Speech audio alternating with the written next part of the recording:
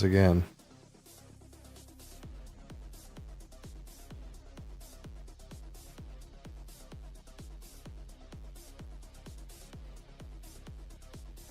There we go. Sorted it out, I think. I see what happened, but I don't know why it happened.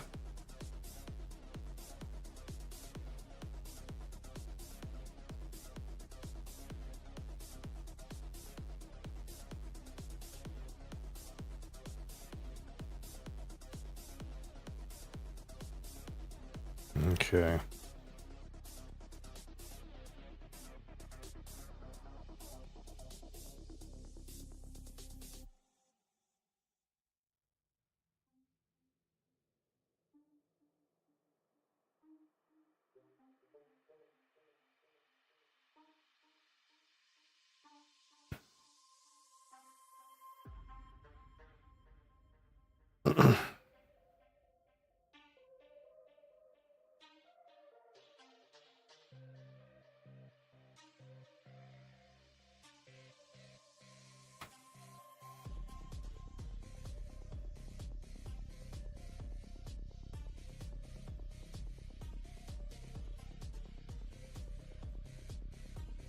What does this say? It's always if you're going after something, it comes after you. Go to get what you wanted to have got when you were going after what you wanted to get just by going after it. Yes, exactly. You're right, Big Jerome.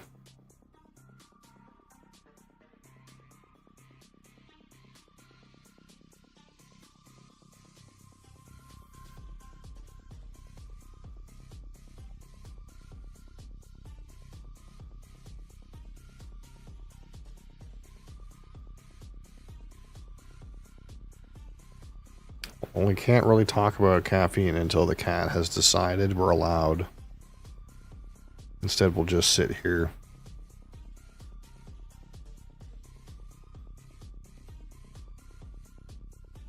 With my new wrist vibrator.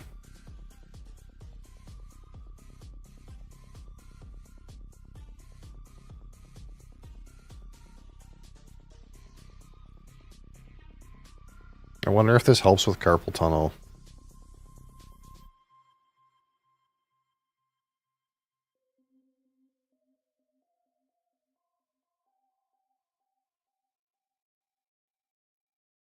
Okay, that's going well. Must pay the inconvenience tax. Yeah, exactly.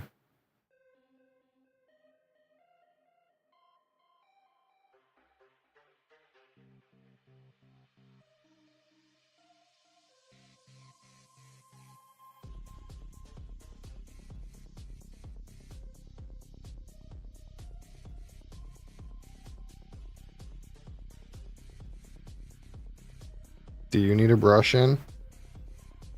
We brushed mostly yesterday.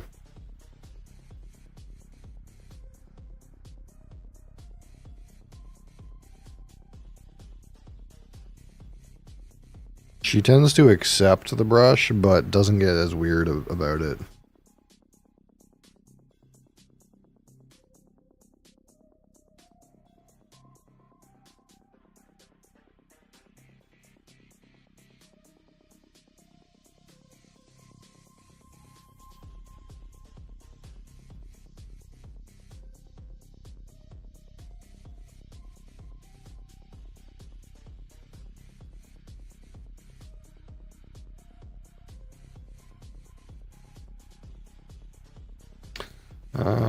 Let's see if I can...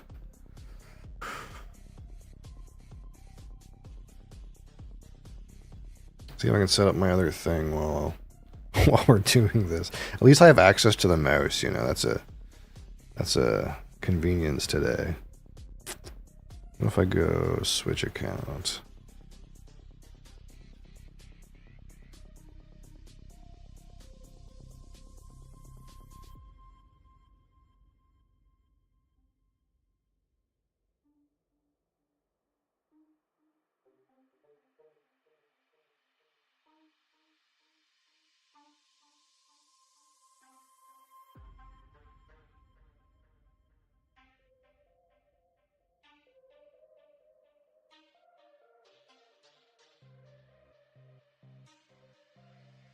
Is my content made for kids? Ha! No. What? The question is that?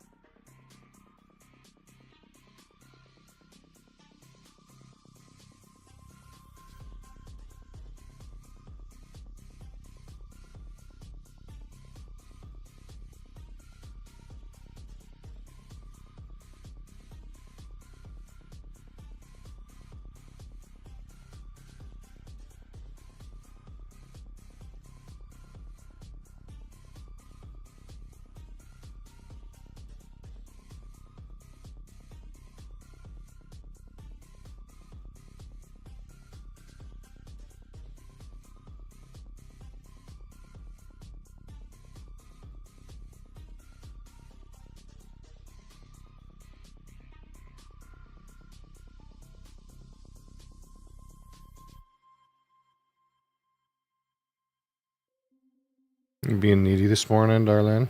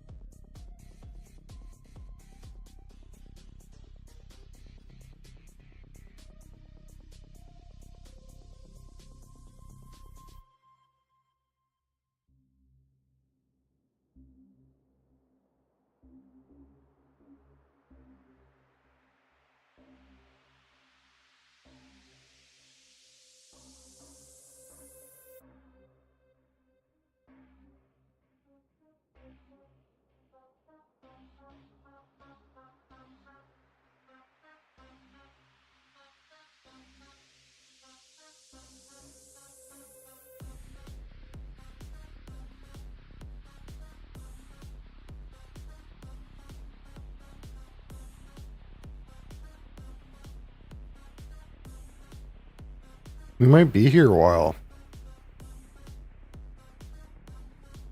You know?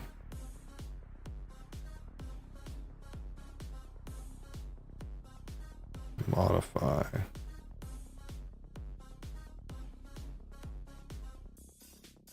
Oh. Spoke too soon. Blung blung.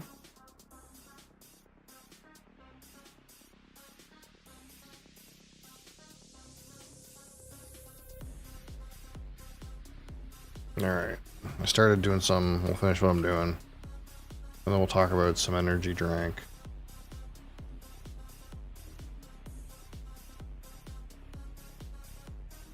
Add new target.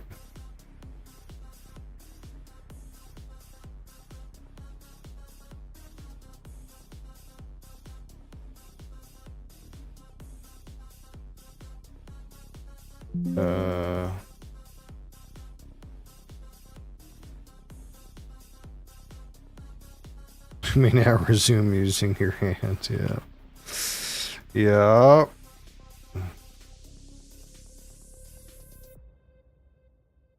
What do I have over here?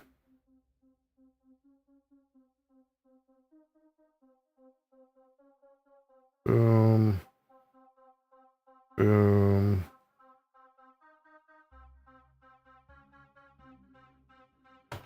Let's try this.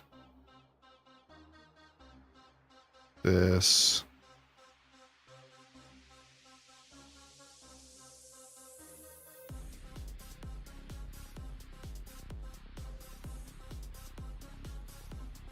So mostly what we got going on. Maybe I'll juice this up a little bit. X that. Modify. Modify. Okay. All right. Don't save that. Do not. Okay, that's configured, I guess. Let's pop this out. Close that.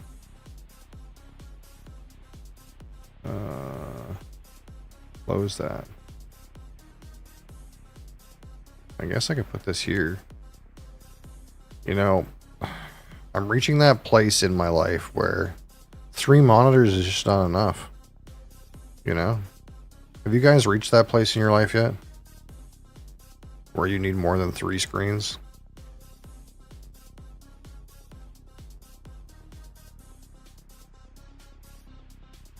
I guess I could get like 3 bigger screens. But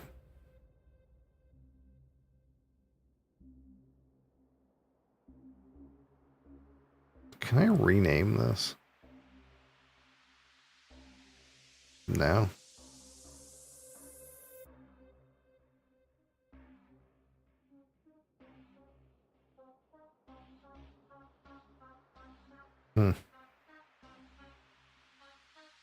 Maybe we'll try this.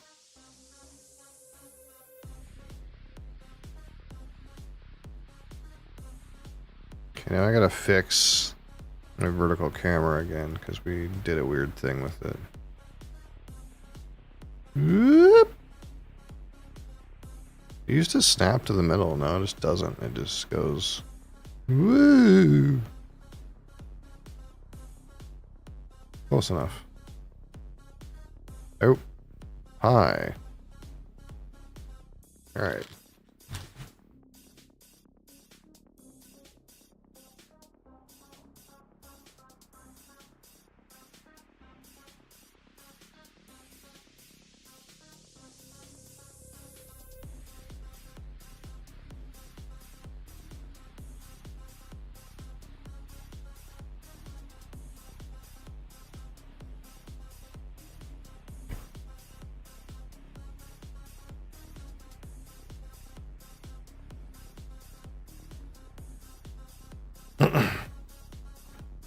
Well, I probably should. What should I do with these? I can put these over here, but I'll never see them ever again. I just don't have enough room, man. There's not room for all this shit.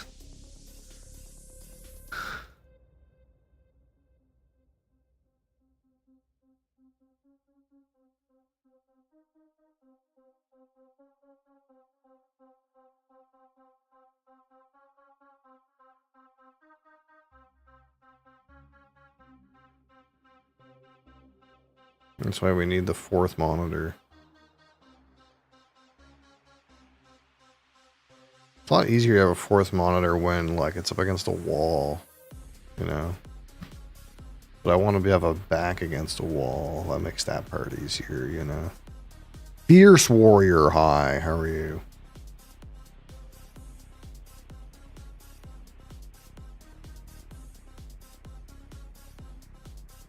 Are you a Fierce Warrior?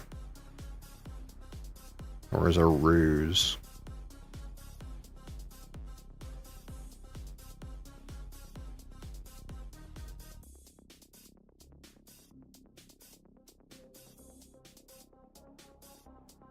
I'm gonna wash the top of this. Unfortunate reality of hoarding these things is, you know, they get like gunk on them from sitting around for so long.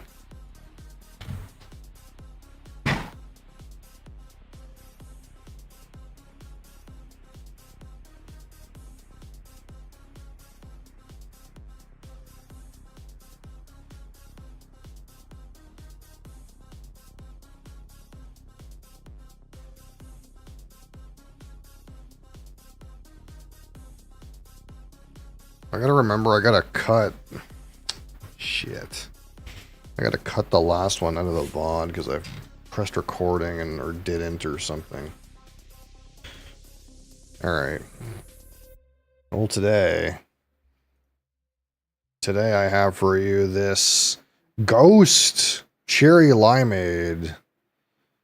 Big hype. Every time I get one of these ghost things out, I expect people to go crazy, have a large applause, you know. Apparently everyone loves these things. Even though it kind of seems like a weird brand. Why is it called Ghost? Why is there a ghost on it?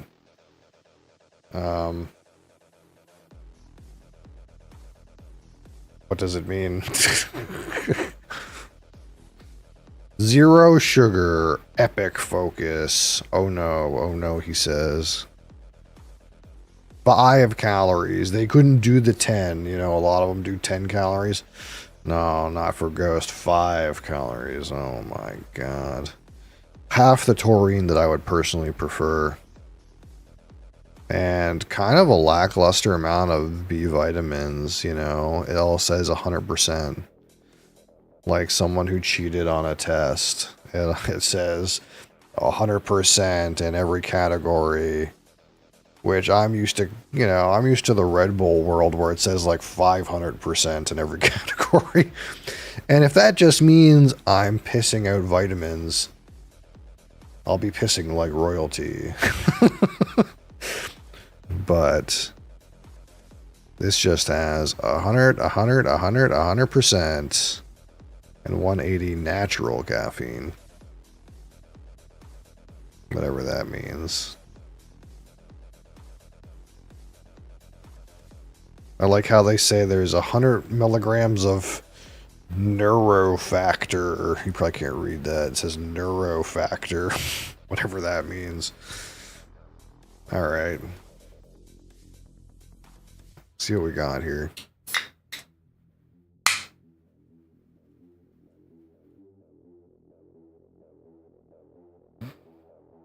It's fucking clear.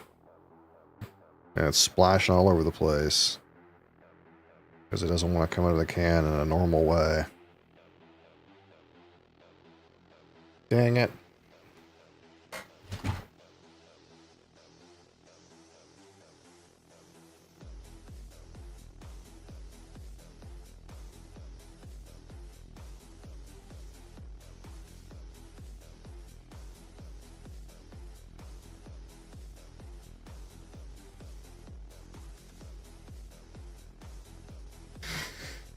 Well, yeah, so this is what we got. It's a clear liquid. And pretty similar to other times, we have these energy drinks in a clear liquid. It's got some amount of floating particles. And that kind of makes it look a little nasty. You're really not supposed to look at these things too hard, I think. The nice part about pouring a Red Bull is, while it's like bourbon brown, it doesn't look like there's artificial little floating bacteria in it. But these clear ones, they always seem to be like, oh, what is that? You're supposed to just drink it from the can and not think too hard about the fact that there's so many vitamins packed in here they couldn't correctly dissolve into the liquid. It's a super solution.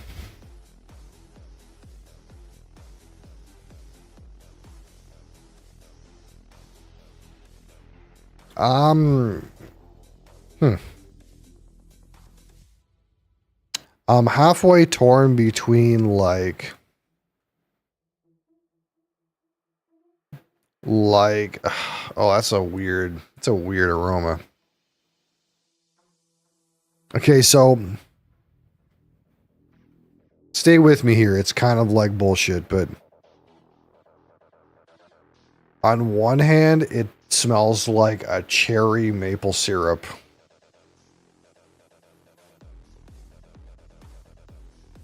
And on the other hand, it smells like Windex. Okay? It's like some mix of like a over-sweetened cherry thing and Windex.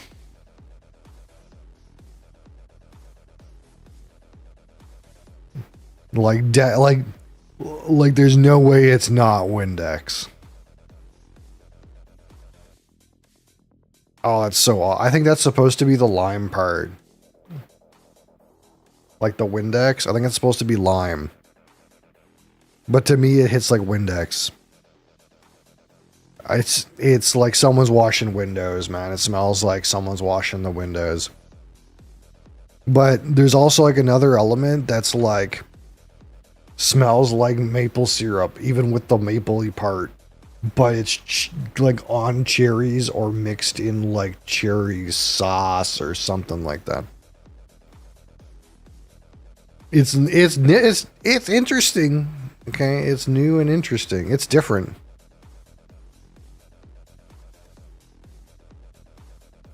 But it ain't right though. It also ain't right.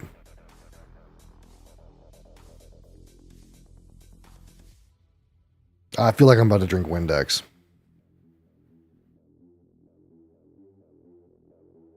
Oh, yeah. 100% Windex. 100%. All right, here we go. Ghost Cherry Limeade.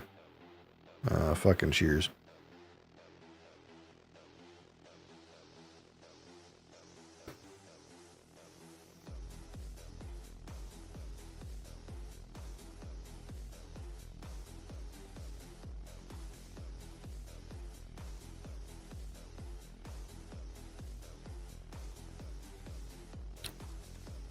Either make a cherry or lime. Why mix them? I don't know. Some people seem to like this combination. It's available in a lot of different products. Cherry limeade.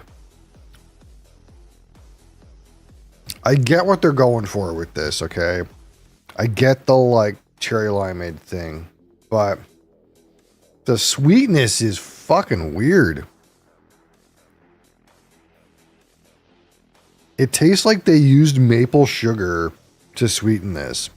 What's the sweetener in this?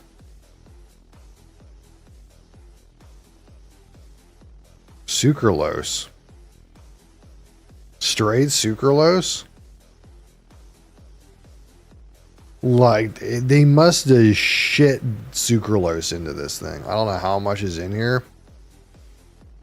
It tastes like maple sugar.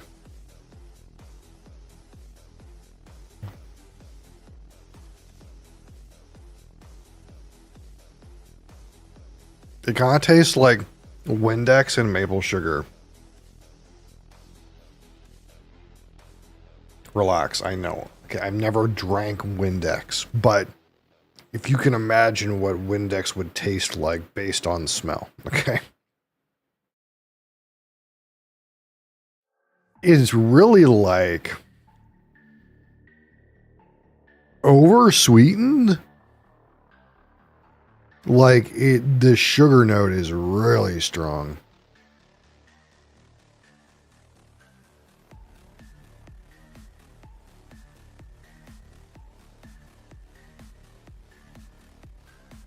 On one end, I kind of can't believe there's no real sugar in this.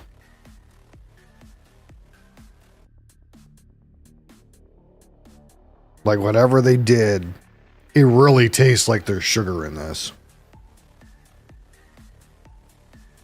But it tastes like a mountain of sugar. Like not just like, oh, it's like Coke. I mean, like, it's like they put twice as much sugar in this as there is in Coke. With like a little bit of Windex.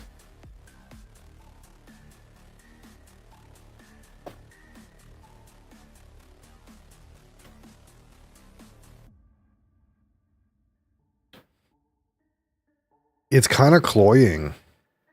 Like, it's kind of like too much.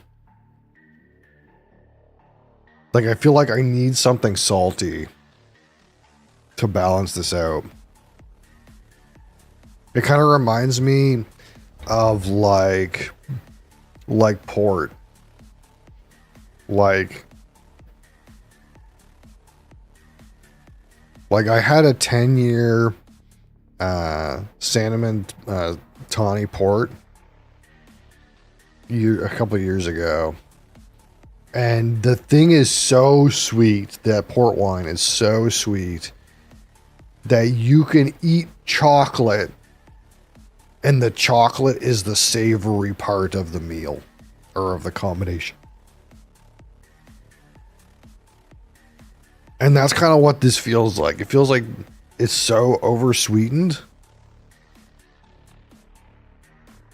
that, like, I could eat something else that's sweet and taste the savory definition of it. It feels so sweet. It smells like maple sugar, or like if you're reducing a sugar solution on the stove or something like that. It smells like Windex and maple sugar, or Windex and burnt caramel, or something like that. It's so weird, man.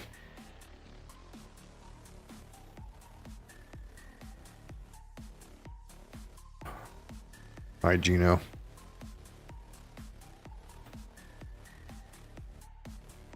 It's not objectively bad, but it's like maybe this is made for the American audience. Maybe that's a joke we'll make. It's made for America, and my Canadian palate just can't take the sweetness.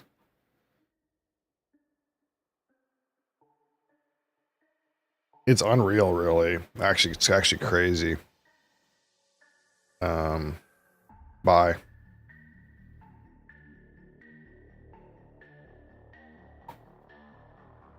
What do we think about this?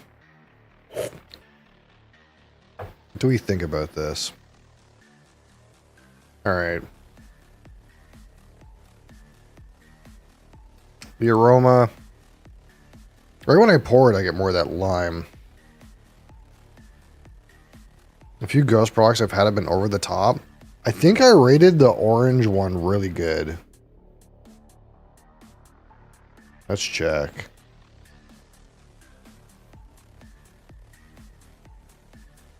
No, it wasn't orange. It was Ghost Sour Pink Lemonade. One of my best scores, actually. Ghost Sour Pink Lemonade. But this is too. This is too much. It's not right. It's unbalanced. That's the word we would use in whiskey. It's unbalanced. The pure sweet note is way too dominant. Again, like aromas like Windex, maybe lime, maybe maple sugar, or like a sugar reduction. Like, really, like if you just had a mound of sugar in front of you and snorted it like cocaine, something like that. and you want to go like a red cherry hard candy, like a cherry Jolly Rancher.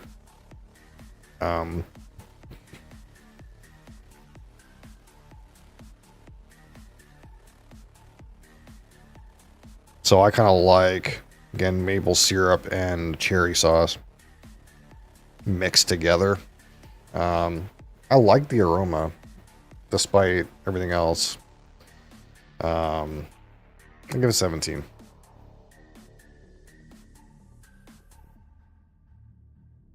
All right. Now the palate.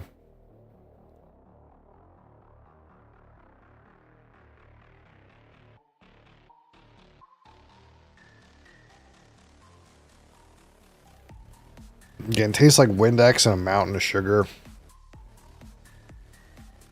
Oh, the finish is gnarly.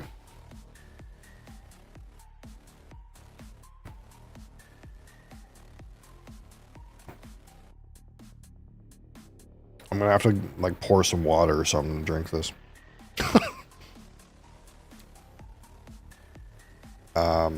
It just tastes like a mountain of sugar with a little bit of liquid and a whisper of Windex. 10.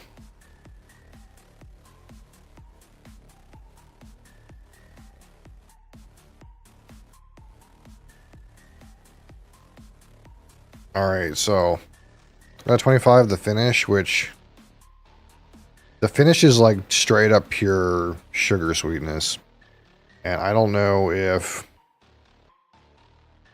that means, is that a positive or is that a negative? Normally when it's like it doesn't taste like chemicals, that's on the positive side of 10. But this might actually be so cloyingly horrible that it's a like a not chemical note that I would consider to be negative because it's way too sweet and it's kind of nasty. Like it's kind of unpleasant.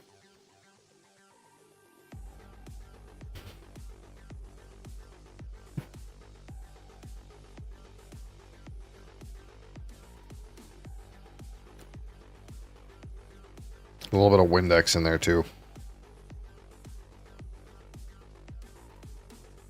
There's no way I can't, like, this has Windex in it. I feel like they took some Windex and cut it with it. I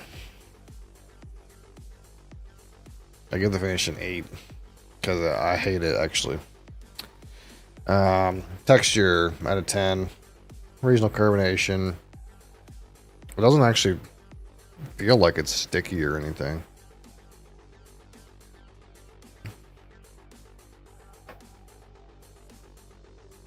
Give it a 6. Seems fine.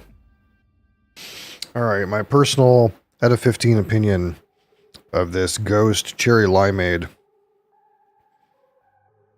Have you ever wanted an energy drink that tastes like Windex and a mountain of sugar? This is what you got. If you ever if you ever walked by a display of windshield wash and looked at those giant blue gallons of windshield wash and just thought to yourself, that's it, that's the forbidden Kool-Aid, you should try this. I think you really like it. But for anybody else, this is way too sweet, has way too much sweetener in it. Somehow it doesn't taste like chemicals, but I'm gonna have to cut this with water or something to finish it because it is cloyingly sweet, like way too much. And the actual like cherry flavor is non-existent, and whatever was supposed to be the lime flavor, it tastes and smells like Windex to me, and that's just maybe some people are into that, but I don't think it kind of like hits the target here. So it's not so terrible that I'll forget it. I'll always remember it for how terrible it is, I suppose. But I'll give it a 5. 5 out of 15 for my personal subjective experience. Let's see. What do we end up with? 35, 40, 46. It's okay. It follows that chain of like, some of these brands are like wildly different in terms of their potential. Like, I rated that sour pink lemonade really well, and I rated this one really shit. And I wonder if the other ghosts, if I'm going to rate them really well or really shit. Because it might kind of be like Celsius, where like every Celsius I have is really shit, except I rated one really highly. One was really good. And I think what happens is like, there's one drink in the line that somehow manages to take whatever the disadvantage is in the identity of the brand and turn it into an advantage. And this did not do that. So, we'll see. See what happens with that. Like, I think I rated the Sunset Celsius really well. Yeah, Sunset vibe. Because like the gross part of the Celsius drinks, like the like rubber and fucking weird latex notes and stuff, in the Sunset vibe, it didn't taste like that. It tasted like sand or something like that. And it was kind of interesting. Like it kind of like turned that yucky note into like an interesting positive note that I actually enjoyed. And I think with these, it's going to be like whether or not they can take this like overpowering sweet note and make something work out of it. Because this is like kind of nasty, to be honest. if I'm being fair, this is like kind of nasty.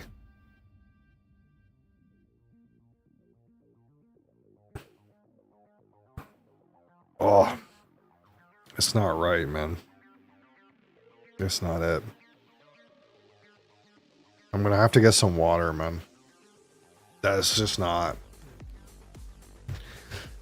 It's not so bad that I have to pour it out. Which one did I pour out? I think I poured out Rockstar Strawberry Lime or something like that. I think that's the only one I've poured out that it was so bad.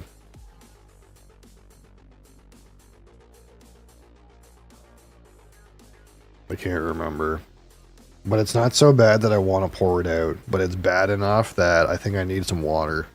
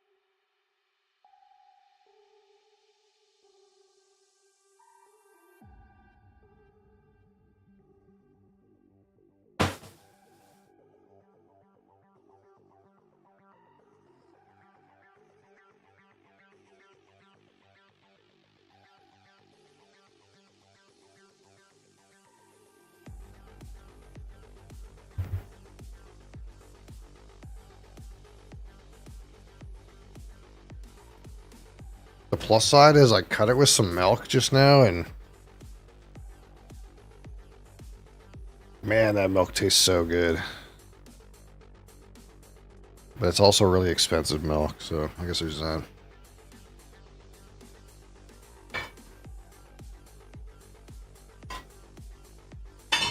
I don't know if you guys have ever had like that Fairlife whole milk from it's actually a Coke brand. It's so good. Oh my god, it's so good. I wasn't a milk drinker. I was like off milk for like 10 years. And then we were at the grocery store, and one weekend I got some goat's milk because I remember goat's milk from when I was little. And, oh, goat's milk is so good. Goat's milk is really good too. But then I like started trying these like expensive milks. It's like very strange. And the like most expensive like regular milk you can buy is this like Coke branded Fairlife stuff. That's like lactose free and turbo filtered. And that was always one of the problems with like milk for me is like the lactose content. And like, I don't know what they do to that stuff, but it tastes so good. It's like fucking premium milk, dude. It ain't that fucking shit that that comes right out of the cow's tit. They do something to it.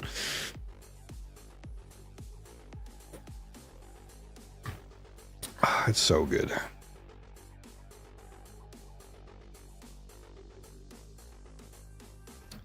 All right, let's save this. Ghost. Cherry. Limeade. Ugh. Oh, it's gonna be rough.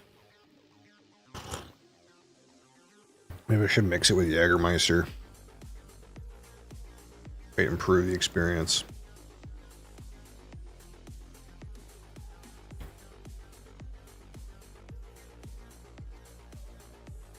I'm trying, though. I'm trying. I kind of want to just kill it right away because there's a taste that it leaves in my mouth that I really don't like.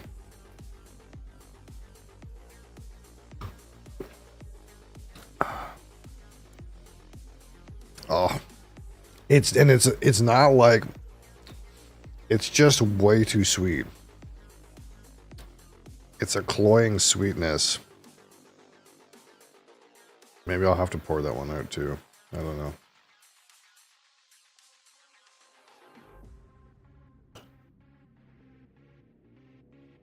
We'll get a Red Bull. God, it's nasty. Alright, I'll be right back. And then we'll probably play some more fucking board games.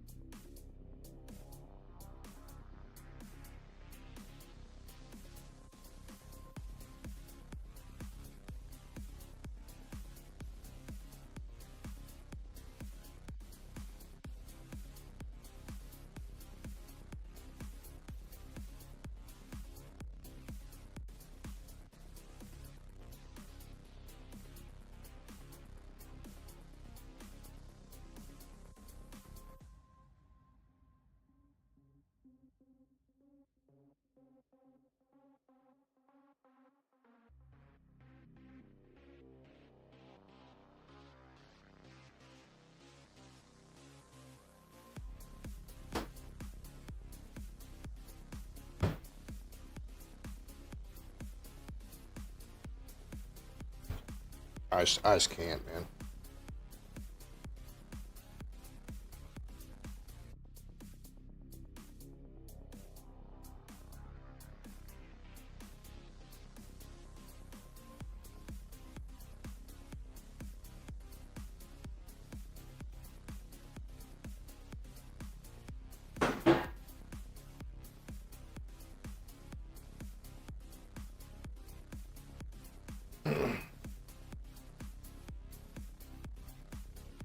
I'm just not American enough for whatever's in that.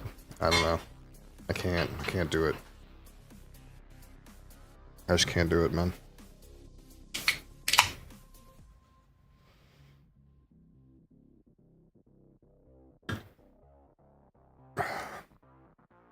That's so much better.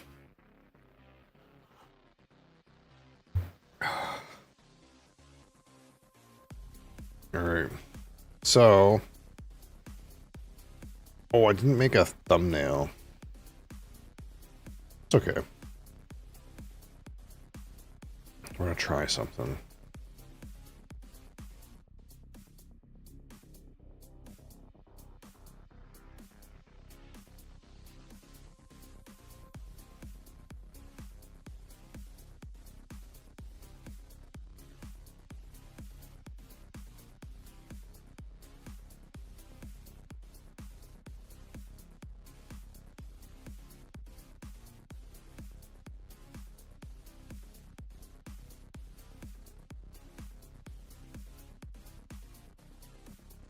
45. Modify. Should be good.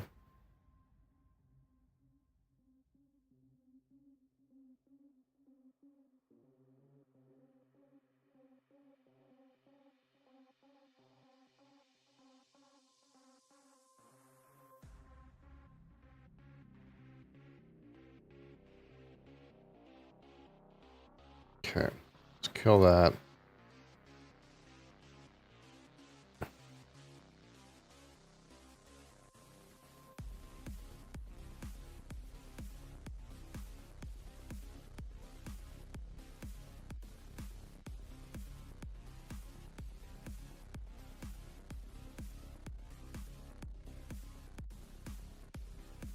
What game do they put out today? Is it this thing?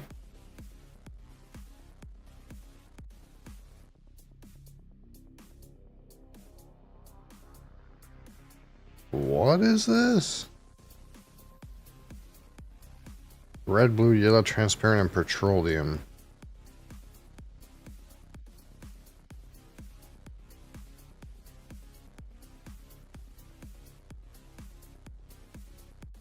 Use deduction to find the mineral locations. Is there a tutorial? What is this?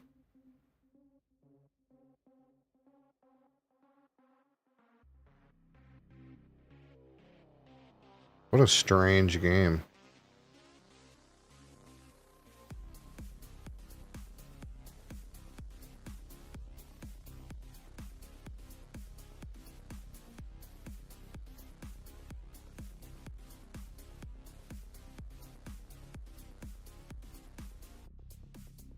This feels like it's solitaire, though.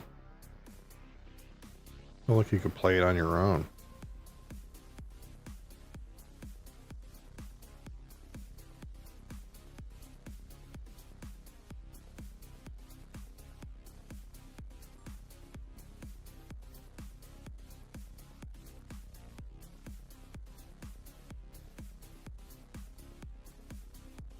Ask a question or submit an answer. It's like Battleship. That's what it is. It's like Battleship.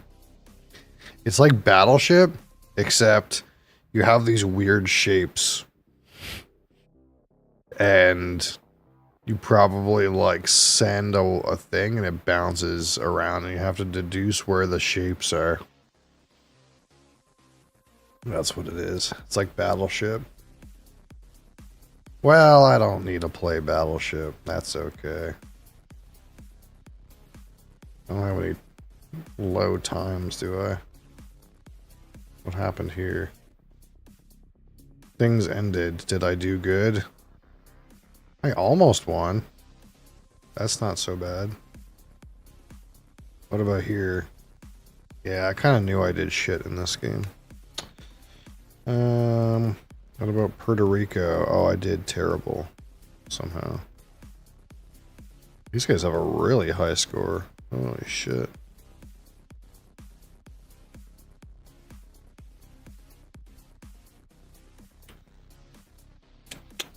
Guess we gotta get gooder at those.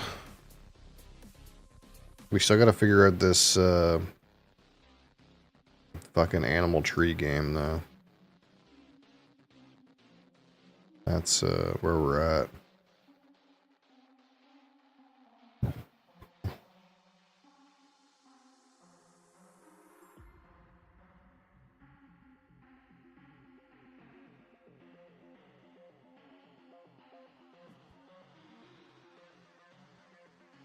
You just score like 130 or 140 like pretty regularly, I think.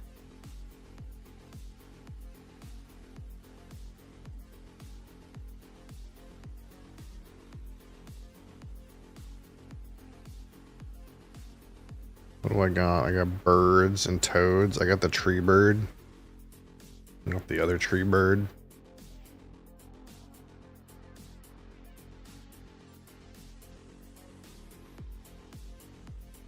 Can I go again?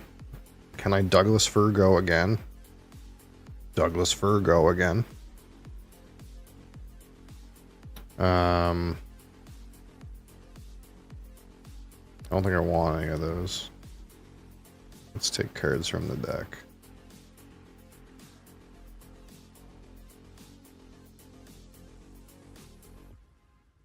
I have 5 trees. There's a 6th tree. But the 10 tree thing just doesn't seem to pay off very well. I mean, I can get the woodpecker. We can start woodpecking. The woodpecker gaming.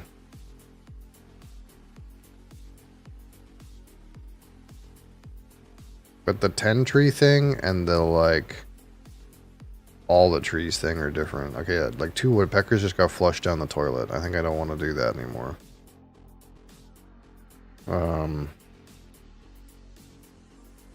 Let's get rid of you. Whatever you're doing here. Are we foxing the hare gaming? Good.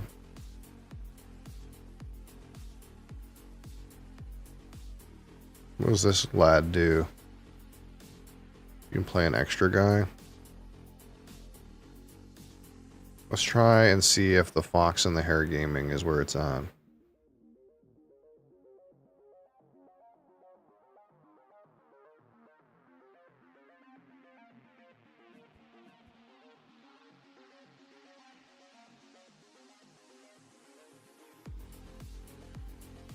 I think I don't want to do the woodpecker thing because 2 out of the 4 woodpeckers are already flushed down the toilet. There's a deer. There's an owl.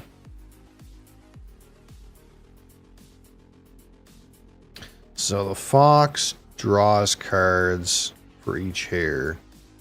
And the hare scores for every hare as well. I'd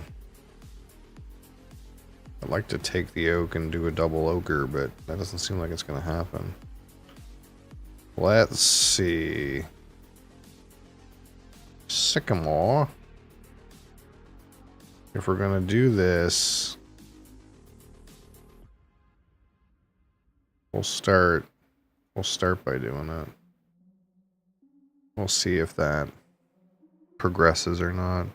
It'd be better if I had a silver fur for this. This is actually not optimal.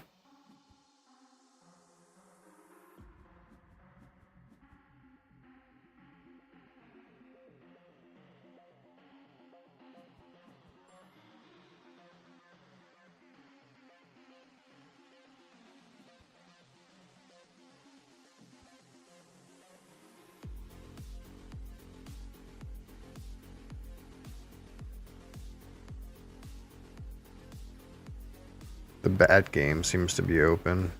Should I be playing the bad game?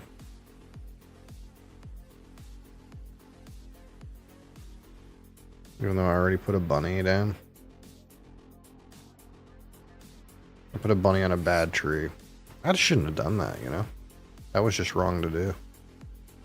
That guy's picking up bats. Okay.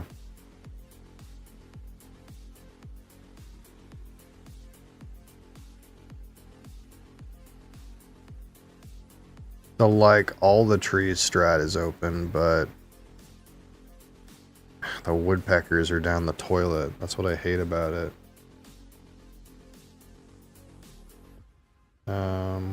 Oak go again. Do I take fox and hare?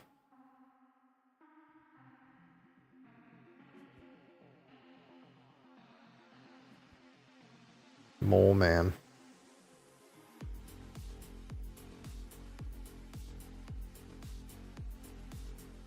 Fox and the hare hoard butterflies, play the mole man.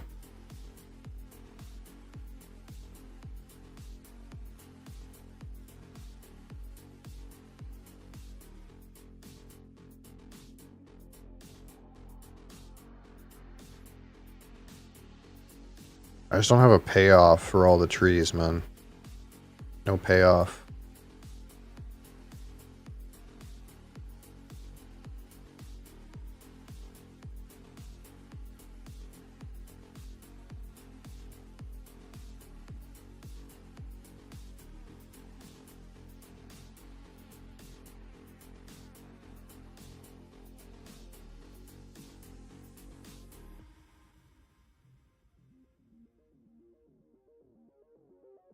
It's like I have this stuff that I want a silver fur for, but I don't have a silver fur.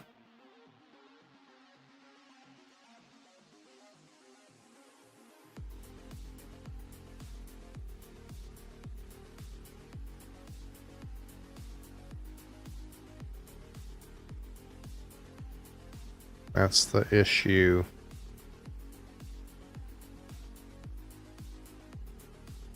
What do I do?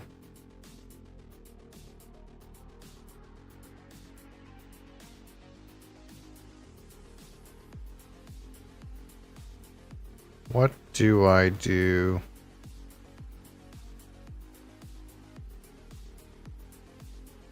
It's like my brain wants me to wait until I have the silver fur to start doing things, and that just can't be right. Let's just play a butterfly on this. This is so fucked. It's already fucked. I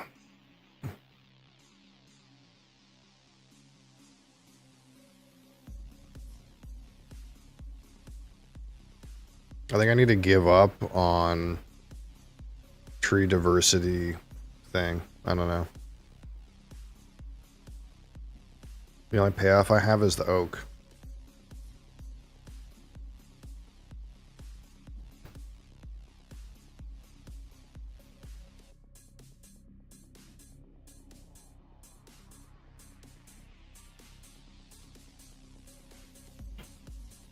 Let's just play this.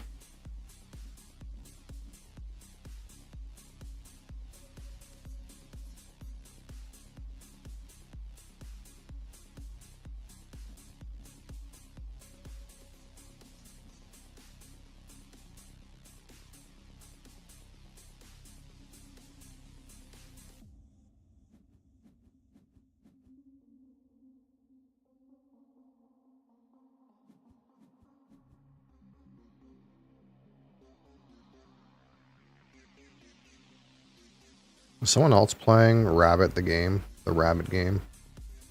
No. It's like the Rabbit game is open, but I don't have the right tree for it. That's the depressing part. Hey, Mr. Camp, how are you? Let's discard this.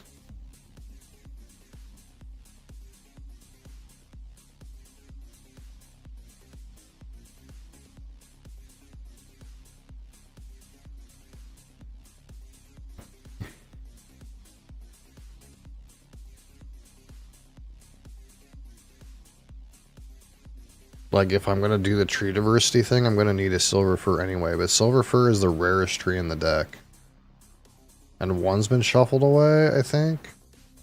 But there's no other silver trees around. Silver firs. And I haven't seen very many, like, foxes and bunnies. So I feel like that's, like, kind of open. This guy's doing a better job of all the trees than me.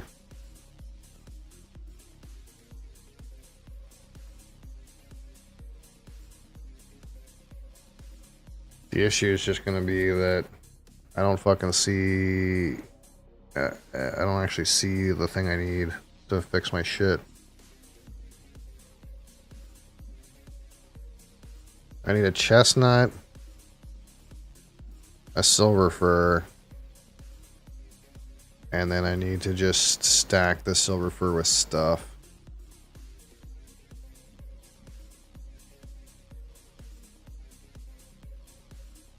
Nobody else is playing foxes and bunnies. Okay, nobody else is doing that. There's one. Gimme. How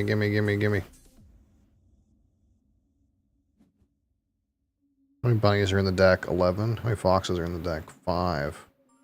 So I kind of have a bit of a monopoly. I don't really, I guess.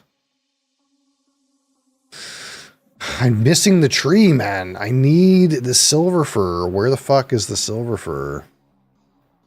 So these bunnies can properly be taken care of.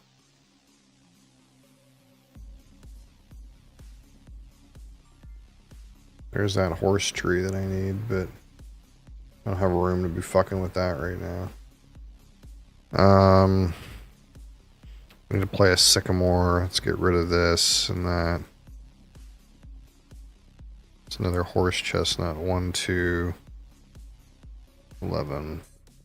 1, 2, 3, 4, 5, 6. That's fine.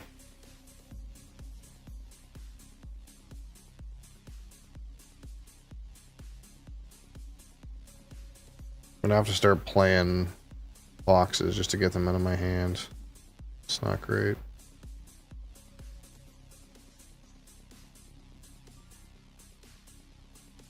Silver fur. Silver fur. Okay.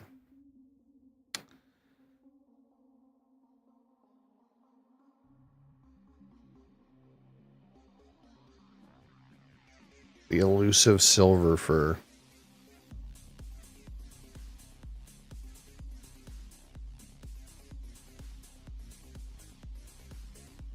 I can mole and put a metric shit ton of bunnies on a silver fur at one time. Oh my god, there it is right there. Are you fucking joking me? It fucking flipped off the top of the deck into the fucking pile.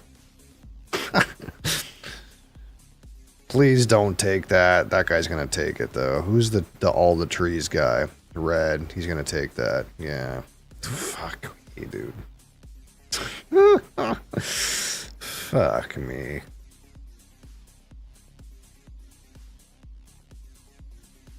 Baby.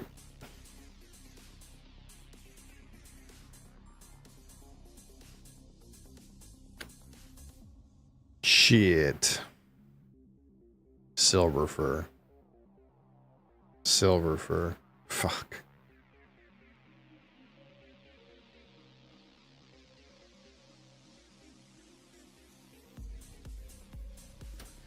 Should have to play a random fox. It's fine.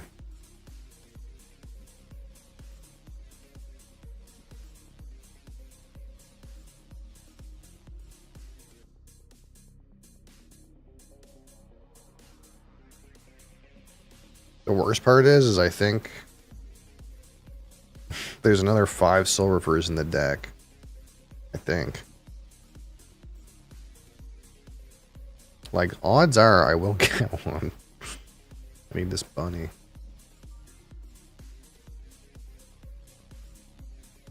Odds are... Oh, there it is! Thank you! Thank you, game. You've done it.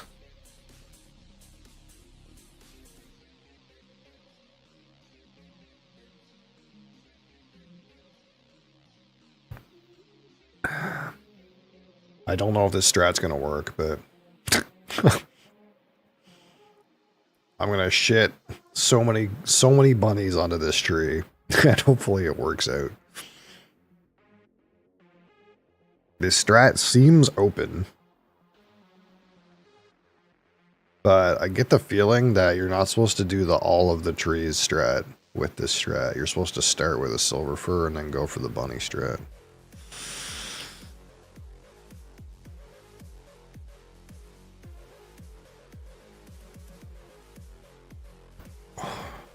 Then again, I haven't seen any like strawberries or anything at all, I don't think.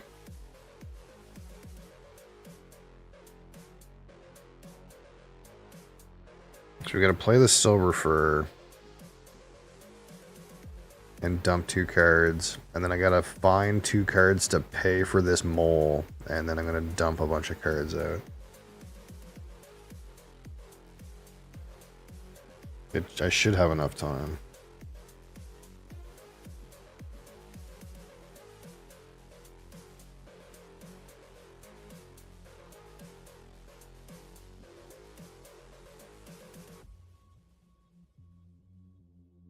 I'll dump out 1, 2, 3, 4 bunnies.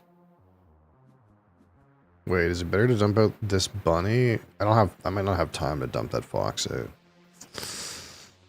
Fox worth 2 per hair. 1, 2, 3, 4. So the fox is worth 8.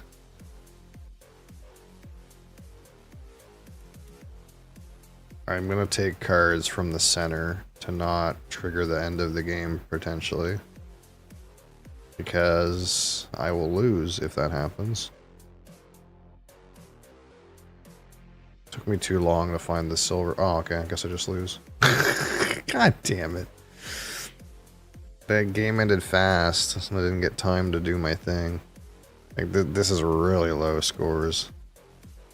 Oh, that's such a joke. God damn it. I was about to pound out so many points. That's so hard, man. That's so harsh.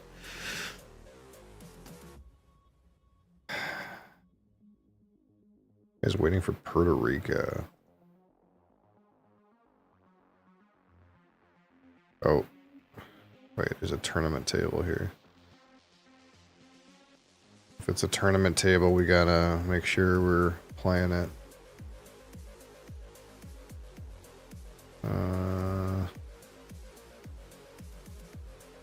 Move is not authorized now. Oh, I'm supposed to take goods. Okay.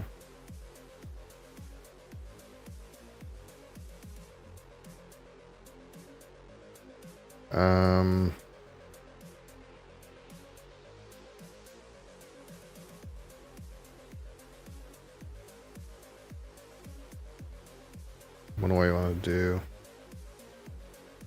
How come I don't want that thing? 4. Oh, I can take a mine. Let's do that.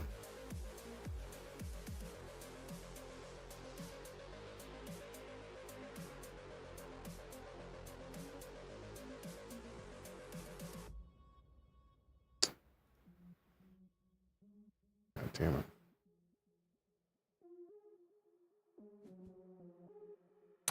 Place a tile. Is this the game where someone is trying to steal my road? No, that's the other game. Mr. Bee's Knees, how are you? Let's place this one. I got plenty of guys. Can I? That's worth 3. Let's take this. Let's take this road, I think. There's a field to be gotten, but it's a field of shit. Let's get out of here.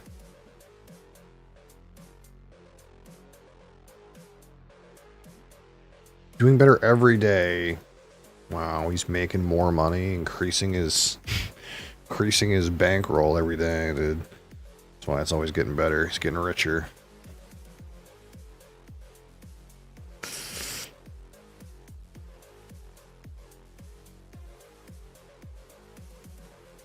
So I have 3 different kinds of butterflies. And your brain might be like, hey, you have 3 different kinds of butterflies. Maybe you should do the butterfly strat. But what I learned is if you don't have the mole, the butterfly strat sucks.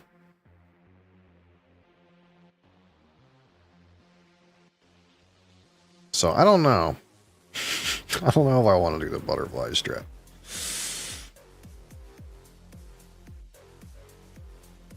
What do you think, Mosley?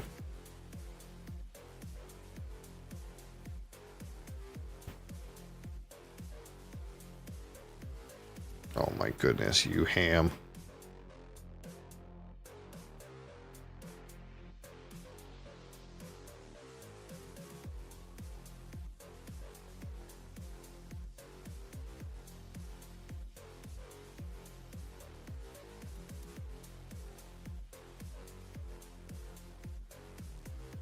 No gnat without the bat.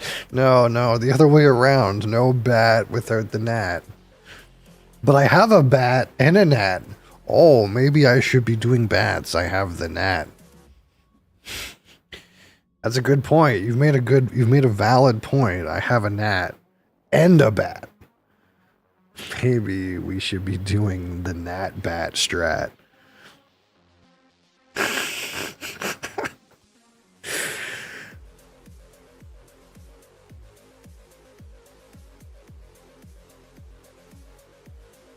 Rip it off the top of the... Another butterfly. Another bat. Fuck. The problem is, if I want to do the butterfly, gnat, bat, firefly strat, I can't get rid of any of these cards. I guess I'll have to discard a beach for a beach, but then the beach isn't worth any points if I don't have 4 beaches. So I don't really want to discard a beach for a beach. I want to keep the beach for the beach. So I guess the missing link is this fireflies. I kind of don't need that. So we'll discard that. There's another butterfly. There's a butterfly hedgehog. Look, it's all coming up butterflies, but... Well, he's drinking my water. But... I don't have the mole. Okay, that's the problem. There's no mole. I need the mole. Okay, I guess I'm playing this to get it out of my hands. I kind of want that beach right there. I guess we're going 4 beaches, butterfly bat strat with the gnat. Mosley, don't press enter, brother. Okay, okay. Mosley, that's pretty bad mannered to hit chat with the 16 question marks. Holy frig. I always knew you were a bad mannered cat. You are the kind of cat that would be talking shit on the internet.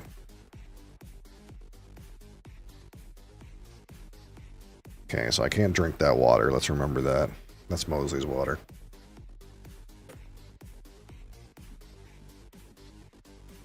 There's another bat. Mine.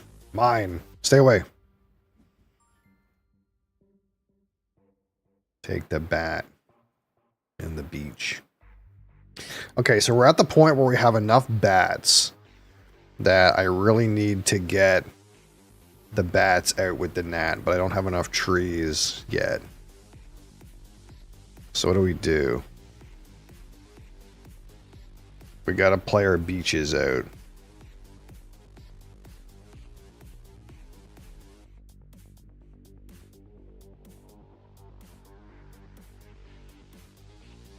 Like, I actually want every card in my hand, which is not good. How many beaches are in the deck? 10. Like, I guess I'm discarding a beach for a beach. And then if I play the gnat... If I play the gnat, then I can play a bat and a bat. Wait. If I play the gnat, I can play a bat and a... No, I can't play the other bat. Because the gnat is on the side where the bat is. The race begins today? What are we racing for?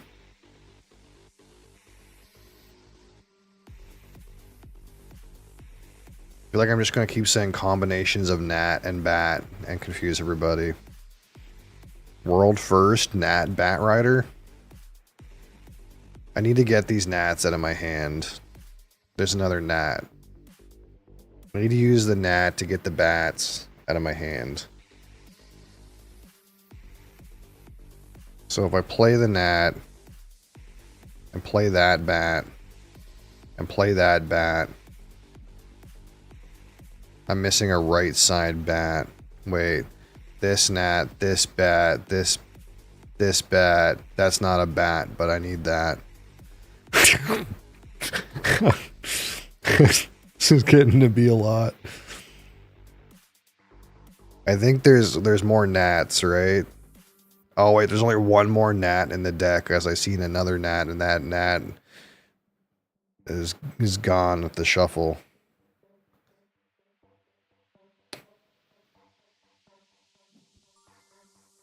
And I kind of want that beach. Let's...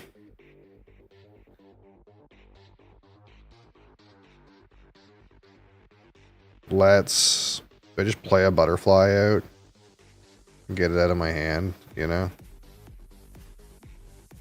I think the mole's not going to happen.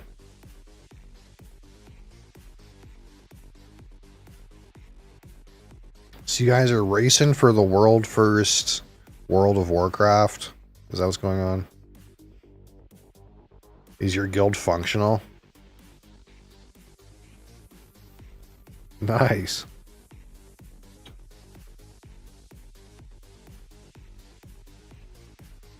Oh, you're about to find out. Okay. That's good. Okay, there's a card I don't need. It's always nice a little bit to have cards you don't need. I have a bit of a trap in this game, I think, where I want too many cards. And I need to distill in my brain what cards are important. Because in my brain, I want the beaches, and I want the bats, and the gnats, and the butterflies. But now I don't have any cards to, like, get rid of to play cards.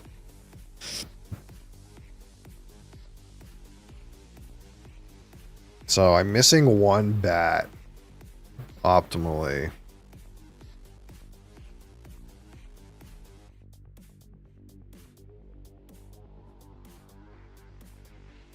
I might just play the hedgehog.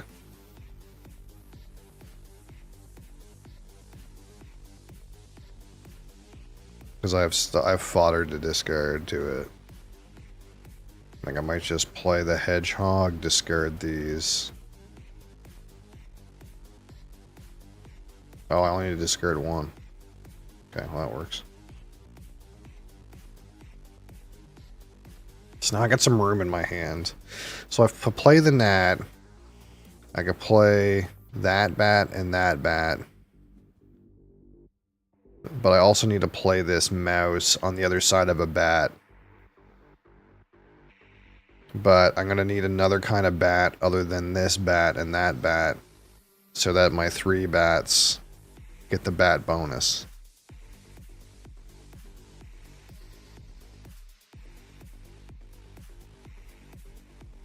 And we're kind of just slowly playing these butterflies out, which is a terrible strat, but sometimes it is what it is. Oh, get me in on this. Get me in on that.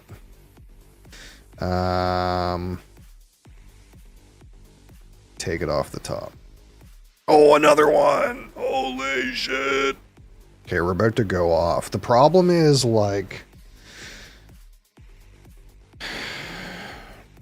the dormouses are worth more points than the bats, but they have to go on the other side of the bats. So I have less bats, but I score optimally if I have a dormouse paired with each bat. So I'm going to play the gnat,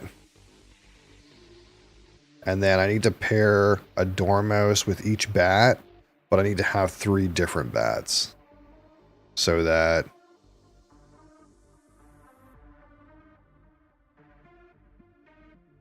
the bats get the bat bonus.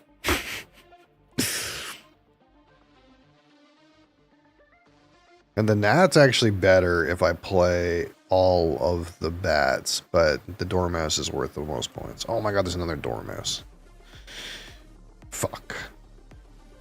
That dormouse is gone, dude. It's gonna be gone. If I don't take that dormouse right now, it's gone. It's gone. Do I sacrifice to get the right card? Fuck.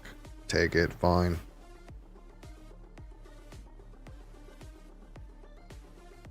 Okay, so next turn, I absolutely have to play the gnat.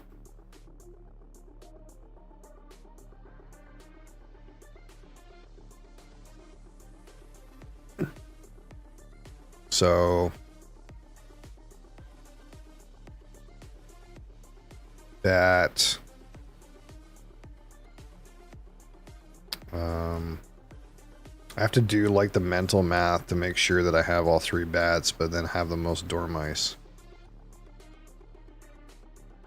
So a bat has to go on the other side of the gnat because I can't put a dormouse on that. There's the other gnat, but it's too late. I can't take another gnat right now. Okay, so let's play the gnat. And then We'll play the bat. Boom. Okay. And then we got to play 2 different other bats. So we got to play this bat. And then we got to play another other kind of bat. This bat. Now, I could play 2 more bats, but then the dormice are fucked. Because I need to put a dormouse here and a dormouse here. And I think that's the most amount of points. So I think we're kind of good now, even though the best, most efficient play would be to play 2 more bats. I think I score higher if I dormouse both of the bats. And then there's a gnat here, but I don't think I'm going to be able to capitalize on the gnat. That other gnat. Because I'm not going to have the trees. Like, I only just want 1 more beach, and I think that's kind of like it. I don't want to spend my time getting my other shit lined up. Maybe 2 more. Let me draw cards. There's a silver fur. I could use that. Oh, another hedgehog. I definitely need another beach. That's for sure.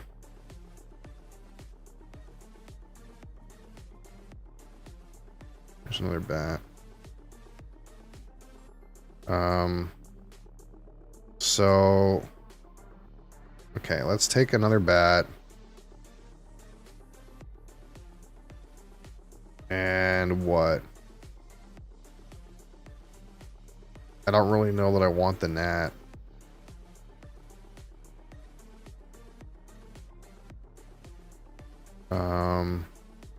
I can use the silver fur. But I don't have a thing to discard for him.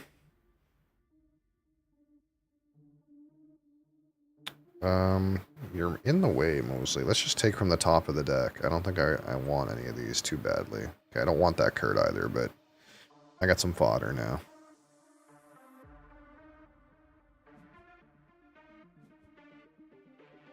It'd be nice to get a mole, actually. We're going to play our dormice out because there's no easy way to play those. You just have to play them. I can't, like, cheat them out or anything. Like I can with the bats.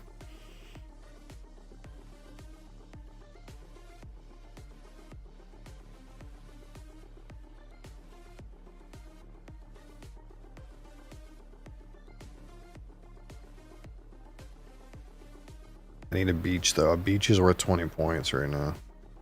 I don't need any of those. But I do need a 5th tree. And it could be this silver fir. So let's play the dormouse here, discard this tree. Boom.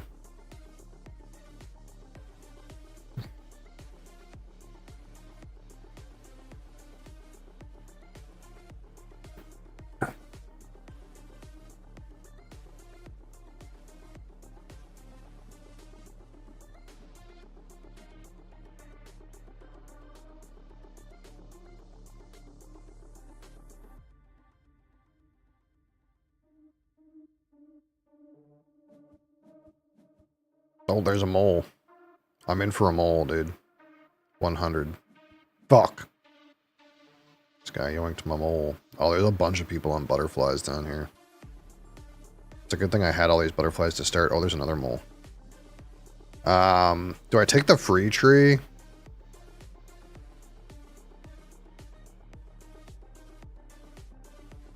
I need just any old tree. Like, this is any old tree. Let's take from the top of the deck. I just... Now here's... Nah, same difference.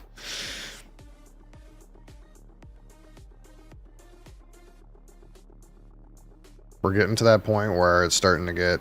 We need to get things done here. So... I need to just start playing cards. I actually have an extra bat. Well, I don't have an extra bat, but I think of a bat that I'm not going to get time to play.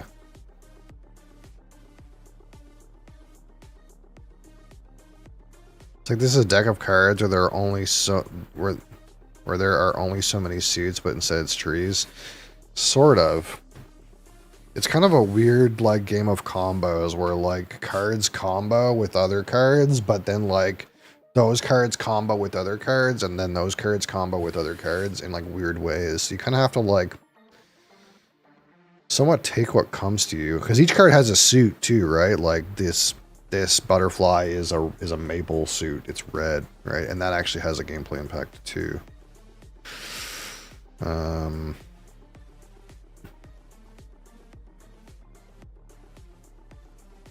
So it's like if you're doing like the bat strat, you want to have more bats, but then also this dormouse that's not a bat is good if you have lots of bats. But then like this is technically like an animal, so like stuff that like cares about, like for example this badger lets you play an animal for free, so I could play an animal with the badger or something like that.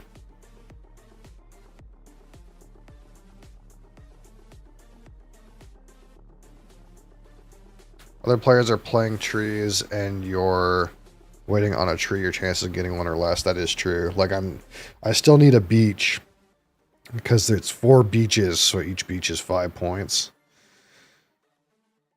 But the only other beach is this guy's beach. And there are 10 beaches in the deck, so really there should be 6 more beaches, but some of the beaches got shuffled away, so you have to like mentally remember that some of the beaches get shuffled away in the shuffle. The forest shuffle, if you will. So I need to play a tree. Let's play this tree. And I end up with these trees I don't want. So like my brain has been trying to monitor this community pot for a beach, but I've never seen one come up. And once this gets to 10, it goes away. So it's kind of like all the cards that people don't want eventually get shuffled away. Not really shuffled away, they get removed from the game. But the odds should be good. And I'm getting to the point now where I've played the game enough where see, I know this guy has been holding this gnat since like the start of the game, because there's only 3 gnats. I saw one get shuffled away and I played one, and one got taken early. So I know that guy's been sitting on that gnat for a long time. I need one more tree. Makes things weird. Let's just play a bat here, discard this tree I don't want.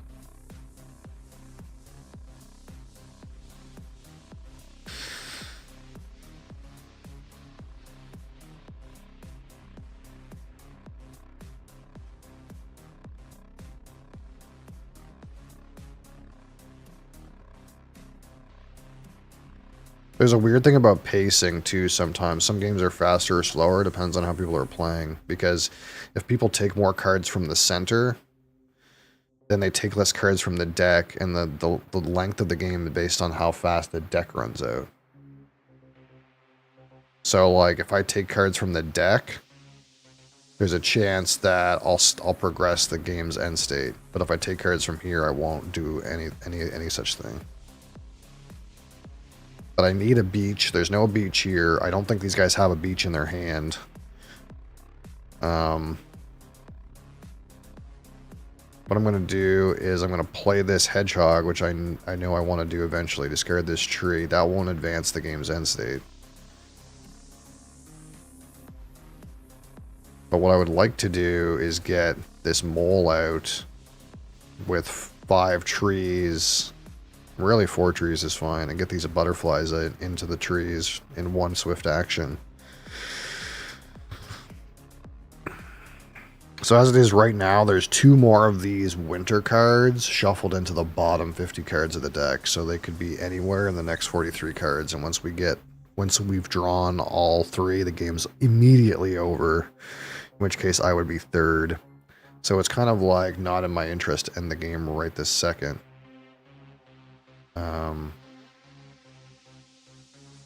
But at the same time, I need to find a beach because that's going to score me 20 points, and I need some cards in my hand to pay for my mole. So probably what's going to happen next turn is that butterfly's no use to me. Is I'm going to play my mole anyways, play my 2 butterflies into the 2 trees I have, and I'll be pretty close to the best I can do for right now, but it's sort of unlucky that I haven't gotten a beech tree. Like, it's worth 20 points to me to play a beech tree.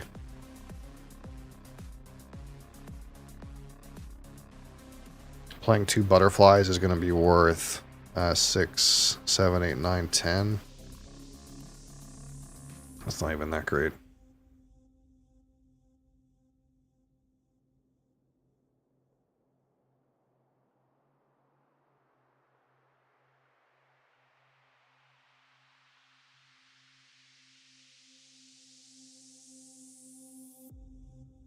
You really need 5 butterflies to make this worth it, eh? It's kind of like not really worth it unless you got 5. I guess I get another... This would be 4, 8. I guess there's another 8 in hedgehogs. Because these are worth 2 per butterfly. Where the fuck is my beech tree? What the fuck is happening?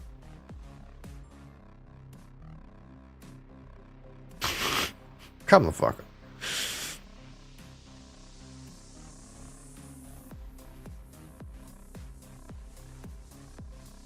Like, there's some world where I could just, like, soft play these butterflies, but the game could end at any point. I kind of want to just get these things into play. Like, I don't think I have time to wait for another tree to get that other butterfly pattern out.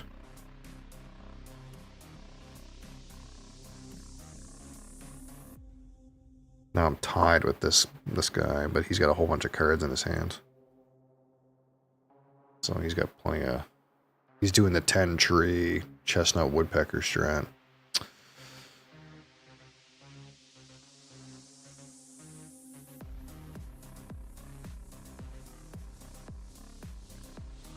I think what I've learned so far is the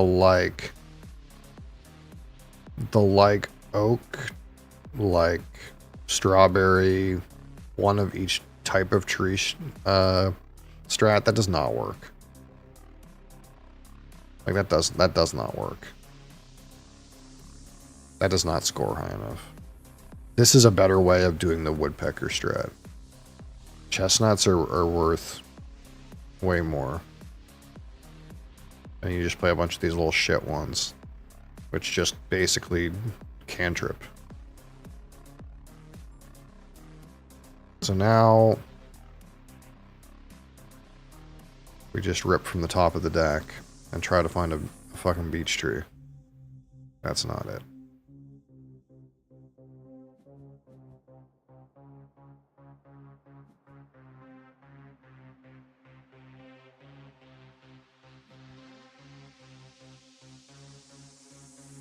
What else could I do?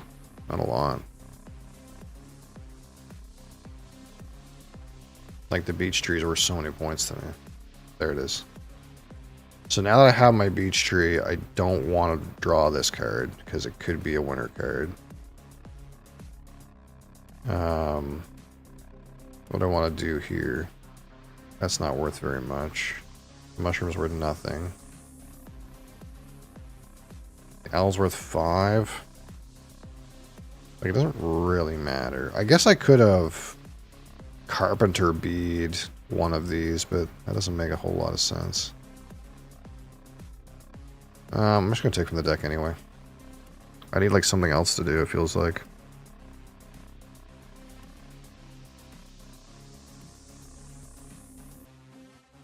The 20 points isn't even enough to beat this guy. He's got too much going on.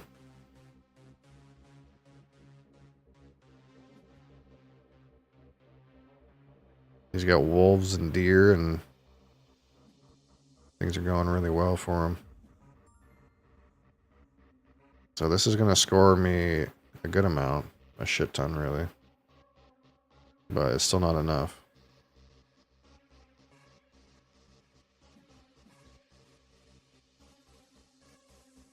Like, I needed... See, the stupid thing is if I had waited, maybe I could have got the other butterfly pattern there, and maybe that would have been enough points. But, I mean, this guy's got 142. This is the thing I'm trying to say about this game, is these guys who know how to play, this Korean guy, they're scoring like 130 and 140 like every game. Like, I really need to be able to score 130 or 140 every game before, like, I understand this deck well enough. And I think one of the struggles in this game was that, like, I started the game with 3 butterflies in my hand. And then these guys went and got butterflies. And maybe I was just supposed to not do butterflies from the beginning. I can't let this guy have this woodpecker. If I pass this woodpecker to this guy, it's terrible for me. But do we play for second? Am I playing for second right now? There's surely no way I can allow that guy to have a woodpecker. That's not it.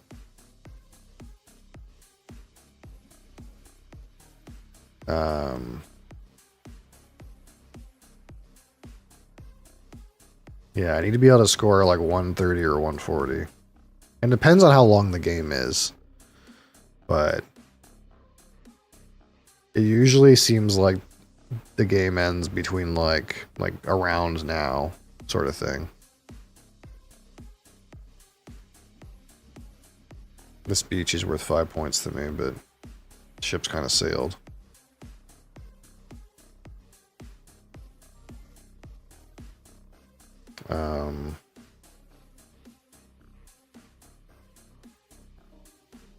So I kind of need to play this at some point. Might as well be now.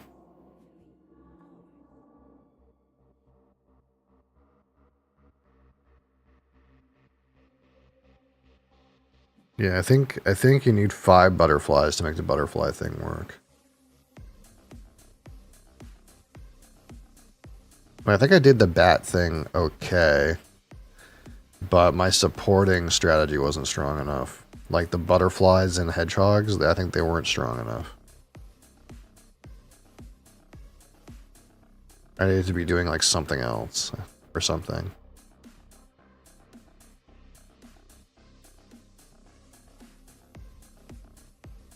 I don't know what it's supposed to be.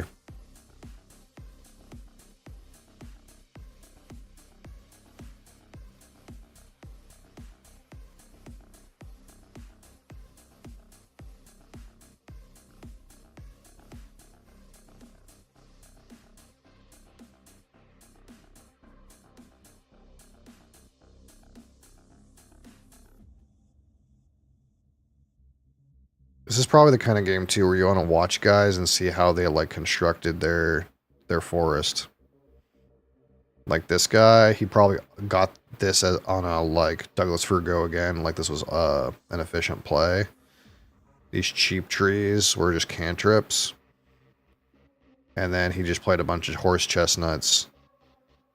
The woodpeckers are just good with this big tree strat. And then he's got deer that lots of like these red deer score for how many trees you have. And then like these roe deer score for however many of these like leaf symbols that you have, and all of these horse chestnuts have those. And then the wolves score for however many deer you have. So he's got a bunch of deer, he's got wolves, he's got things that multiply his chestnuts, he's got chestnuts. You know? I don't know. Am I supposed to take this? This guy's at 167.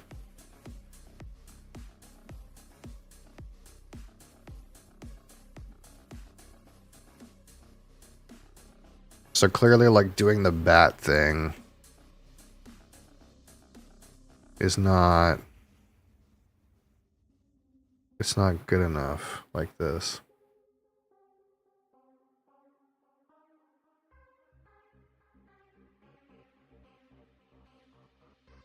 Even though I dormoused twice and had a nat, it's still not good enough.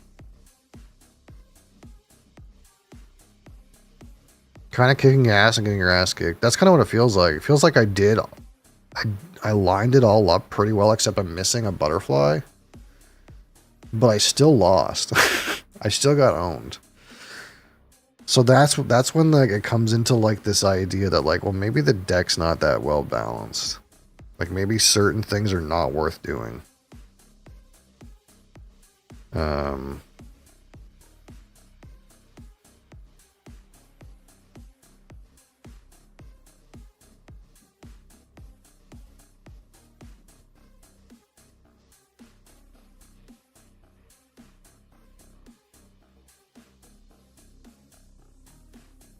So what I'm thinking is like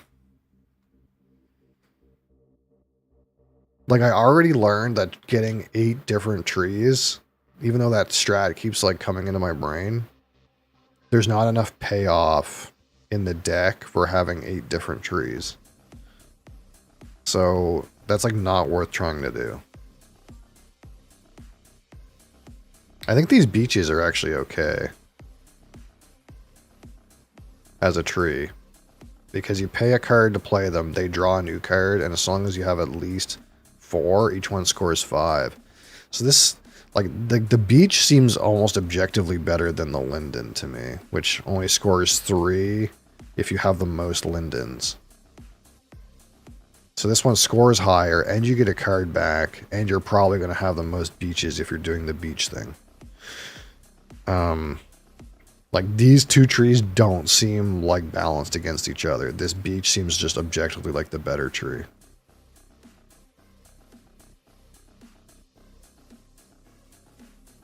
So I think, like, the beaches are kind of okay for, like, a kind of like a rhythmic, you want to play some sturdy animals in them and not, like, spam trees like this guy.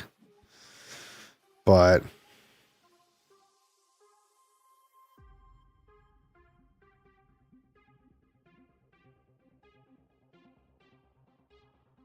at the same time, like the way I did these, it feels like there's no... I'm missing like something with an X multiplier, I think is part of the issue. Like these have an X multiplier. I guess I could play butterflies even if they don't... I guess like even a regular butterfly that I already have is worth 4 points, even if I play it and it's not different. But it kind of feels like not what you want to be doing. You don't want to, like, play something for 4 points. That seems like not enough. This guy, all this guy's stuff is, like, running on multipliers. This is a multiplier for how many trees you have. This is a multiplier for how many... This wolf on its own is worth 30 points. Because it's worth 5 per deer. Like, that seems silly, actually, when you think about it. You have to pay 3 cards to play them, but that card alone is worth 30 points. Like, that's a lot. He's got 2 of them.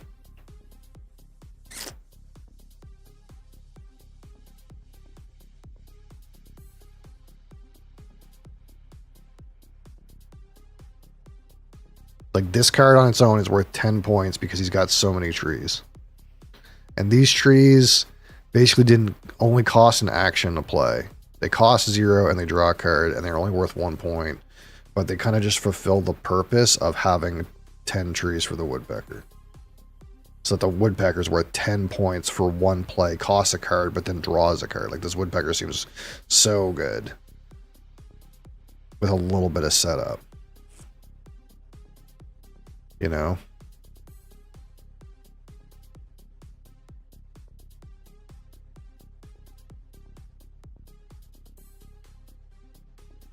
I think that's what it comes down to.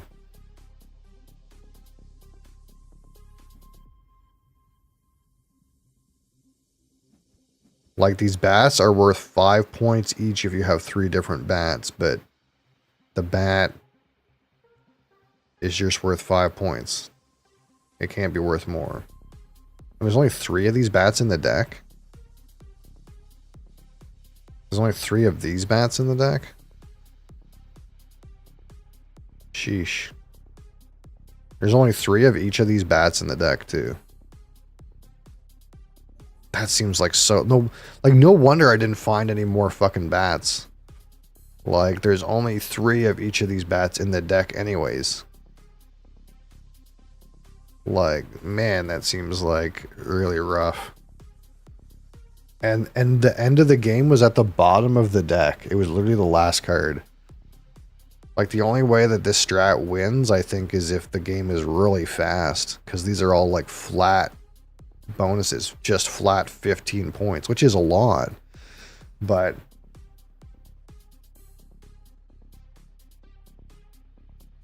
like, it just can't compete with, like, these multipliers, dude. Like, this thing, multiplier for how many chestnuts you got, dude. This one's worth 15 points. This is worth the same as my fucking Dormouse. Except to support it, he's got trees that are worth 16 points. And for me to support it, I got bats that are worth 5 points. It's just... It's... And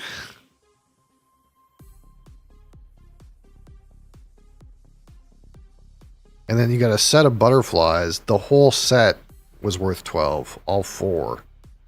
That seems so underwhelming. Just so that the hedgehog could be worth 10.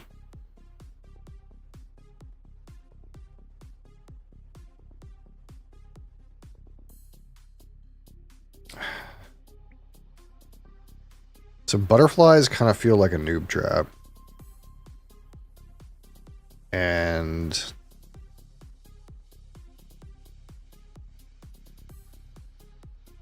GG. And multiple tree types seem like a noob trap. What seems good? Horse chestnuts seem good. Wolves, deer, and lynxes seem good.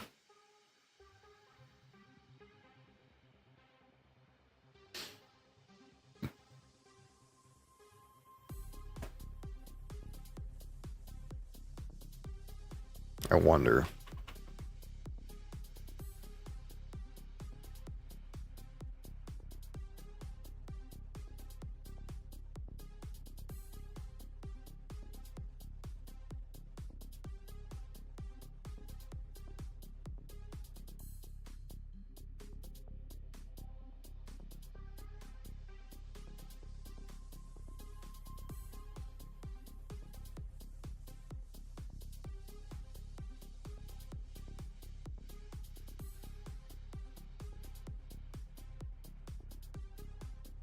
This guy's list has some expansion stuff in it.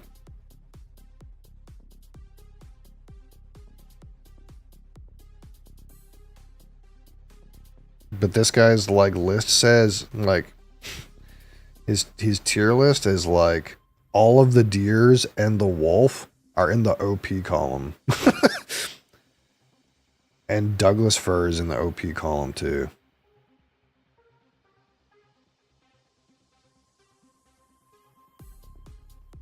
It says beaches are great, which I kind of agree with. What's in the bad column?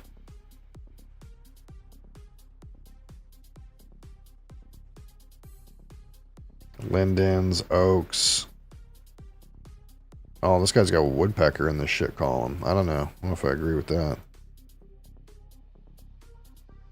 Oh, I didn't open table.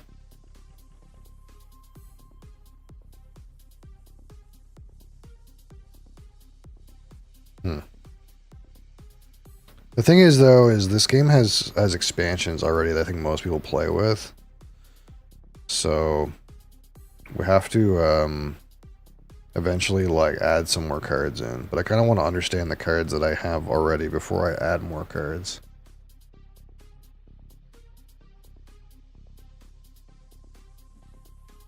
Lynx, roe deer, sycamore, horse chestnut, beech.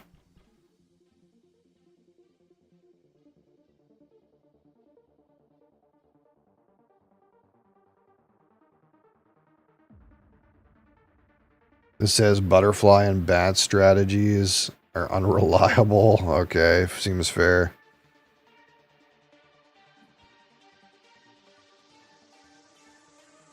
Strategies that rely on drawing specific cards. I wonder what that means exactly.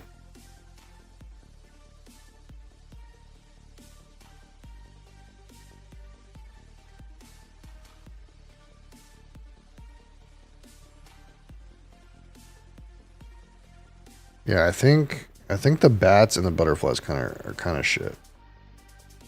That's what it seems like.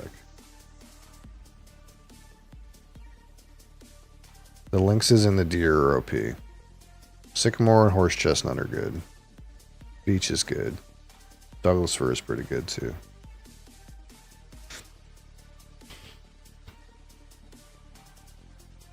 See, like, we're looking at this, and I just, like, it's like your brain goes, well, I got all these bats in my hand. I should play the bat strat again, right? But I just played the bat strat, and it went about as well as I think it could go. And it didn't score enough.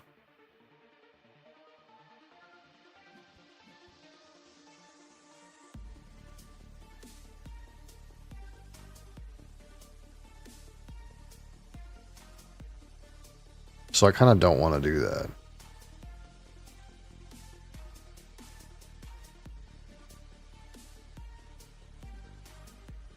This guy stole this Douglas fir. It's good. It's a good card, I think. I think that's what we're learning.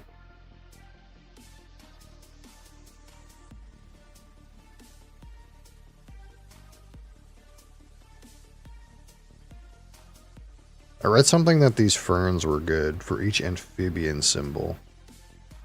6 points per lizard? See, that seems like a really strong multiplier.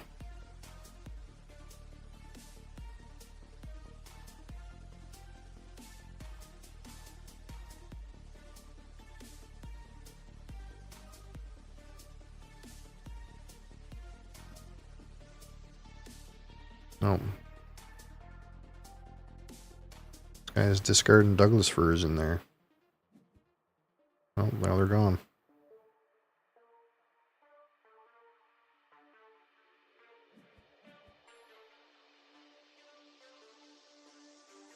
So I think I want to clean my mind of these butterflies. Like, just get them out of here. Actually, let's throw this linden away instead.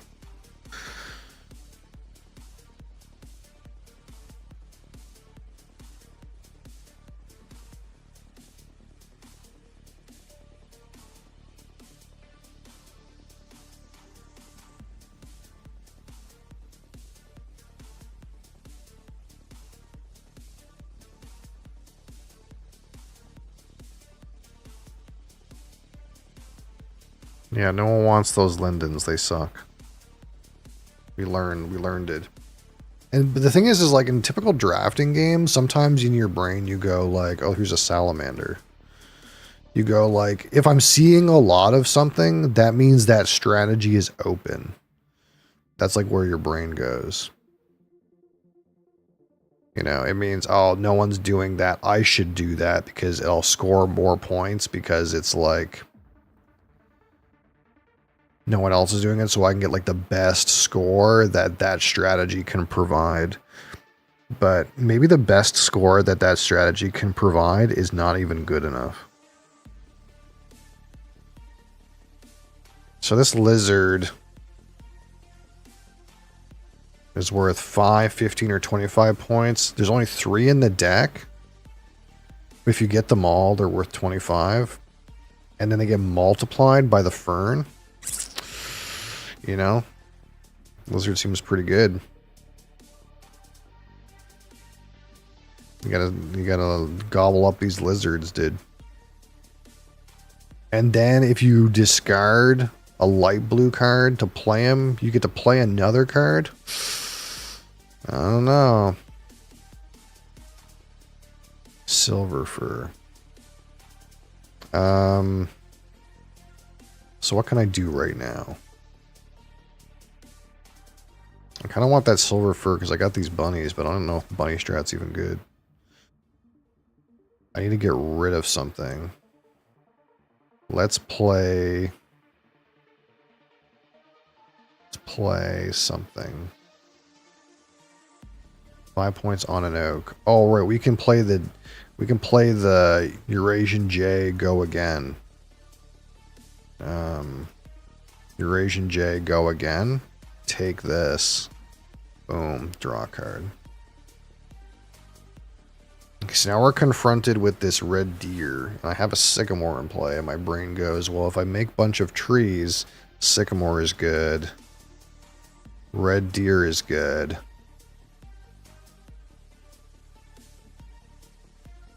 But then my other brain goes, well, I have this silver fir and all these little shit bunnies. Maybe I'm supposed to do like silver fir bunny spam. Find a fox. What in the Sam Hill? We're playing the forest shuffle, Delios. We're shuffling the forest around, see what happens.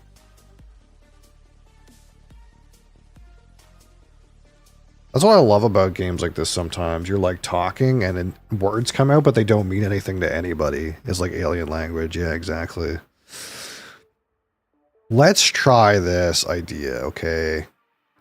Let's go. No, I can't discard that. I can't discard my lizard. I can discard this. I can't discard my lizard. But I want to play a bunny on top of playing the card. What can I do? God, let's just run it out there. We'll discard this stuff I don't need and run it out there.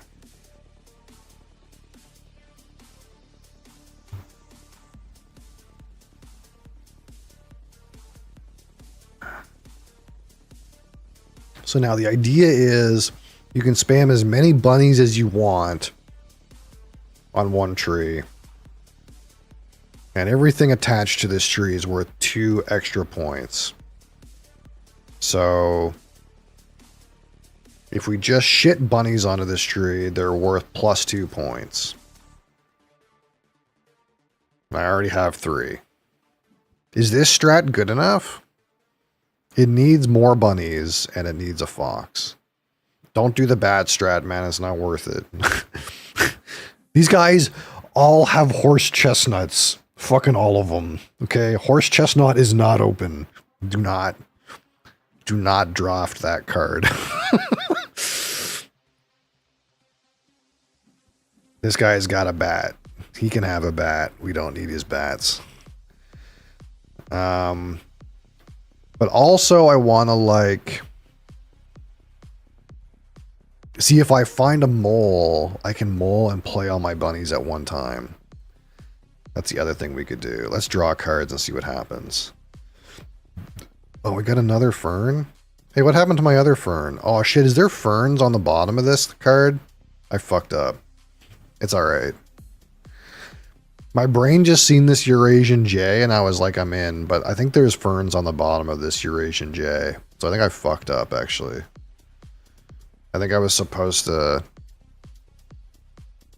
not play this like this. Because I had another tree ferns and I don't know where it went. It's okay. We got a silver fir out of it and we're gonna bunny to the moon, right? That's what we're doing.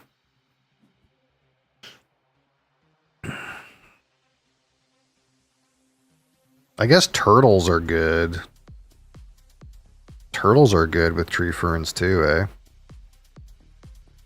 Turtle, pay a card, pay 2 cards, draw a card, get 5 points, get 6 points from tree. This tree ferns thing seems really good. But you need a lot of trees to put them under. That's the problem.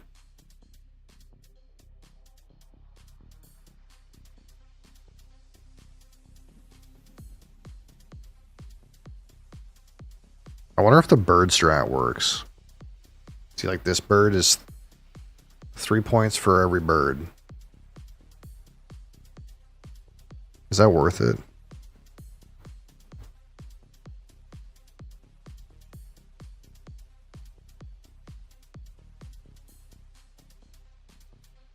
This bird is 2 points for every bug. You think you put a bunch of ants under your trees and play this bird? You think that's good enough? Oh, I need that. Give me that. Oh no. Leave that alone. Fuck. You little shit. He knows, man. He knows I'm in the bunny strat. He stole my bunny. It's alright. I'm also closeted secret salamander strat, but nobody knows that. Let's take this thing. Oh, Douglas fir. Douglas fir go again? No, we can't Douglas fir go again. But I think the birch is good, right? Because if you play the birch, or yeah, see, like the birch is worth multiple points because these sycamores, you know, it's worth like 3. And it gives us more place to put things.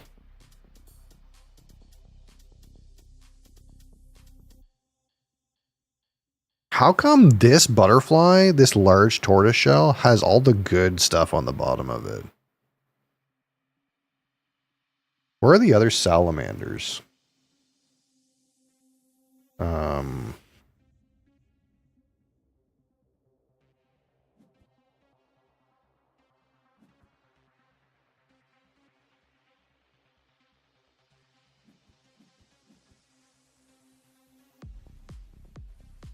One salamander is on top of another butterfly, and one's on bottom of a squirrel of some kind. Okay. So I can't Douglas Virgo again. I can play this. We just play this and get a card.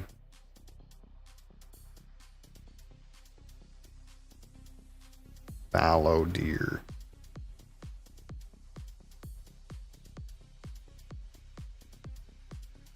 Three per cloven hoof. Do we abandon bunny strat and start going cloven hoof strat?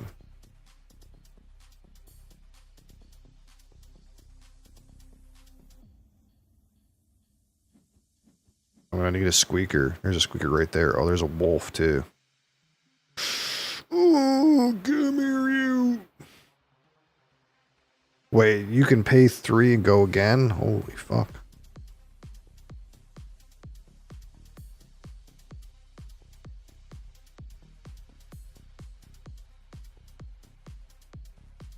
Is this be worth?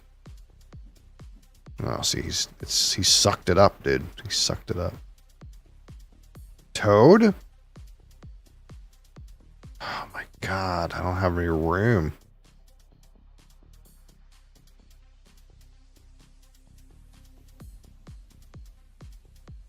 No room. All this shit. I don't know what I'm doing. The problem is I don't know what I'm doing. I'm like,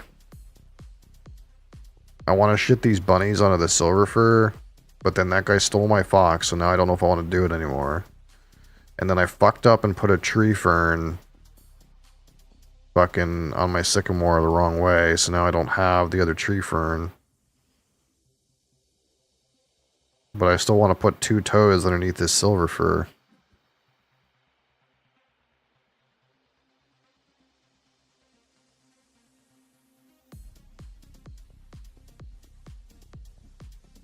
There's a bunny. It's gone. I think bunny strat's dead, dude. I think bunny strat's dead. I think we just start shitting deers out, dude. Maybe we go cloven hoof strat. I need a squeaker. Play this in here.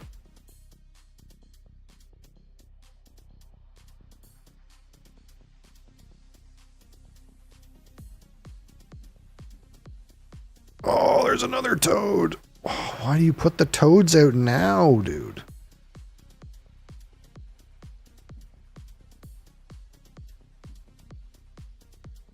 Can I go again? Do I have an option to go again? I really don't. God, I don't want to fucking take the toad like that.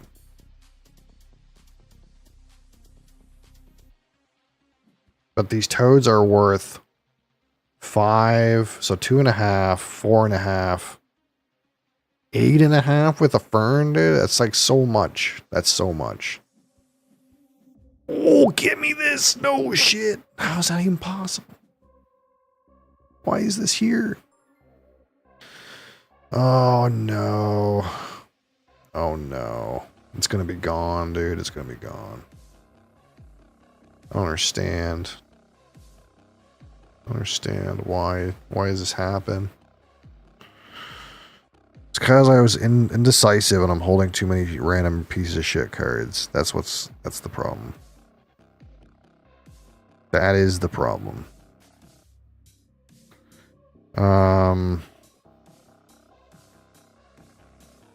Too many piece of shit cards in my hands.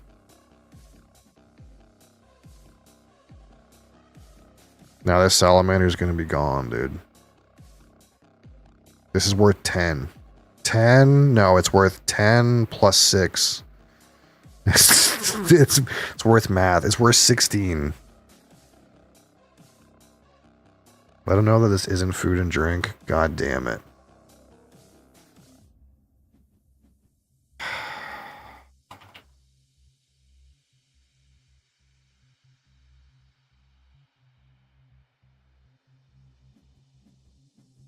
Wait, here it is. It's here.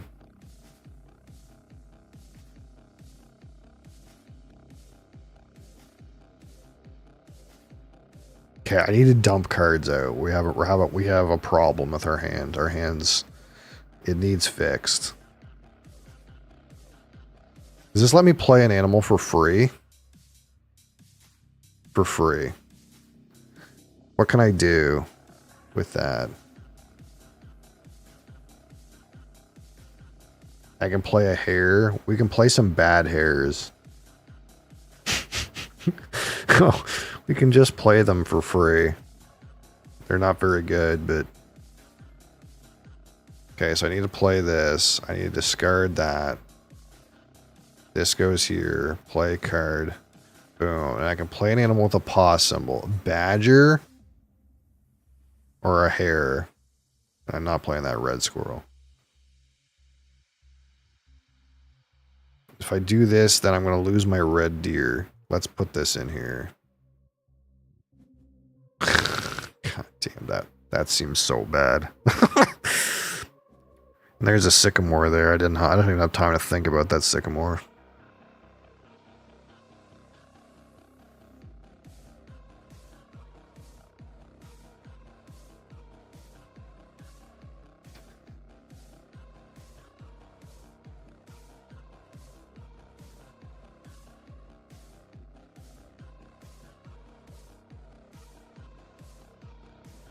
See, the fact that I played that J as a that fern as a J, it might come back to really bite me. Low cabbie, how's it going? Bye, bye. I didn't know you were here, but bye.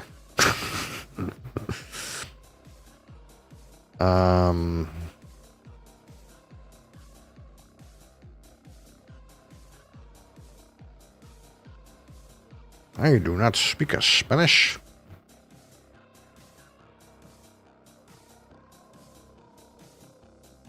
These guys are ripping cards off the top. See, I think these fireflies are bad. Those are bad. I want that Douglas fir still, though. Rip one off the top. Oh, it's a fern! Let's go!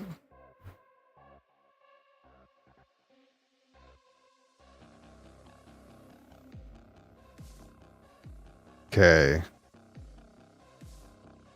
I need more trees. We're having a tree issue right now.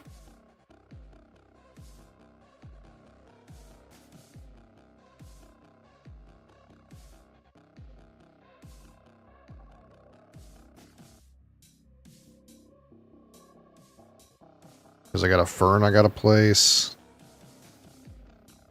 It's not that bad. I need one more tree for sure. I'm a tree? No, I don't smoke that. Or ingest that. Or do that. You're a tree. No, you're a tree.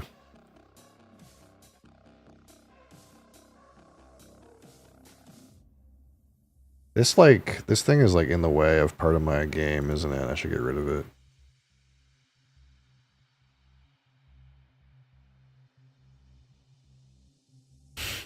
Crafts shouldn't be studying the bosses.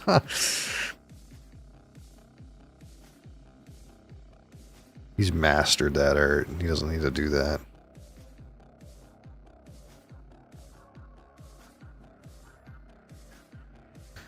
Do I take that mushroom?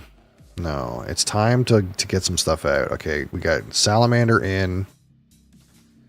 Discard woodpecker. Okay, boom, boom, boom. And then we got to play one of these. See, I don't want to get rid of this red deer because he's worth at least like 1, 2, 3, 4, 5, 6, 7. He's gonna be worth at least 7.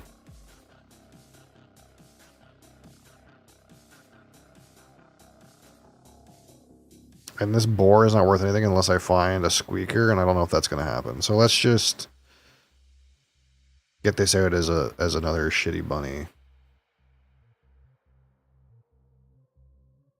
Bro, there's nothing to study. Kill the ads, aim the frontal, dodge swirlies, soak circle, fire bad. Yeah, that sounds about right. This guy's doing the bad strat with horse chestnuts. He's got lots of cards on the table and one card in his hand, and his score is like the same as mine. I'm convinced that bats suck. And this guy's doing the butterfly thing, and I'm kind of convinced that sucks too.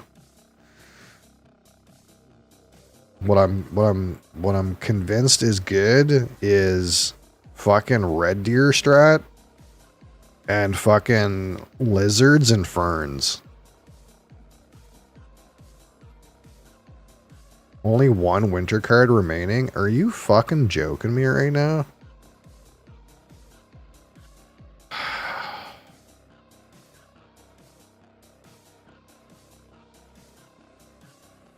Okay, I need to get this tree out then.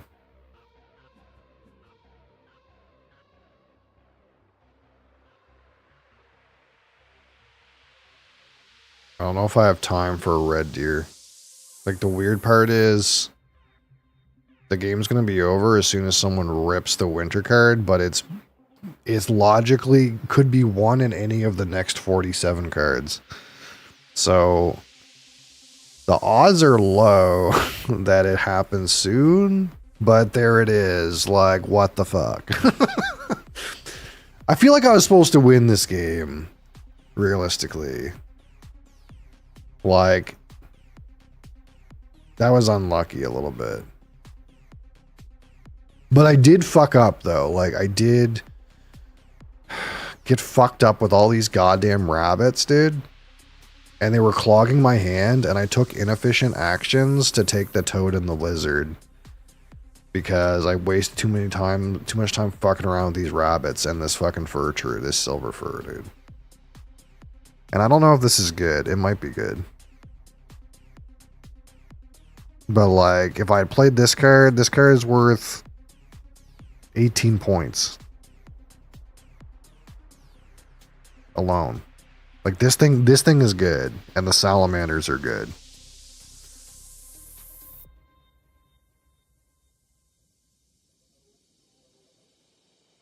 I think I could have won that one.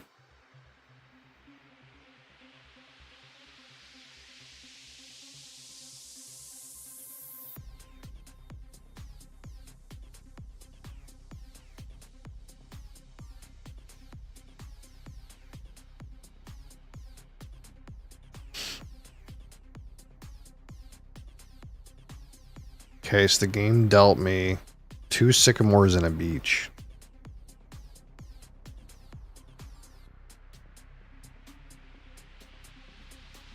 What do I do with them? Those are dead cards.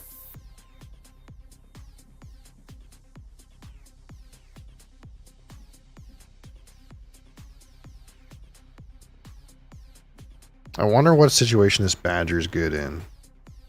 I guess it's good in a situation where you have a high value paw animal to play. You can cheat it in.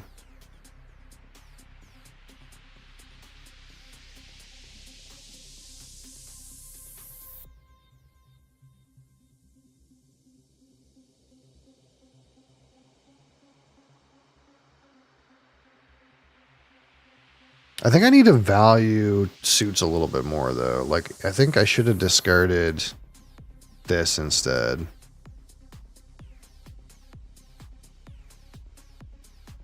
Because if I get a Douglas fir, I need 2 light blues to go again. Maybe I should have thought about that.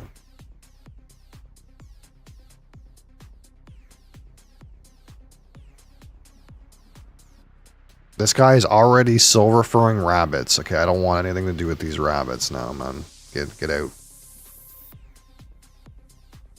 Do I take this toad?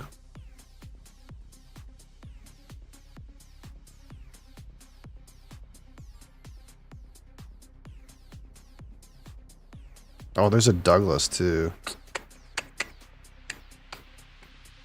Think I'm gonna make that happen? I don't know.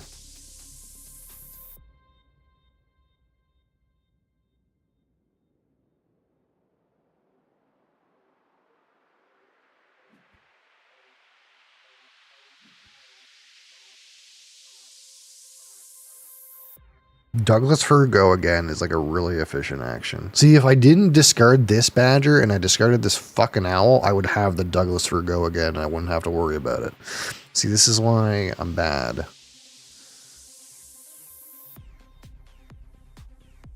So now I'm going to take this fucking badger again that I discarded previously and make an inefficient action so I can Douglas fir go again.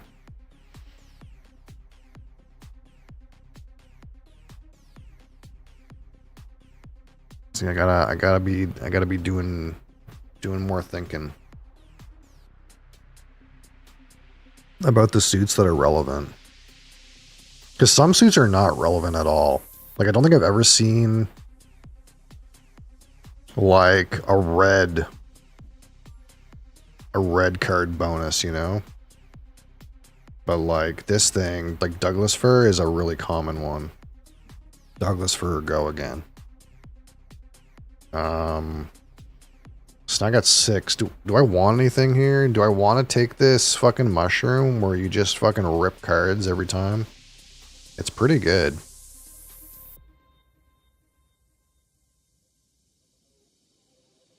It's really early in the game too. Like, I think I want to abuse this mushroom.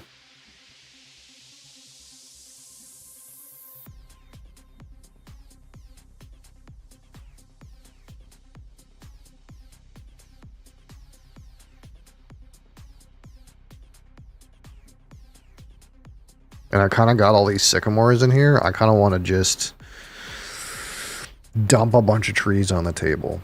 Like, I could play a beach and draw 2 cards. Isn't that a wild concept?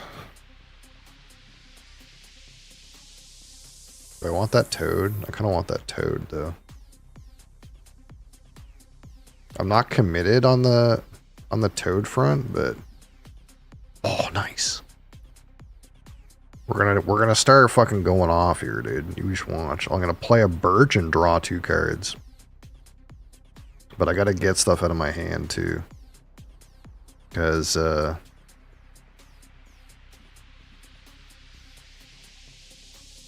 these sycamores are gonna be feeling really nice, but right now my hand's full, and if a salamander appears, I'm gonna be really fucking sad, dude. What's going on down here? This guy's already got the deer strat online, and this guy's got the other. Okay, so these guys are fighting over deer strat. And this guy's got a bunny silver fir thing going on. Okay. So let's chuck these. Get the fucking OP mushroom in play.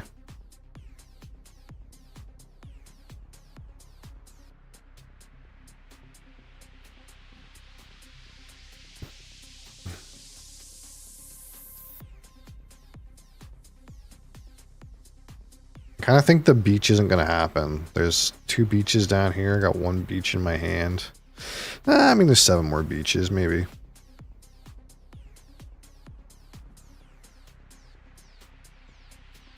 See, I don't want any of these cards that are in play right now. I got a woodpecker. Actually, this is the woodpecker strat, I think. Maybe I'm chucking this toad. Maybe I don't care about it. But right now, we're just going to play a tree and draw 2 cards. Because that's the overpowered shit we can do now. And I don't care about these. I mean, I could carpenter a beach, but that doesn't seem that good, really.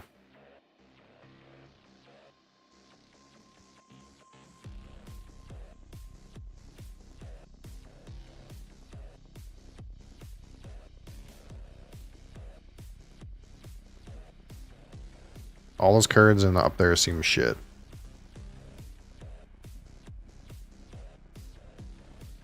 Except for maybe the berries. I guess if you were doing...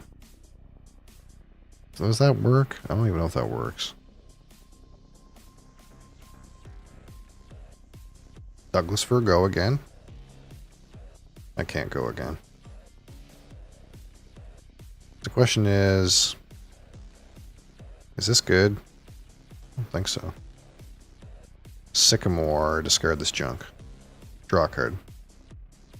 There's a beach.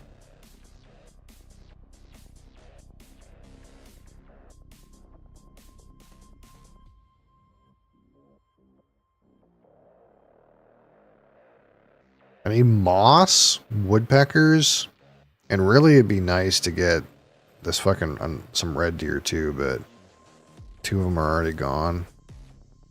Seems unlikely. Like there's fucking deers in everyone's forest except for mine. And deers are actually good for what I'm doing. This is going to be a quick game, I feel. I feel like everyone is like trying to do the same thing around here. And leaving all the junk in the middle.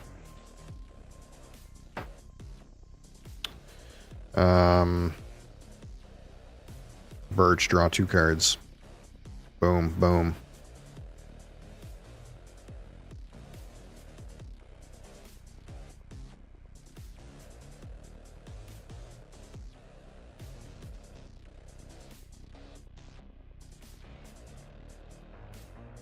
What I'm doing feels OP, but I need to like find cards that get me points though.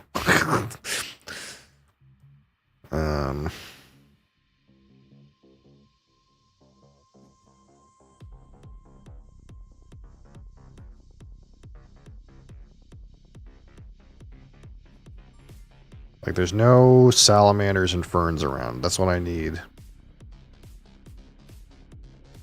I want to take those Douglas firs go again in there, but I'm not going to be able to go again. I don't have any of that stuff. Sycamore, discard 2 pieces of junk. Boom. Draw a card. Silver fir. It's something I can put toads on.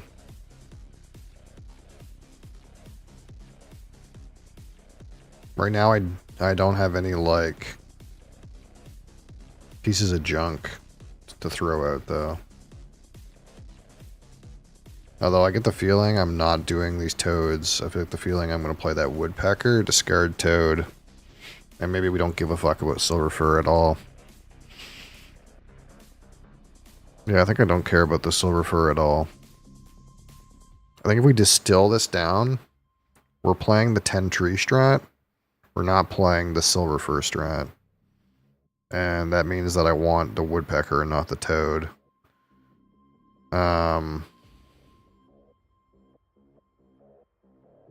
This is worth 5 points on a beach. That's not even bad, really. But, so I think I want to play this. Doesn't fucking matter where it goes. Discard this silver for draw a card. And now I'm kind of like running low on cards, but I don't want that Linden, so we'll play beach, draw 2 cards. There's 3 beaches on the table. I got 2 beaches in my hand. There's 5 more beaches. I mean, I could round this out with 4 more beaches. That could happen. Oh, I got played another beach.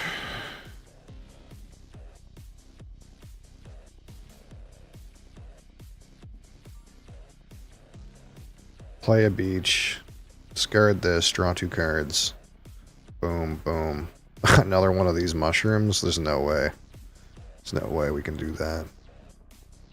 There's no way.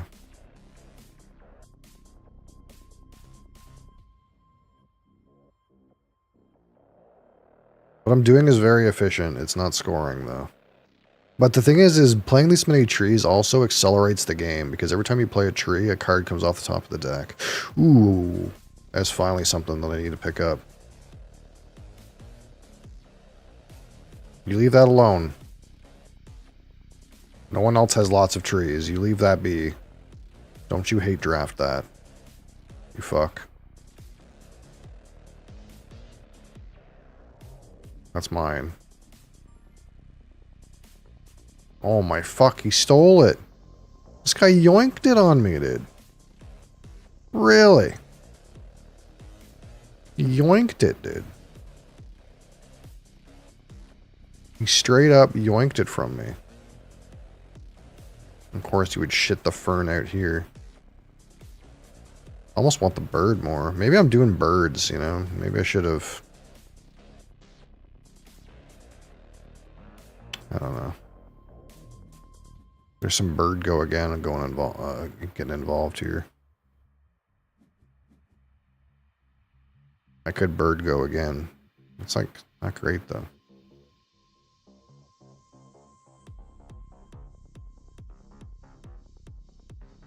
I'm actually out of trees. Can you believe it?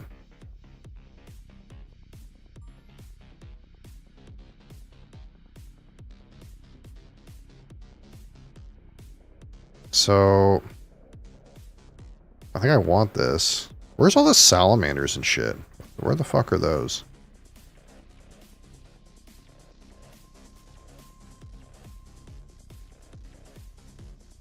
I actually might be carpentering a beach. 1, 2, 3, 4.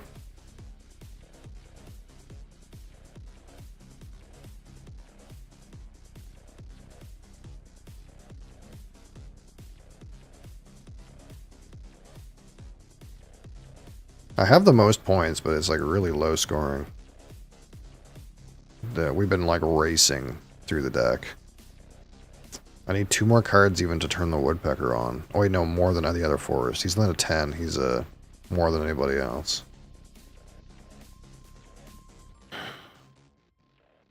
What do I do to score? Like, I think burning a toad is maybe not it.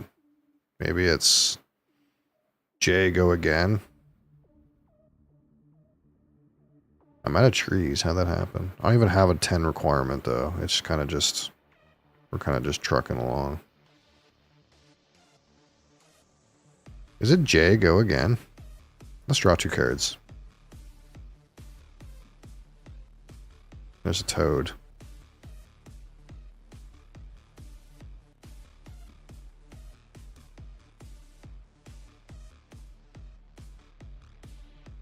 This guy's toting his silver fur, which makes sense. I need to score. We need to just score. How do we just score? We could J, go again. Play this bird. Carpenter isn't even enough. Like, I could play 2 toads and the fern, and that's like 5, 12, 17. Like, that's a good amount, but I feel like I need to score right now. This guy got to 50. Because he's like bared something. He bared his hand. Weird. What do I do?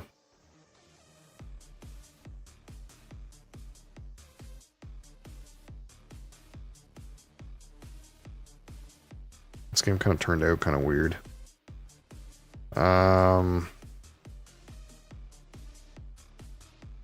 If I J go again, play this other thing, it's not enough points. That's actually just not enough points. I'm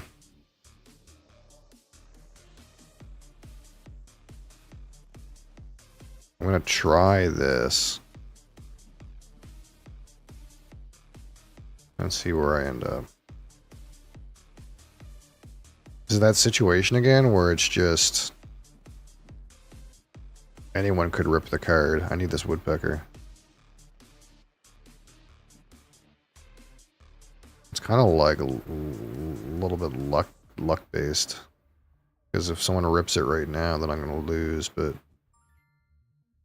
I think in a few turns things will be better for me.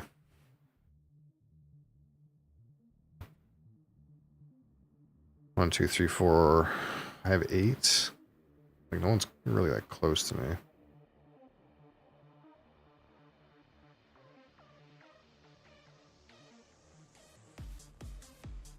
I think this woodpecker's worth 10.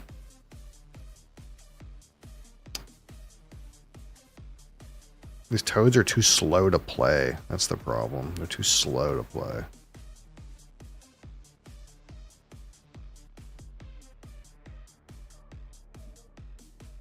Oh, there's a salamander. How long have you been hoarding that salamander, you fuck?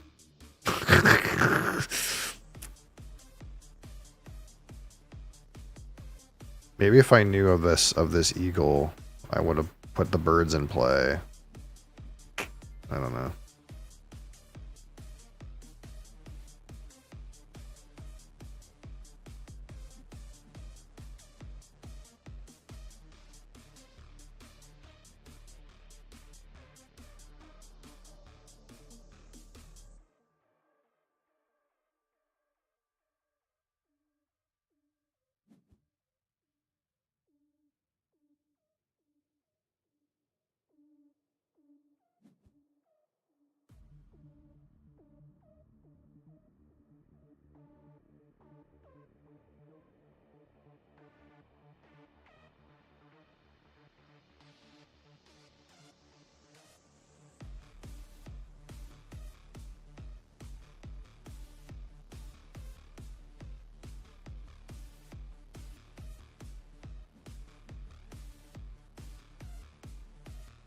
I mean, the winner card could be at the bottom.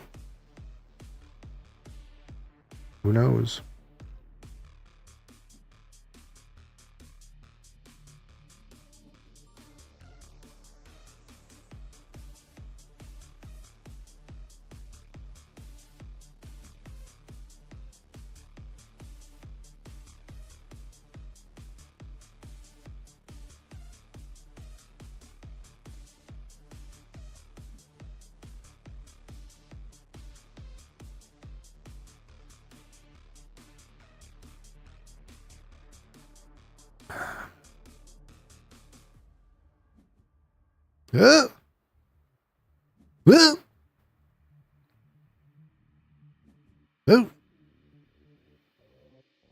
Oh, he's not taking cards from the top of the deck. See, now if someone rips a winter card, I win the game. That's the difference. That's the difference a few turns makes.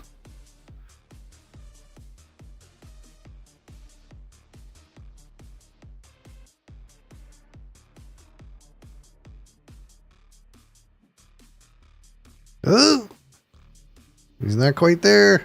Come on, rip it. Rip it. Let's go. Oh, fuck. I'm going to play this birch and I'm going to draw 2 cards. And I really hope this is it. No, fuck. No, he's drawing cards. Come on. Come on. No. This guy can't draw any cards. Oh, there it is. We're winners. We did it. See, I don't know if this is any... It's kind of weird because it's like... I didn't score very high, but it was a really fast game. It's like the strats you do, I think how viable are they depends on how fast the game is going. Because some of them have really dense multipliers that go really high in potential max score. But this game was really fast, and part of it was because I was playing so much trees with the fucking mushroom, I think. I think this was good. I think we did a good thing. But it was a little sketchy. Part of the problem is I think this strat wants you to have the red deers, and this guy was hoarding red deers, and this guy also had a red deer. Because the red deer is worth point multiplier. And I never got to 4 beaches either. That could have been another 20 points. Because everybody on the table was trying to do beaches. It's kind of like I was kind of like bumping up against other players too. These woodpeckers seem really good. I don't know what that tier list is talking about. These things seem good. You get to draw an extra card, and if you're turbo tree stratting, they're just 10 points. Lol kick W.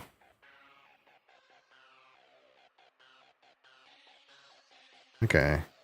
Now we're getting the hang of things. What time is it?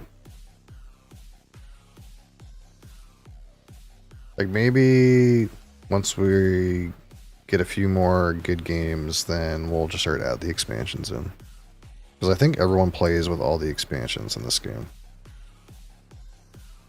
I think that's the normal thing to do. Hold on, let me look at the arena.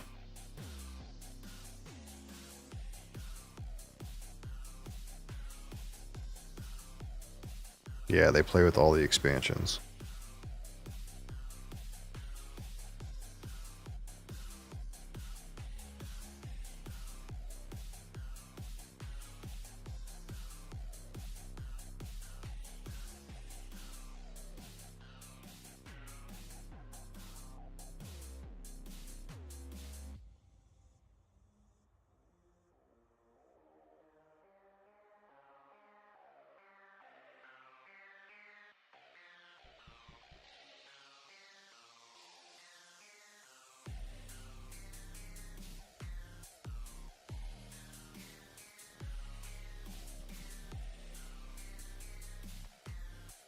Oh shit, hold on.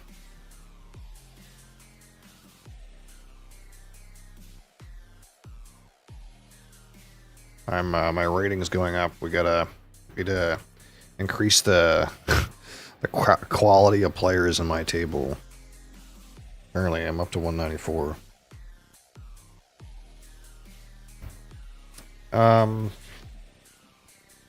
Okay.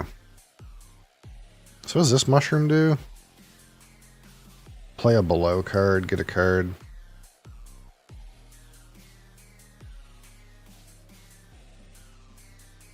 Oh, nice. 2 complete garbage trees.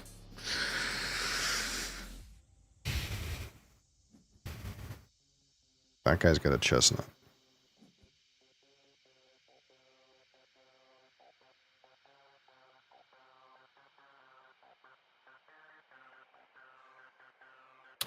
What do I have that sparks confidence? Not a lot. I could do the like...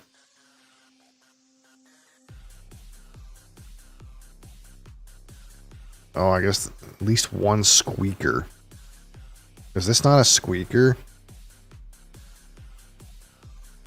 What the fuck is a squeaker? I thought this was a squeaker, but it's not. It's not. I was thinking like try to do a cloven hoof thing, but maybe not. Do I want this horse chestnut? That's a question.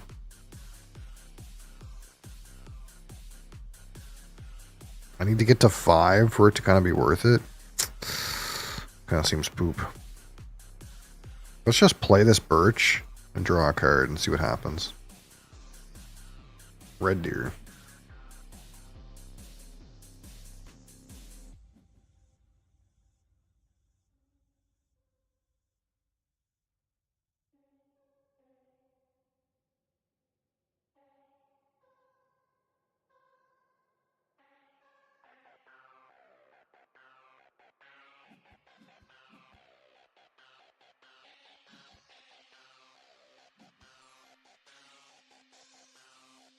Hmm.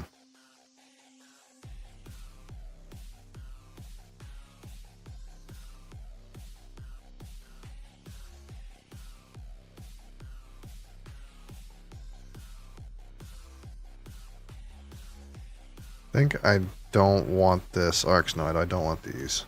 I definitely don't want those. Ah, I tripped a horse chestnut for this guy. This guy's gonna have fucking Yahtzee, dude. Horse chestnut Yahtzee.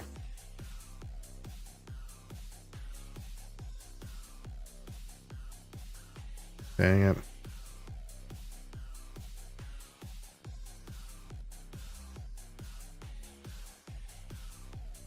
He's got 2 in his hand. That guy's got 1. Horse chestnuts are not happening. that's not happening. Oh, here's a squeaker right here. A little cloven hoof.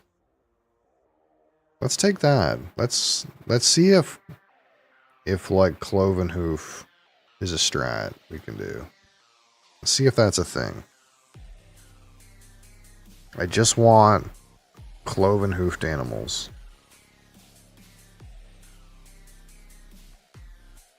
But I also need those deer that have a cloven hoof multiplier. That's the thing, though. I guess that kind of sucks.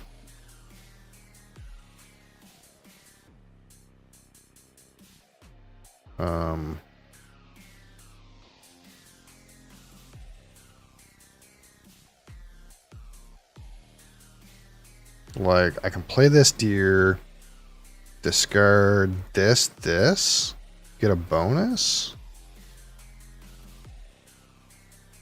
Boom. Play this one. Boom.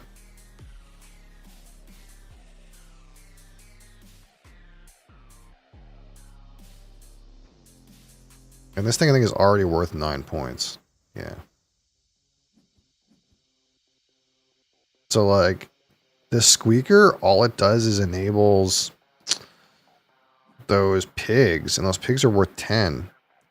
And this thing is already worth 9.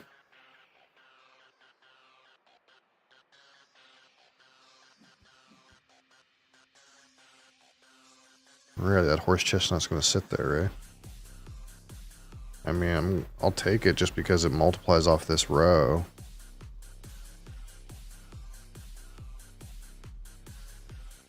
I don't think you're going to want it.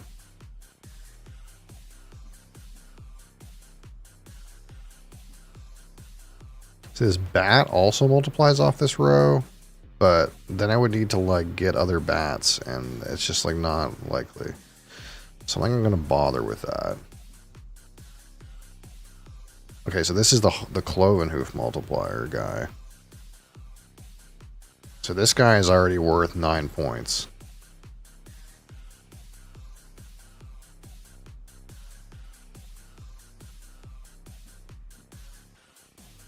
This guy discarded a horse chestnut? We're about to go big. I think. Do I rip a card or I take this birch? These birches are not bad, honestly.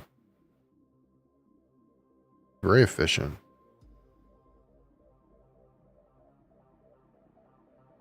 Let's rip a card, I think. I already got plenty of trees to play. Oh, I got a birch.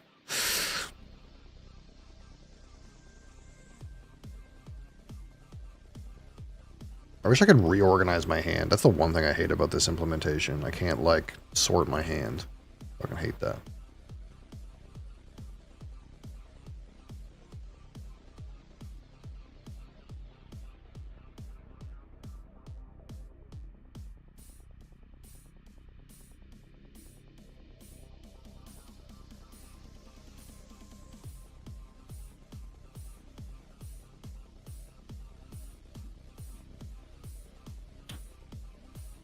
So those links are worth 10. This one especially is worth 13.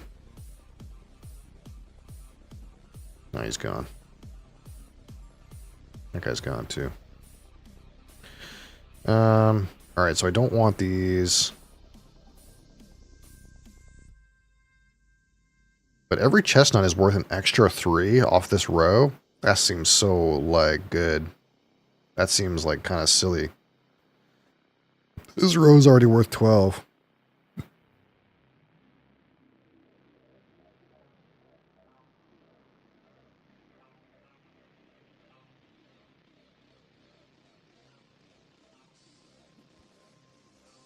Somebody else is, like, taking my pigs. Which, it's kind of fine. I think we're all fighting over the good cards. I think that's part of what it is. We're learning what cards are good and fighting over them.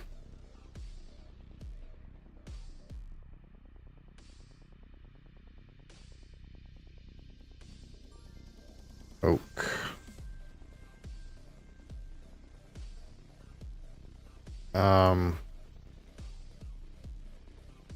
When I get to 6 card, like I have a play to make, but I think you're supposed to just draw cards when you're at 6. Because then you get the red deer, and you're like, ooh, pog. Yeah, because once you get to 8, you're still open to take stuff from the center.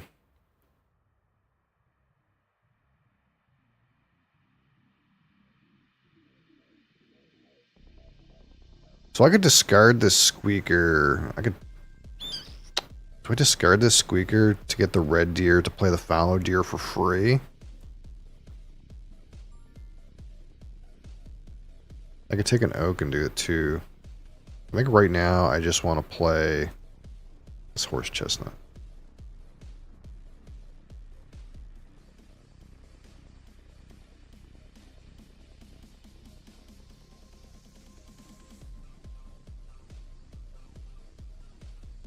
See, I have almost half as many points as I had last game, and it almost feels effortless because everything I'm doing is just very point efficient.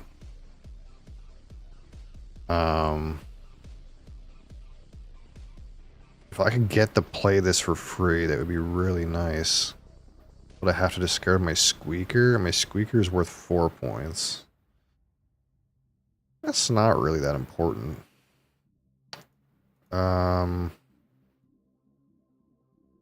We'll just rip 2 cards. Actually, no, yeah, we're at 6. Just draw 2 cards and get a horse chestnut. Exactly.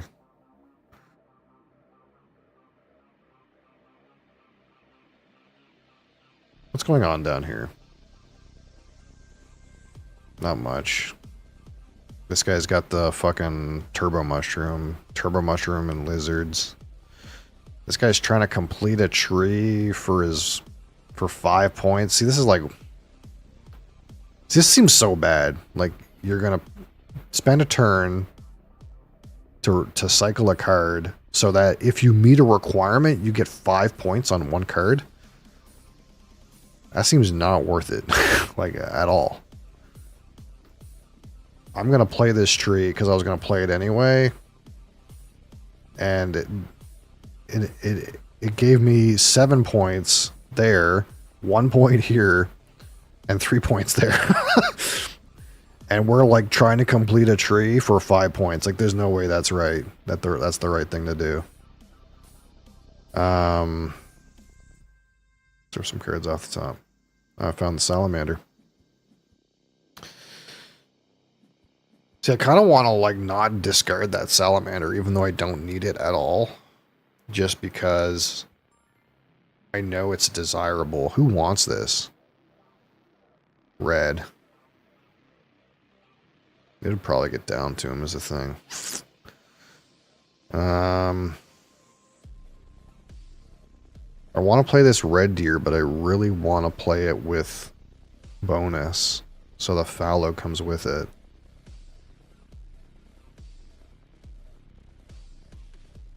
Let's cycle this beech tree, or birch tree.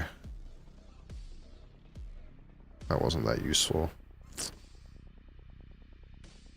Although I'm kind of getting up there in trees, I could potentially make this moss work.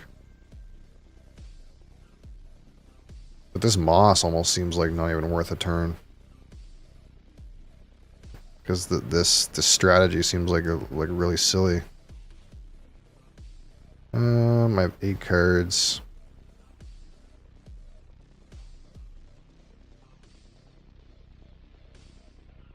I guess I could play the fallow deer and discard two yellows. Even though that salamander is worth a lot to this guy, probably. Maybe I can't be worried about what that guy's doing.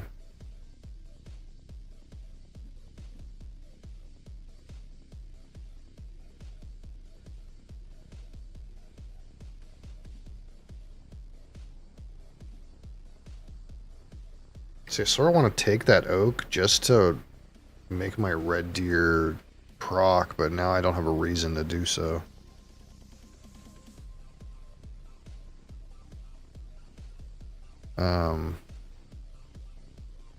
My little squeakers are still worth 3 each. No, this guy's worth 6. 7. But this guy's worth more. Yo, low can't be high. Do I rip from the top of the deck? I guess that's what we're doing. Ugh, what a horrible things to draw. See, now it kind of feels like I don't have enough stuff to do. I'm being very point efficient with plays, but I have a lot of feels like junk in my hand.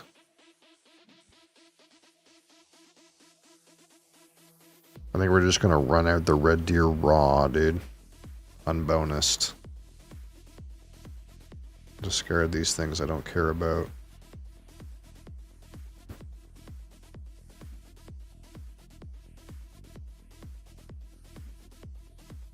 Can you change the cat background? I can, but why would I? Why would I, though? That is the question.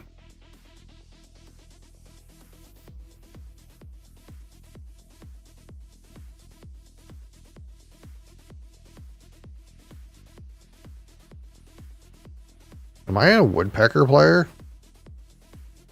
I kind of am.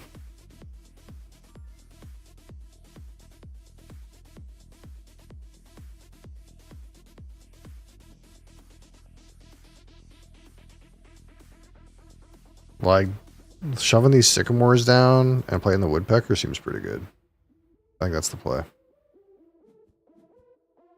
Ooh, it's going quick, boys.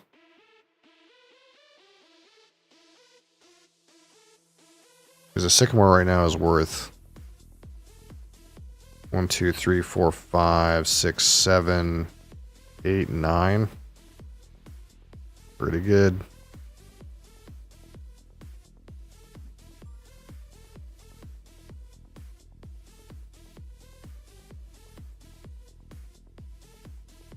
Wait. Let's think about what we're doing. I don't need these.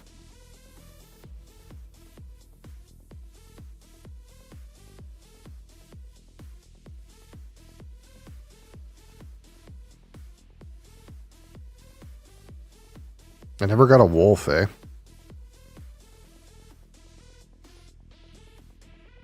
Wolf is worth what? 1, 2, 3, 4, 20 points for me.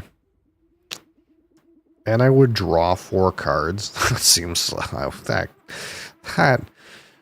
that card seems silly.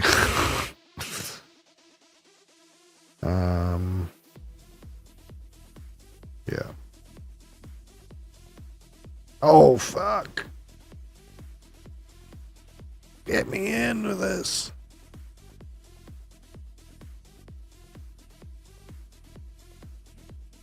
Yeah, that's gone. Totally gone.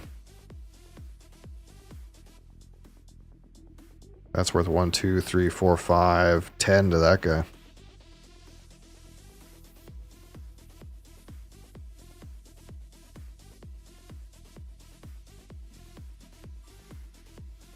Rip it off the top.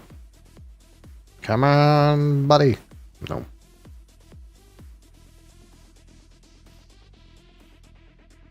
I do have the most trees. I don't think there's any doubt that the woodpecker won't score.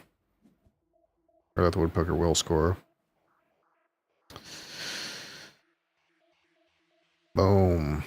Let's discard this gnat. Boom, boom, boom.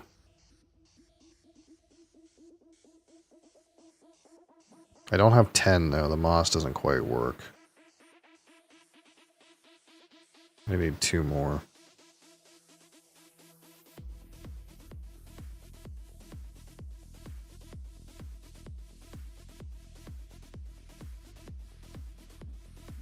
Holy.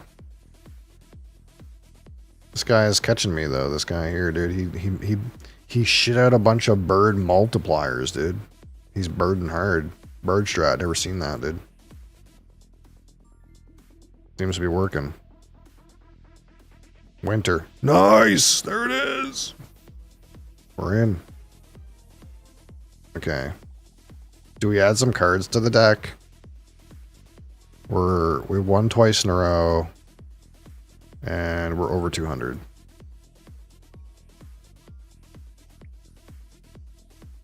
What time is it? Oh, it's almost 2 already? Holy fuck, dude. The forest shuffle's addictive. It's addictive, dude.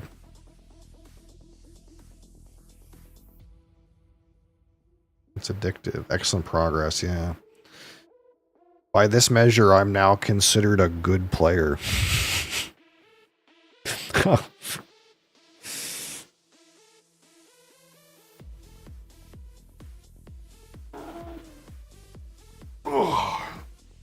All right.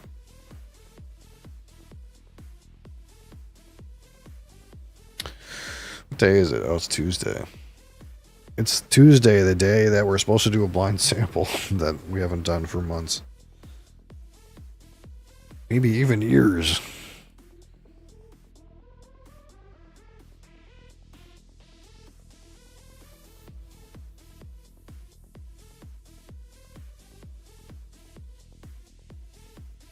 Do you match you up with people at similar skill levels? No, not at all. So there's no matchmaking in the game. At all. Like none. So what happens is like you just make a table and people join. And they could be of any skill level. But what you can do is when you create the game, and this is what I tend to do, is when I go create the game, I can press this and then I can restrict the level bracket. So now that I'm in this bracket, I can uncheck this. And now, like, in order to join my game, you have to be at least 200 rated.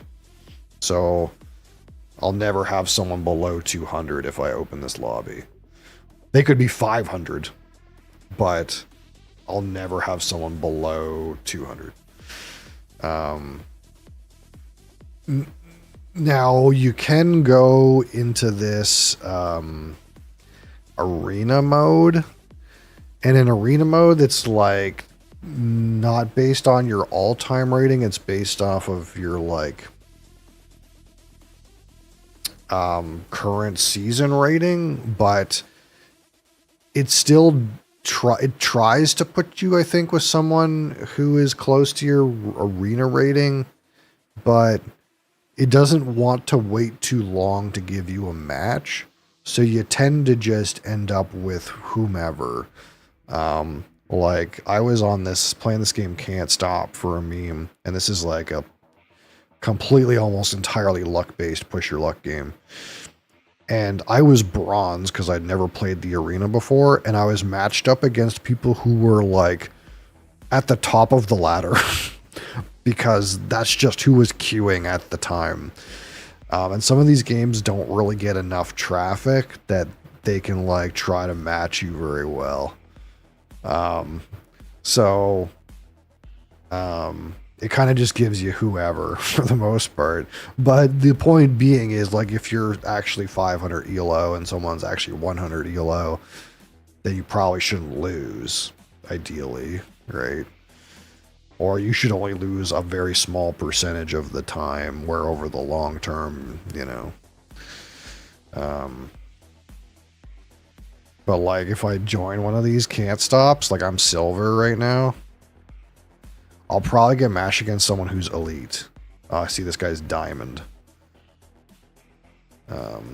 Because it doesn't really wait too long for you to like get a game.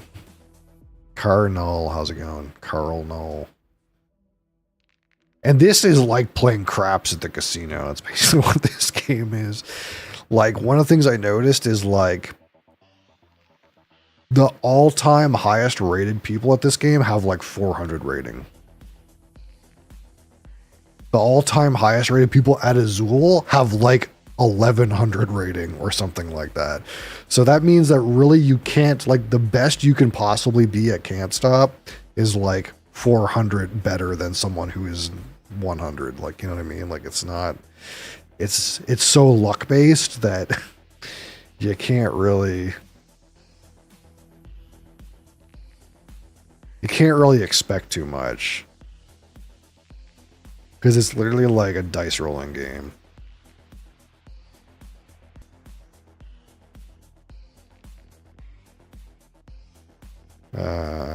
One more. Basically how it works is you have 3 pegs and you roll 4 dice, and then you can choose one of the 3 combinations of those 4 dice and then put your pegs on the numbers. But once your pegs are on the numbers, you can't claim any other numbers. So if you don't roll those numbers, you're out and you'd get no progress. So you have to decide when you want to stop and then keep your progress. It's just pure push your luck. So these are my current locked in pegs, and these black ones are the ones I'm working on. So I roll the dice. And so I can take 3 and 7, 4, 6, or 5 and 5. So if I take 6, then now I'm locked in 6, 7, 9. And I have to roll 6, 7, or 9, or else I lose my black peg progress. But so long as I keep rolling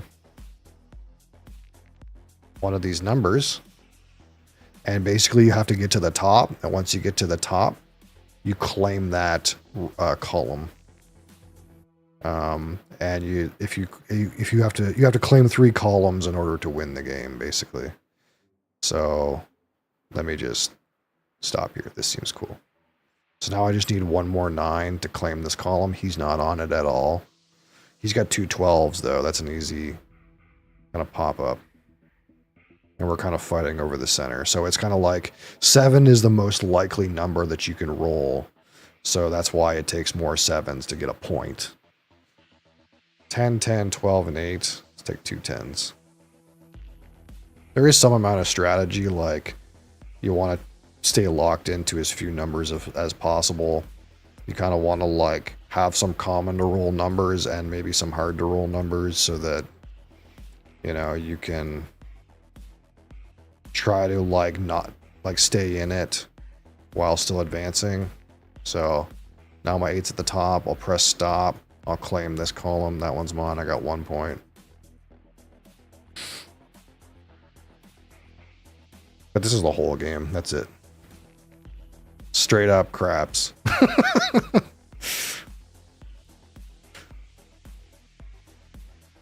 So he got 3 12s. He claimed the 12s. 12s and 2s are the hardest to roll, so you don't need very many. And if you lock into 12, then you're likely to like miss, right? 7 and 9. So this is enough to actually get another point, but I'm going to keep going. Because I can get this 9 almost at any time. He's not in this column at all. So I want to try to get my 7 up there. 7's easy to roll. If I can get that 7 all the way to the top, I'll win. Ah, see, I missed all my numbers, so now I lost all my progress. But this 9 is easy to get. He's not close to like taking it from me, right? So I'm not worried about trying to get this 9. I'll get it. I want to kind of try to get the 7 or the 10 up if I can. And I was pretty close to just winning the game if I made the 7 to the top. Now he's trying on his, he's trying for his go to put the 7 to the top. He just needs one more. Yep, so he got that one. So he's technically winning, but I'm not worried about scoring this 9. See, I've already got it. But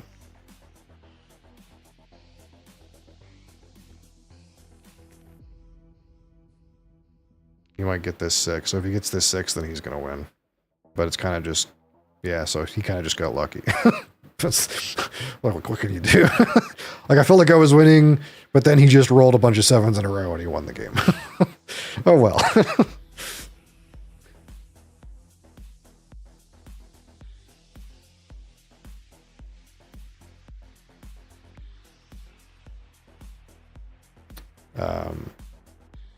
Let's close this. But you can definitely tell always, like, when a game is, like, more luck-based. Because, like, if we go to this game, like, the top-rated person is 430.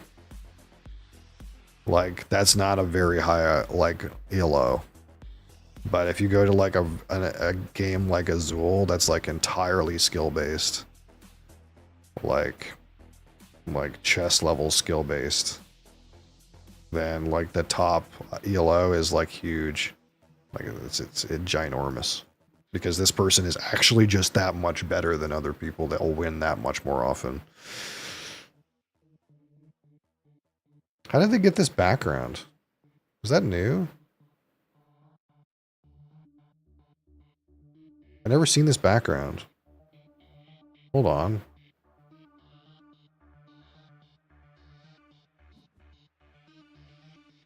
Is there different backgrounds? Skin. There's skins? Oh my god, this game has skins, dude.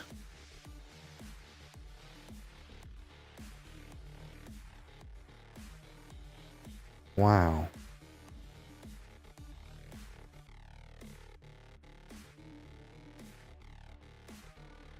That's cool.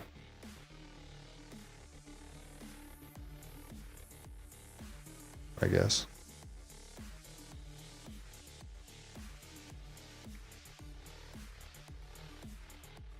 Oh, GG. Yeah, GG.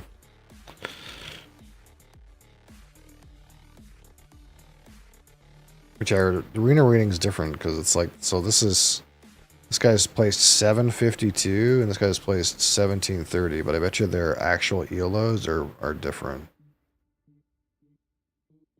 See, this guy's only rated 300 despite being 1730 this season. And this guy's rated 455. So this guy should win more often by a lot. But they look like they're about the same rank, though. I mean, the placement aside.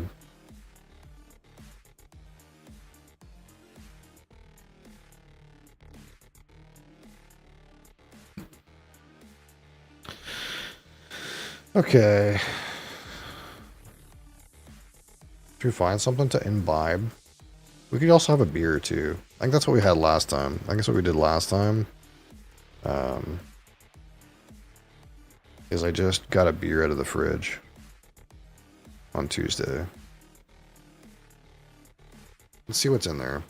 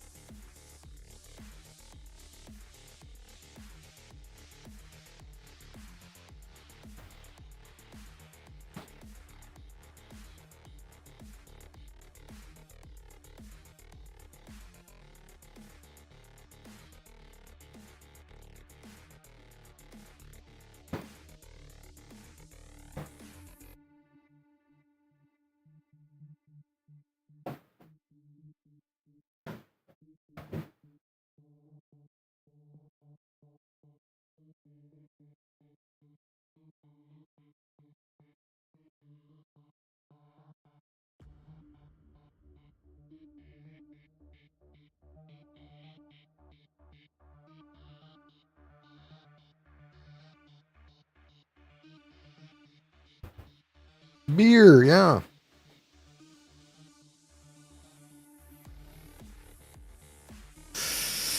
Hi, I'm back. You remember me? Oh, yes, I do remember you.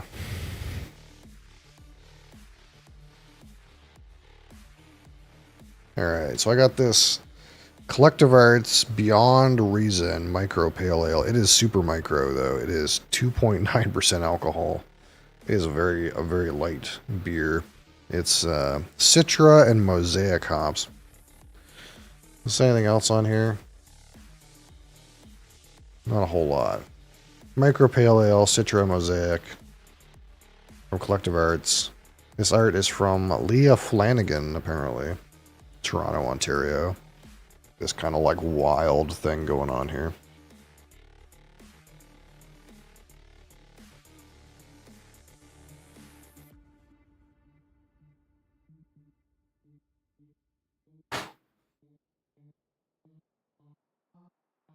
So I'll see how we feel about that. Since Tuesday is kind of like not a whole lot going on. Don't drink is very bad for you. Do you pay attention to the content on this channel?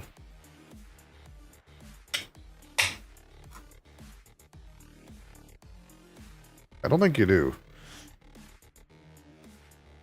I always find it funny when people come in here and say, don't drink that. Look how pale this is, though. It's really pale.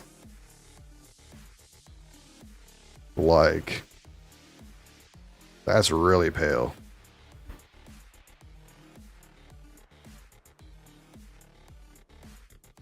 Drink it all. Oh, I will. Yeah, I don't know if you realize, but like,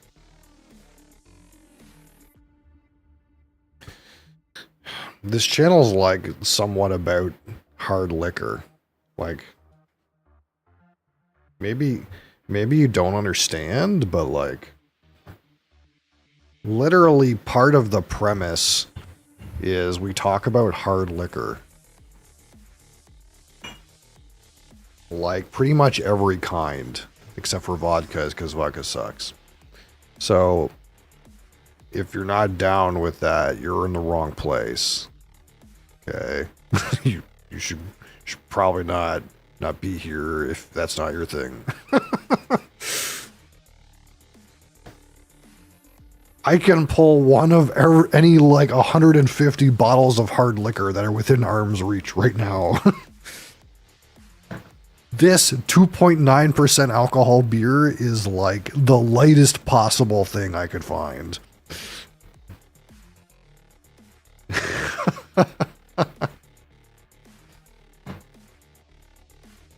So if we're getting antsy about 3% alcohol, oh boy, you probably don't want to be here for the cask strength liquid.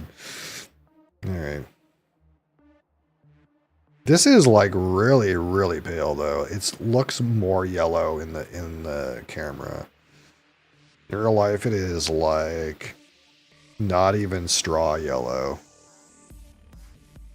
Like, it's the wateriest looking beer I've ever seen.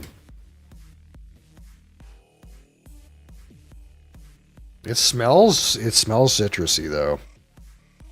Like, it's almost like they named this hop Citra because it gives citrus notes. You think that's possible?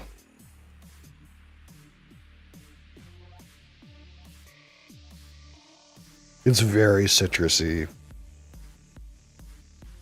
Like, it smells like... Ever had...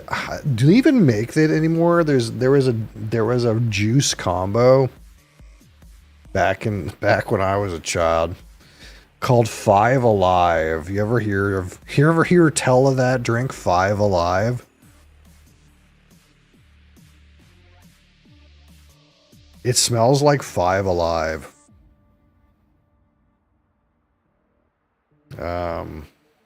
You haven't heard of Five Alive? Hold on.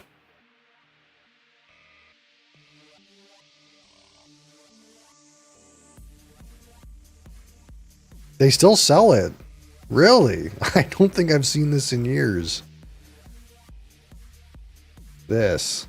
Five alive. It's like 5 fruits or something. We used to always have these fucking 5 alive juice boxes at school. Or you can get them in the like frozen tube. And then your mother would put way too much water in it, so it really wouldn't taste like much.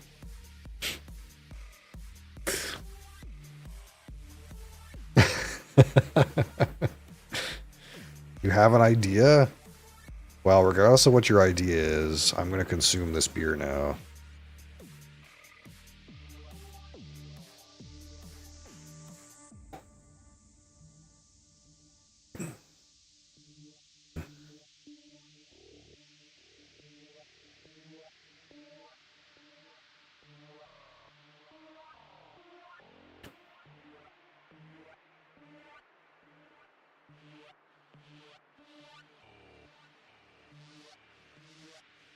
You know, I don't know what I was expecting.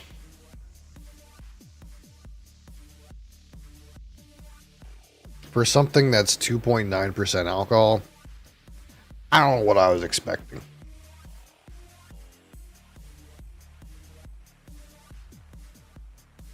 I guess maybe I thought that, like, if it was low in percent alcohol, it would be high in, like, flavor particles. But we all know that's not how this works. Higher proof is more flavorful because typically it means there's less water added.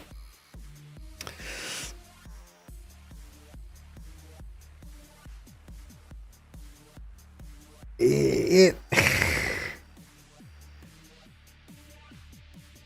is, it's,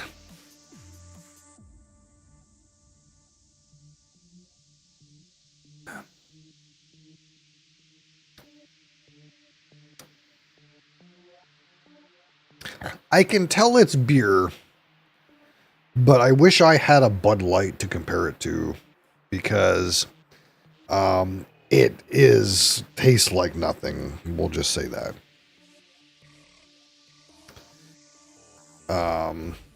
There is a vague beerness about it. You can taste a little bit of the hop character. And there's a little bit of maltiness on the finish. But, I mean, I guess for 2.9% alcohol and a beer that is of that color,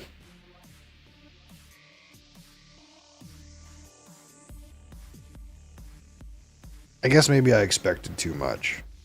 Maybe I expected it, you know, it's a craft beer. You know, I kind of figured maybe, you know, they've got something going on, you know, but it lives up to the idea that it is a micro pale ale. It is very pale and it has a micro amount of alcohol and a micro amount of flavor. Is very, very thin.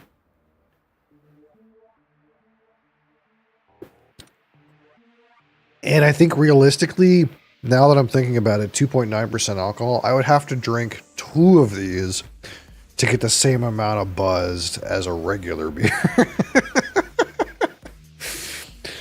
We might have to crush this and pour a different beer.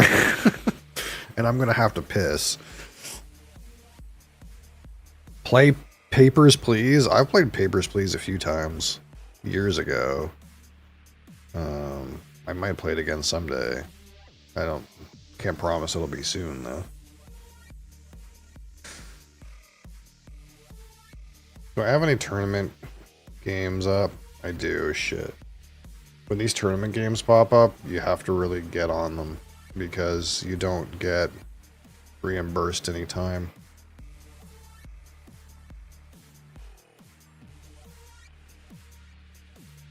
And if you run out of time, it's bad.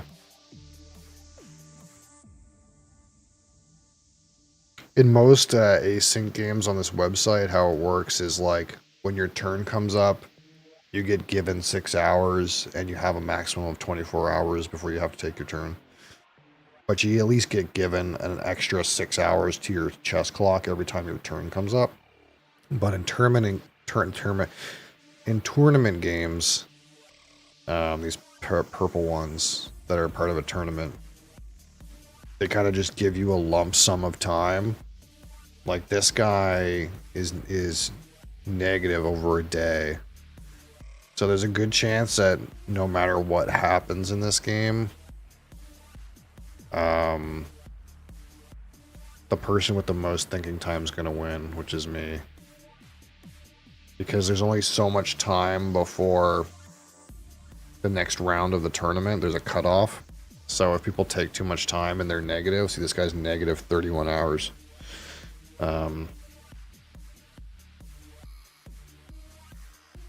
Then typically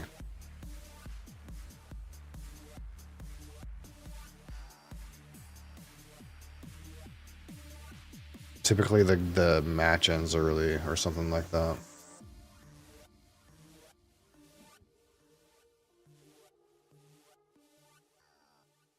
So I get the feeling this game's gonna like go to shit.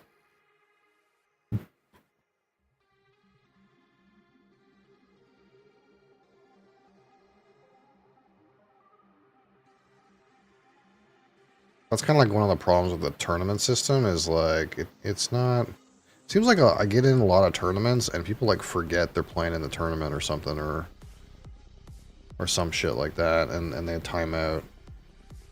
I have a tournament I'm trying to do. I'm trying to do a PAX Premier tournament. There's 3 of us. Anyone else want to play PAX Premier at the start of September? There's 3 of us. It'll be a great tournament.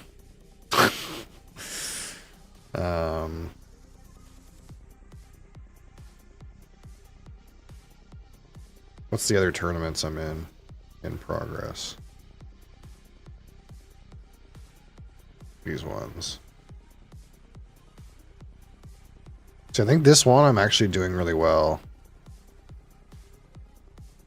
Yeah, so we're on the 4th leg of this tournament, and I'm in 2nd.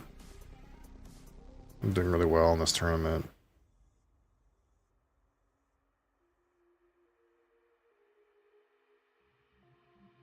So I won the first game that I played.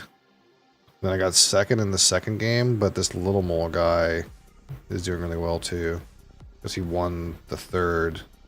But now I'm in the like 2nd place lobby because I can't play this guy again. And I lost to him. So probably what's going to happen is this guy, we can check in on their game. I get the feeling this little mole guy is going to win, and then I'm going to get 2nd. Unless I really fuck this matchup. This game hasn't gone very far. Because this round just started, I think.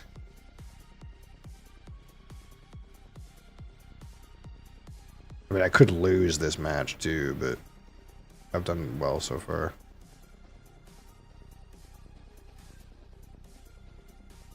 But I don't think it's like particularly high competition.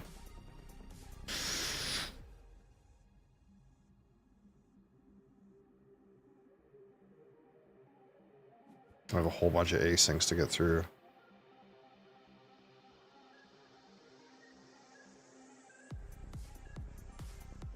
Oh wait, restart turn. I want to dig. I want to dig this.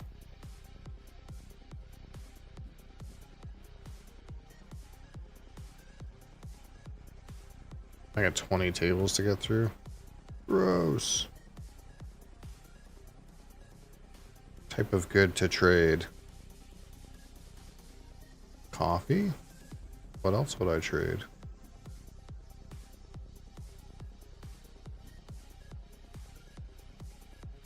I want to move this bird to the bottom habitat. Boom. Oh, I need to confirm my turn. Hold on. Choose a loyalty. Good players only, PAX Premier.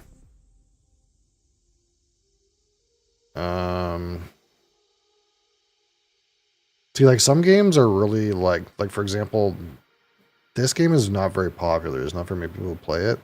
So like even though I'm only like 296 rated, I'm actually ranked 57th overall of all the players. I'm almost in the top 50. But it's not a game that has very many people that play it.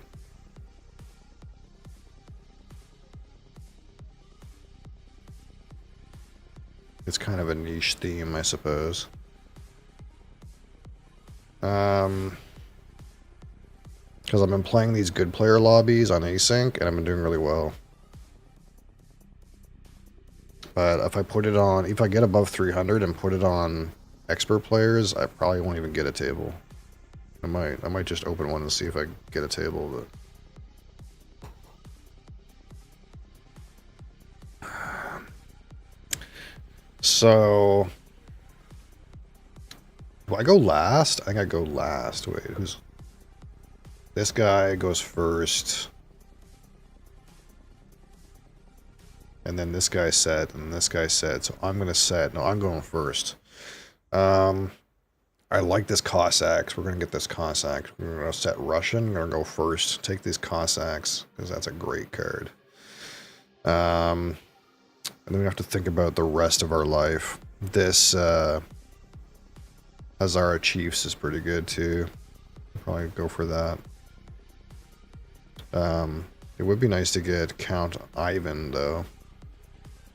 See, the problem is if I go for the Hazara Chiefs, probably Paragraphaman ends up with Count Ivan, and he's also pretty good. But if I go for Count Ivan, then I miss my chance at getting a political card. And there's only one political card here. So this is the one to take. And I can't not take Cossacks. This card's too good. So I have to choose about whether I want to pay $4 for this powerful Russian loyalist, or if I want to pay $1 for a political card.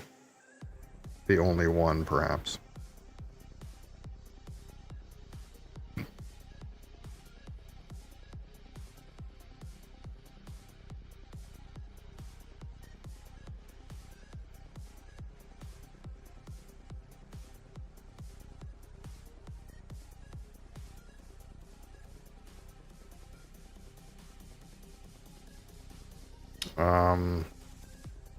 Tired, eh?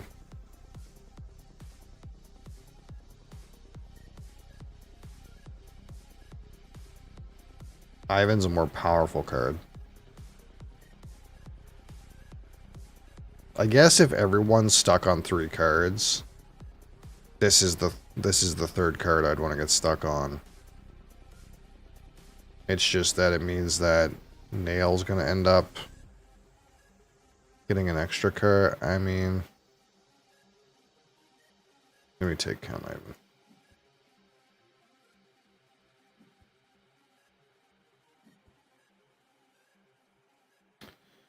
Alright. What did I want to do here?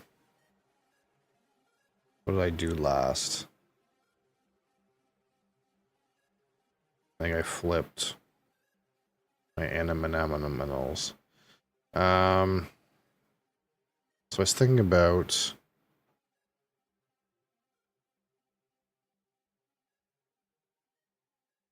I want to dig 3. Wait. I'm not going to have the money. We're not going to have the money to do what I want. Do I just play this Indian Peafowl? I can't play it. We're going next break, I think, regardless of what we do. So when I dig for 2 for this flock llama, I'm like, this llama feels poop.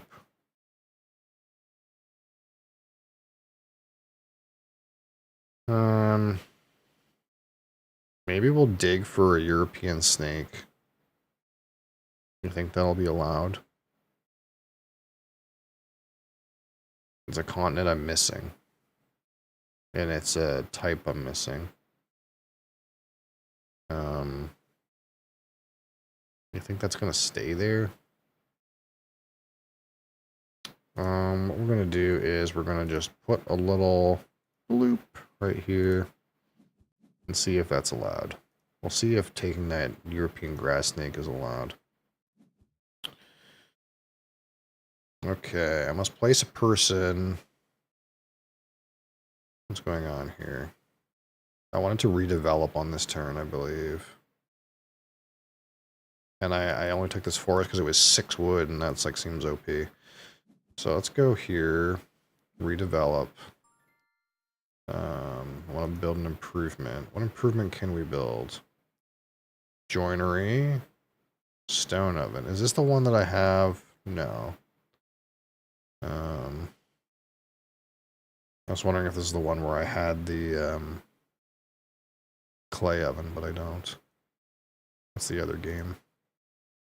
So we could go for a cooking hearth. I need to make 2 food is the thing.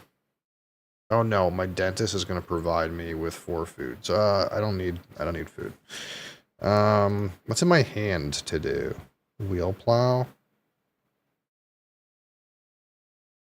Maybe we're wheel plowing. I think that seems like a real thing to do.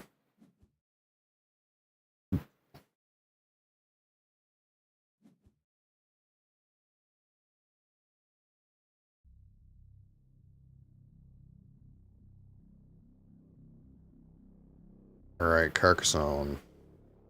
What can we do with this tile? I'm sharing a city with this man over here. We could do that. This is my own city over here. Or... what could we do? I have 2 men's. Is there a field I can sneak into? There's not very many completed cities, realistically. Maybe I'll just help my own city. You know? The city's just never going to be completed. We're just going to put points into it, dump points into it. They'll never be completed. And we'll make it hard to join, too. Alright. What's going on here? I think I just bought a card. What card did I buy? Scored 5 points. Ah, yeah. I bought this 5-point bluestone.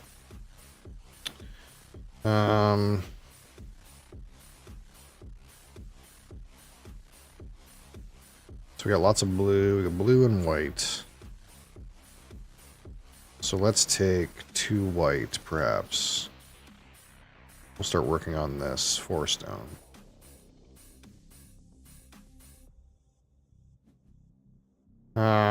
This is a brand new game of ticket. Brand new game of ticket. Brand new game. Brand spanking new. I'm not going through green, we're going black. I need a pair if I can. No pairs. Rip it off the top. That is a terrible hand. Okay. What's going on here? I'm slightly losing. I got tiles banked, though. We're having problems crossing the river. That's what's happening. I wanted to get this into... that just makes things complicated, doesn't it? Okay, that scores us a whole shit ton of points, so that's good. And we'll just shove this in here somewhere. This gives us more options, so let's take that one. Take a depot from a good. Take a good from a depot, I mean. Ooh, 2 grapes, why not? Confirm. Last round. What's going on here? We're playing Cowboys. We're broke. We're broke Cowboys, but we got a purple cow in hand. I want to discard a green. I could. I could collect a cow still. We could go here. No, I can't. There's no. Undo. Undo. Wait. Well, there's a world where I could collect a light blue cow. I guess let's draw. Let's draw 2 cards. And we'll discard 2 cards. Up to 11. That's kind of nice. I kind of want to push my train. Let's go all the way here. We'll take a certificate. And we'll push my train. They'll save us $1. Okay. We are this game where I'm doing some weird things. A classic at my table, Zap MJ93, is on my coattails, as he seems to be. He's always in my table, and we're always fighting for first. It seems like. Seems like what always happens. He owes me 3 points though, so I'm kind of a little bit more ahead than that.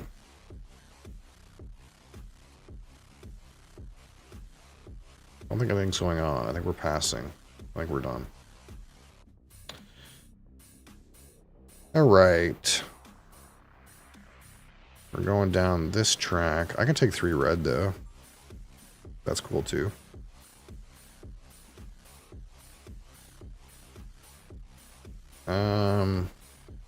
We're in a burgundy where everyone is lower rated than me because I think I started this table when I was under 200. I'm winning though, so I guess it's okay. I can't get anything with this, so we gotta save that. What can we do? We can't finish that.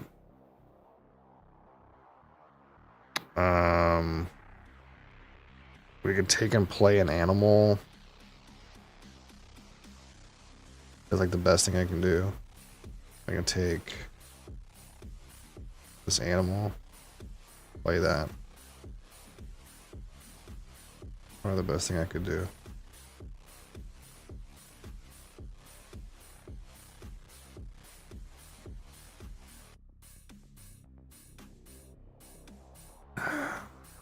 Okay. Okay, I remember playing this. So what's going on here? Something wild's happening here. I'm trying to play this. I guess.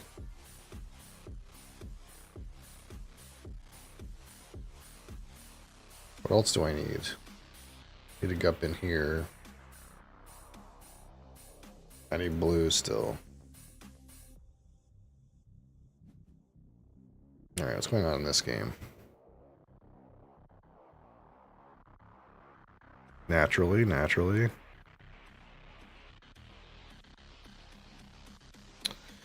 Place my colonists. Let's produce some tobacco.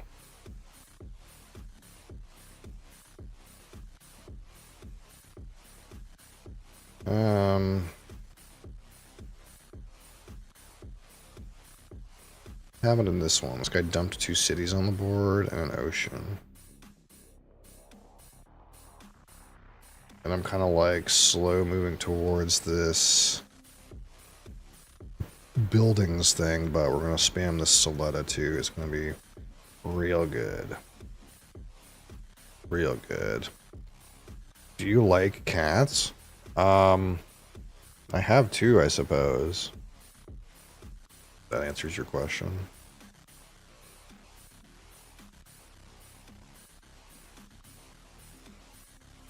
Alright, what's going on here? I have literally 1 tile on the board. And this dub, these guys passed me, man. I was doing really well, and they passed me. They passed me. Game's almost over, but not quite over, but it could be over. We're not sure. A classic game state. So I need to know if the game's going to be over or not, though. But I think I play this card regardless of what happens. So we're going to just do that. And then now we're in this game state, which I think I just play this card. It doesn't matter.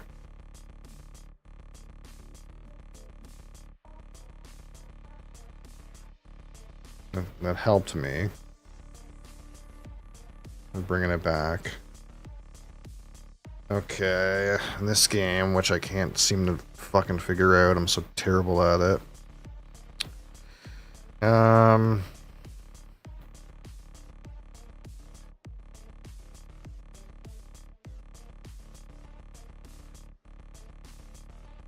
think we're going to pay one. Go here. Gain a food. Gain a steel. Gain another food. Perform a gardener action. Now, where does this gardener go? Here? Probably here. Probably here. Scores 5. Get another seal and a pearl, and then get what I want, and I probably want a pearl. I think.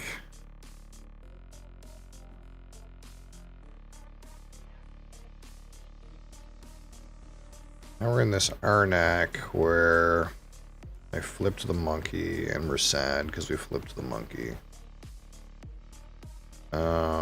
We'll move up the track, draw a card. Oh, that brings us closer. We can actually kill the monkey.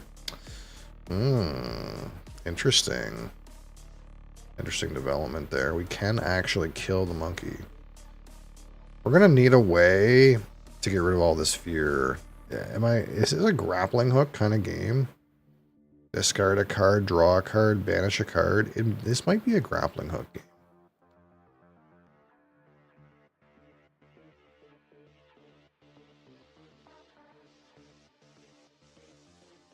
Okay. And then in this game, I kind of wanted to just reserve this. I remember that.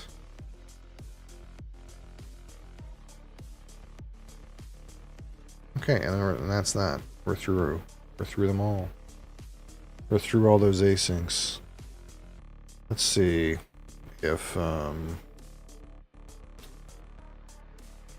got an answer.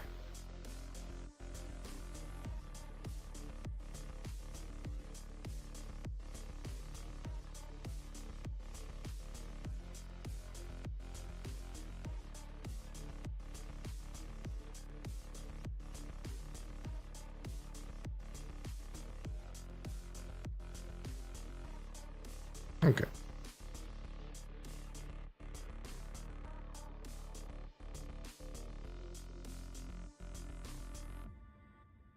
Well, that's as good as that gets, I think. As good as it gets.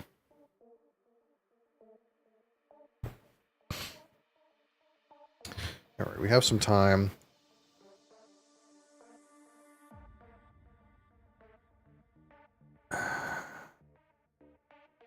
Maybe we'll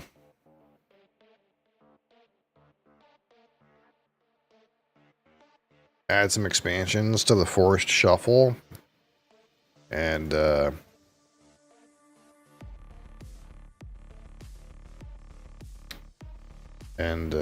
we'll just... Do I add one or do I add both? Do I just go full send, add both? Or do I add one at a time?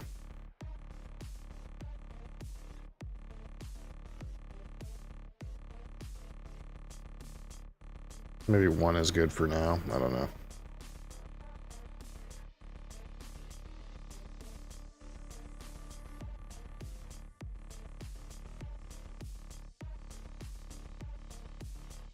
And maybe we'll go open the tail up to more people. And then see what's different. See what's different, you know.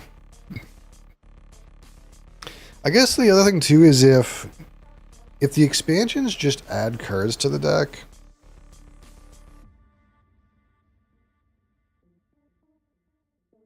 Wouldn't that mean the game's longer? They remove some cards from the deck, don't they? Oh, I actually didn't realize this. If you play with 4 people, I think they remove 10 cards from the deck. So you actually can't... I hate that, man. You can't even count on... Ah, man, I hate that. It's like when there's 10 trees in the deck, for example. You want there to be 10 trees in the deck. To be like, count on there's 10 trees in the deck. But when they remove some cards from the deck at random at the start of the game, then you don't even know if you kind of like accidentally were playing the strat that got hosed in the cards that randomly got removed. I hate that. It's such a bad, such a bad way to do.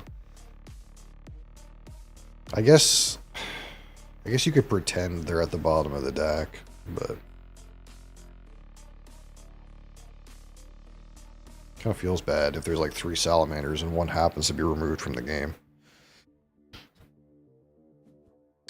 Okay, so there's new cards now. What do we got here? We got Alpine Marmot.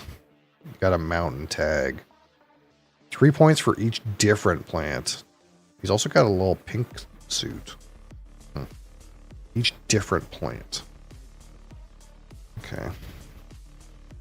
That's new. And then what's the other side? It's a mountain hare.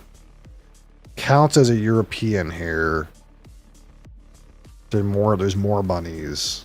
Okay. It seems like there's more cards in the deck, but I can't say for sure. What is this? European larch. Play a card with a mountain symbol for free. What do we got here? Another bat. Whatever. Turkey bird that likes plants. Points per mountain card. Let's take the turkey bird, because it seems like maybe we'll try to do a plant thing. I don't know. Take a card.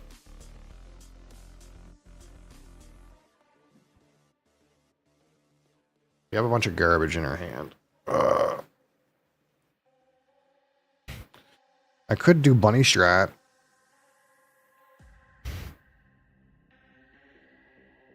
Can I put these bunnies together? It says it counts as a European here. We got a silver fur bunny strat. We could be in. Let's discard these things we don't care about.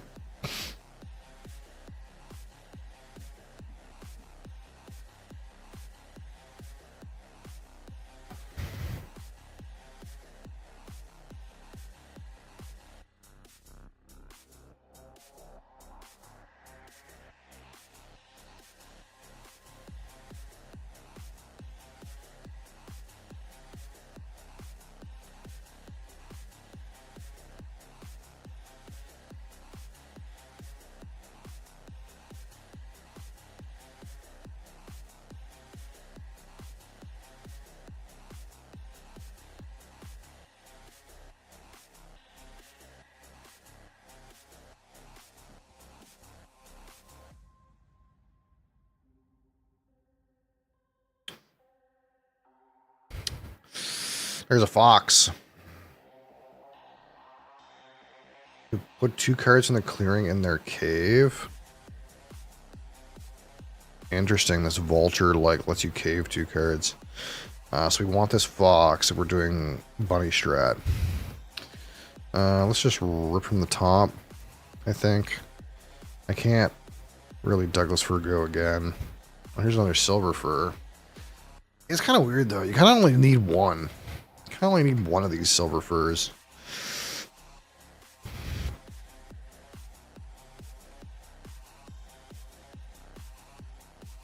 But I guess if you're doing like a low tree count thing,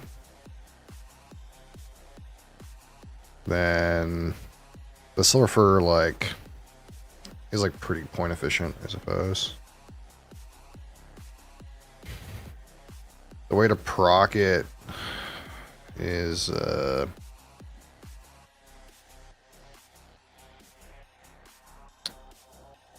It's not, I can't do it right now. I got one. I guess I could take this to, I could proc it. Like I could take this and then rip from the top. And that's like kind of point efficient.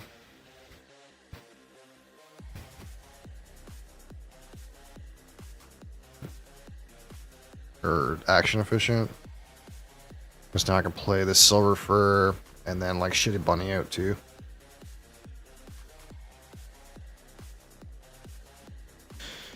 There's another bunny.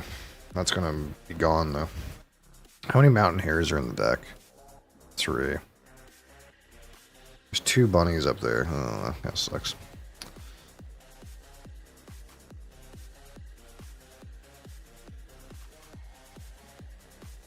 Well, maybe not so bad.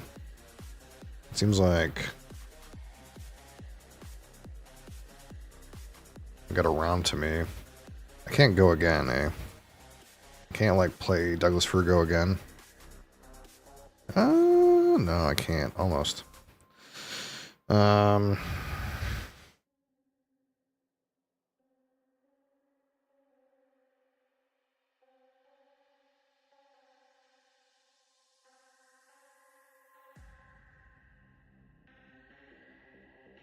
guess the question becomes like, is it worth to take 1 bunny?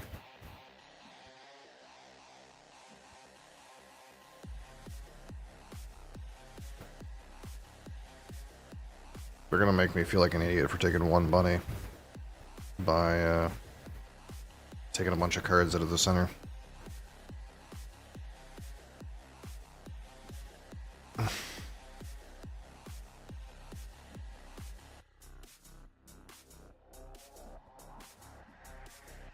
I'm lucky.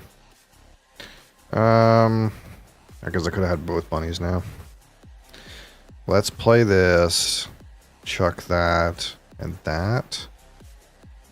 And then I get to play a bunny. Get a bunny in here.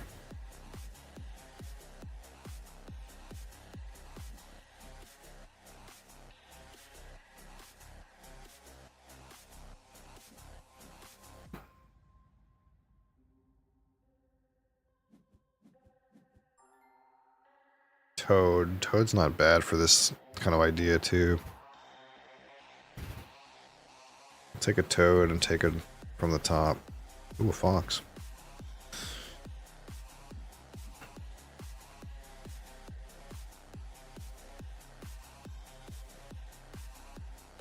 Alright, so we're going to see right now if this mountain hare can go on top of this European hare.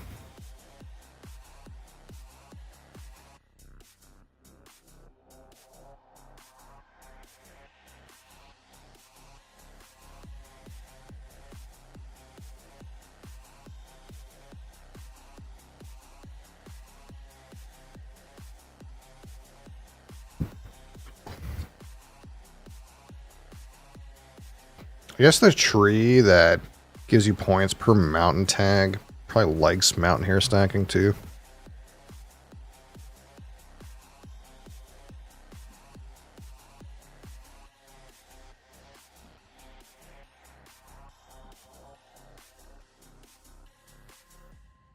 No, I can't put this here.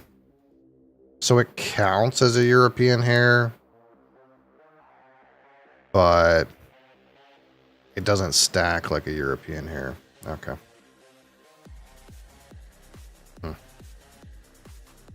So I'm going to need more trees. That's what I learned. Because this doesn't stack.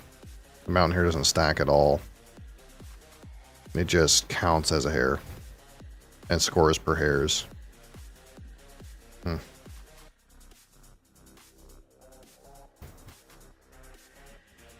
That's kind of confusing. Any number of European hares may share this spot.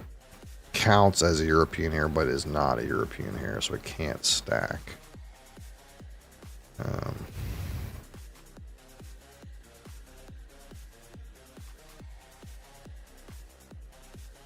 That's 7 cards. I kind of want to play. We'll just shove another hare in here.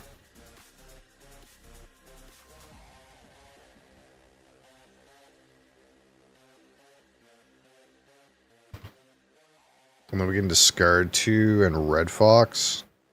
And we'll draw 3 cards. That'll be pretty good.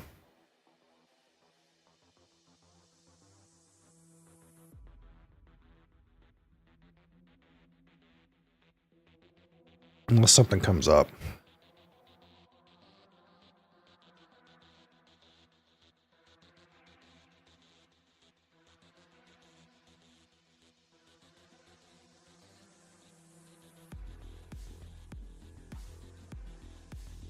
I don't want any of that.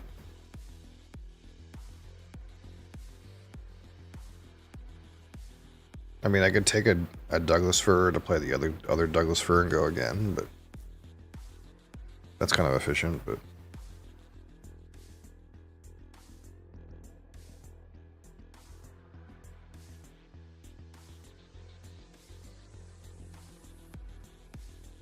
or I could really take Douglas fir and that bird, I suppose. And then when I play my Douglas fir, I can just go again. No, never mind.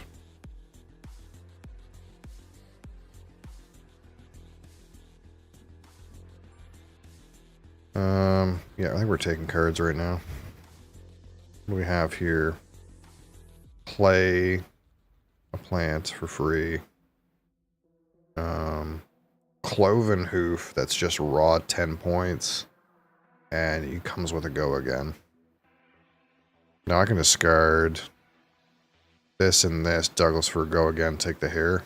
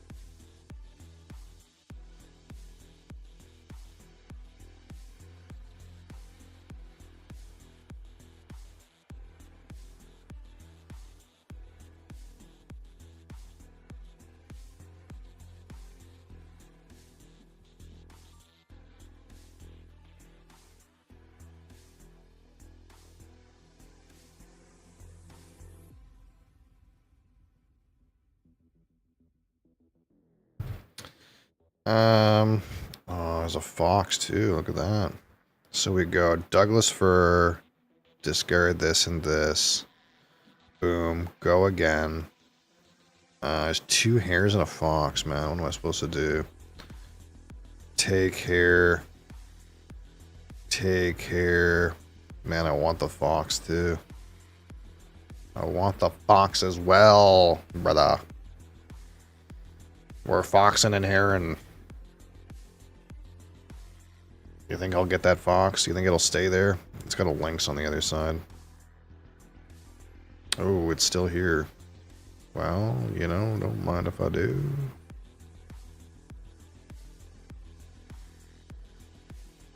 We need to shit these hares out, though. Yeah, it's the time for a mole. I wish I had a mole, you know. It's a mole man kind of time. If we had the mole man, that would really be it.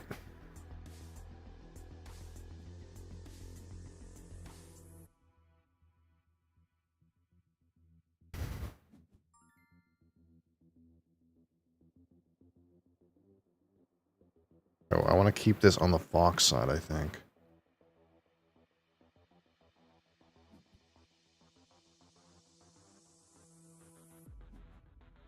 One hare is worth 1, 2, 3, 4, 5, 6 points right now. 7 points. 8 points, 9 points. A lot of points.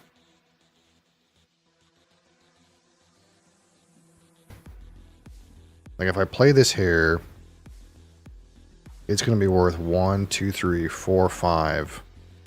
But also this one is going to be worth +1, and this one's going to be worth +1, and this one's going to be worth +1, and that one's going to be worth +1. So it's like 10. Playing the hares were like 10.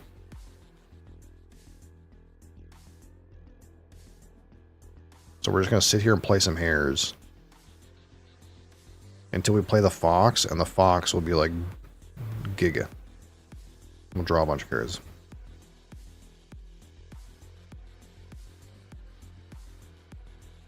It's also worth 2 on the silver fur as well.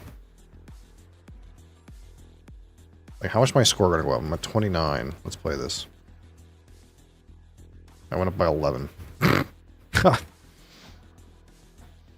I'm playing a card that costs 0 and getting 11 points. That seems pretty good. I don't know.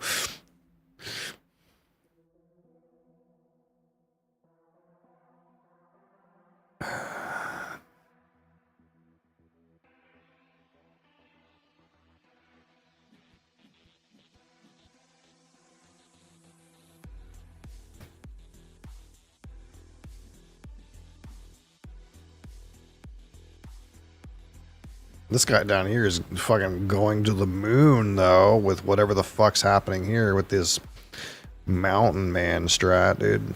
With his fucking goat boys, dude. The guy's got huge points. Alright, though.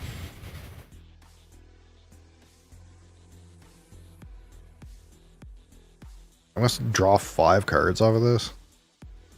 That seems a little nutso.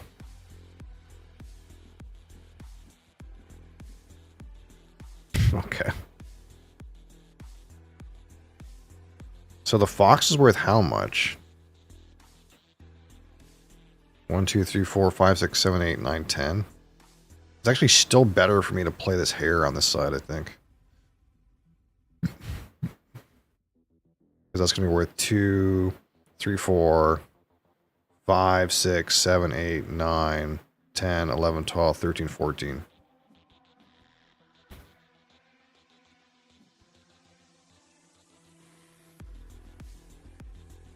And I can Douglas Virgo again. If I want to lose my toad. I think my toad is just not worth the time right now.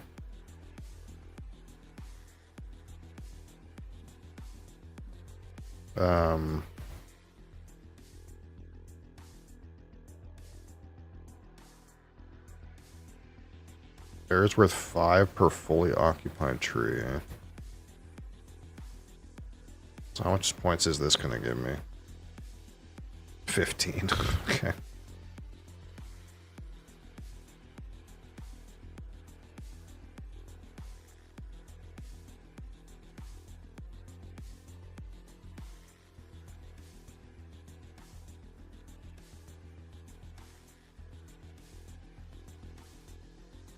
And we'll play another fox. And that'll score us 12, plus we'll rip 5 cards.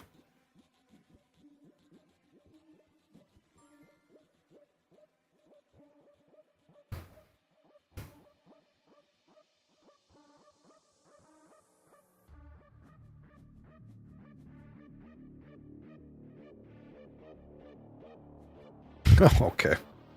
Yep. Oh, there's another fox.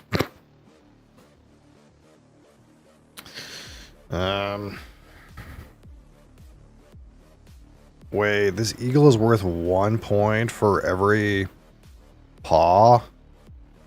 3, 4, 5, 6, 7, 8. This guy's worth 8. Not bad. Not bad at all.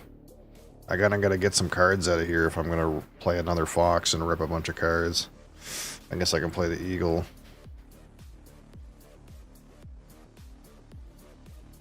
This game went really well.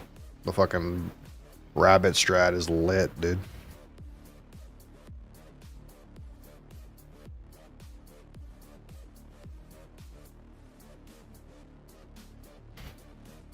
It's fucking lit.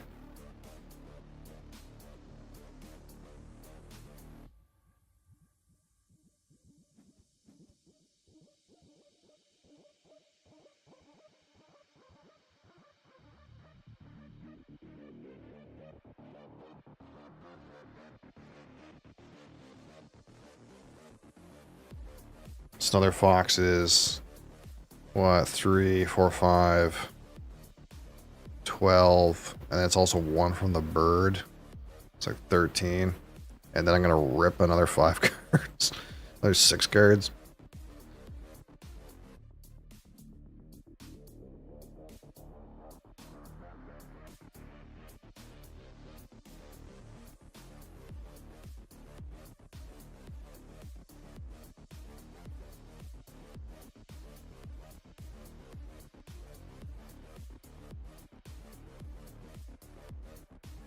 Feels like some Magic the Gathering combo deck shit. Like playing in real life, you're like drawing cards off the top of the deck like a madman, dude. That dopamine hit when you just keep drawing cards off the top of the deck.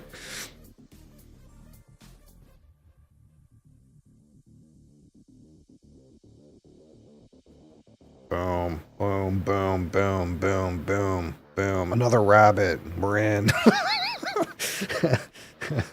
It's another buddy. we hit our combo. It's another bunny there. Somehow I don't have a way to Douglas Virgo again in all this mess.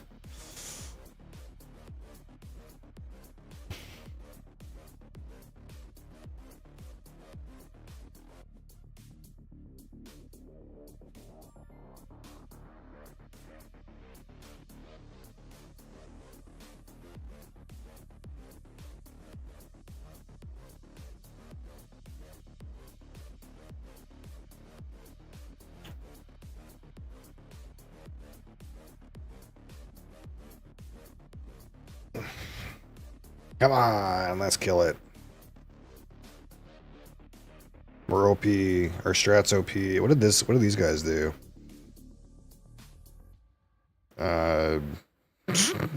This guy's struggling. I think that's what that is. What do we do? What makes sense to do? I feel like I have more turns than I know what to do with. Sycamore is worth what? 5 points? Which is not very good. How much is this dough worth? Can't play it. Bear's not worth shit. This bird is worth 6. 6 plus 2. And then we'll discard these random cards. Let's not let anyone have a wolf.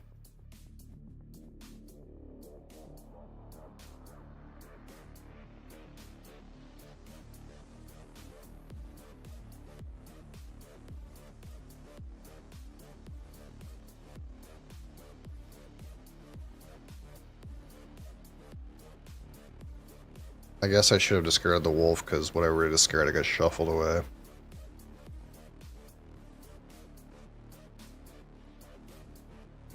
Red would like a wolf. This guy ended up with 2 lizards and mountain strat. Now what do we do? And the sycamore is still worth 5 points.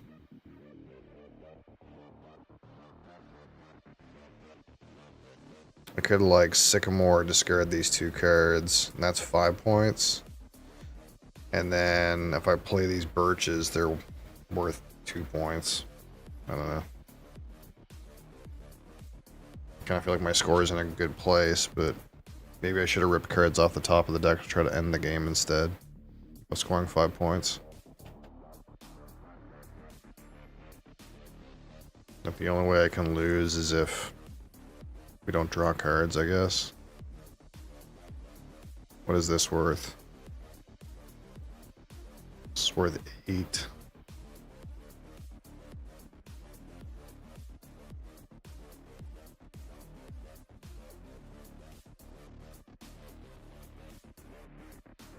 New butterfly type, yeah.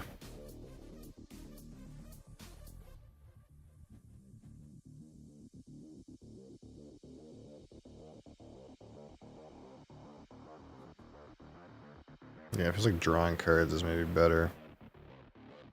What does this do? Play a butterfly for free, then gain 3 points for each card with a butterfly symbol. This makes butterflies better. Maybe it's more real.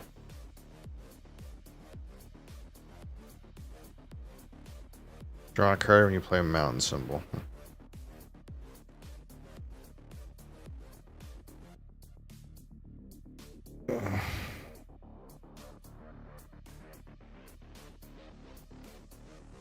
I'm trying to just get through the deck somewhat. This guy's catching up to me. Wild.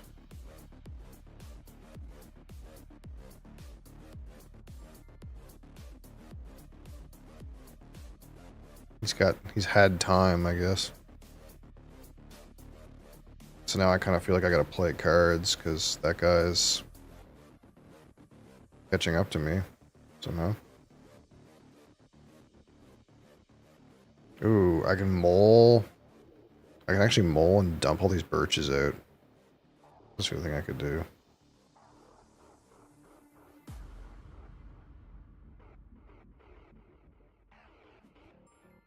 Do I draw all the cards at once? Or are we playing like... Oh, there we go. So you draw the card. You could theoretically mole and like play like fucking like you're playing eggs or something and keep playing cards off the top of the deck. Draw new cards. Not bad. GG. So I added cards to the deck and somehow still won the game. I guess we're learning. We're almost considered an expert. or strong player, I guess. Progress is being made, as they say. Let's race our car.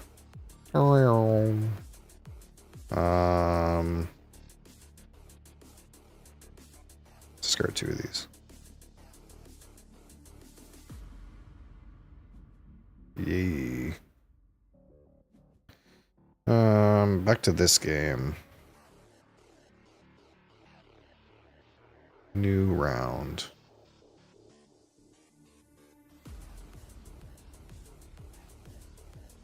I need a castle. I need a castle. Shit.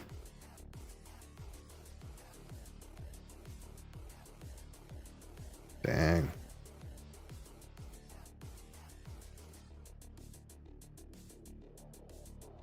It's full, nice. So give me some workers. Then let's buy the castle. Or undo. Let's buy this castle. Oh shit, I gotta give me some workers, buy this castle with workers, and then play the castle. That's worth big points. And then I get another go. What do I want?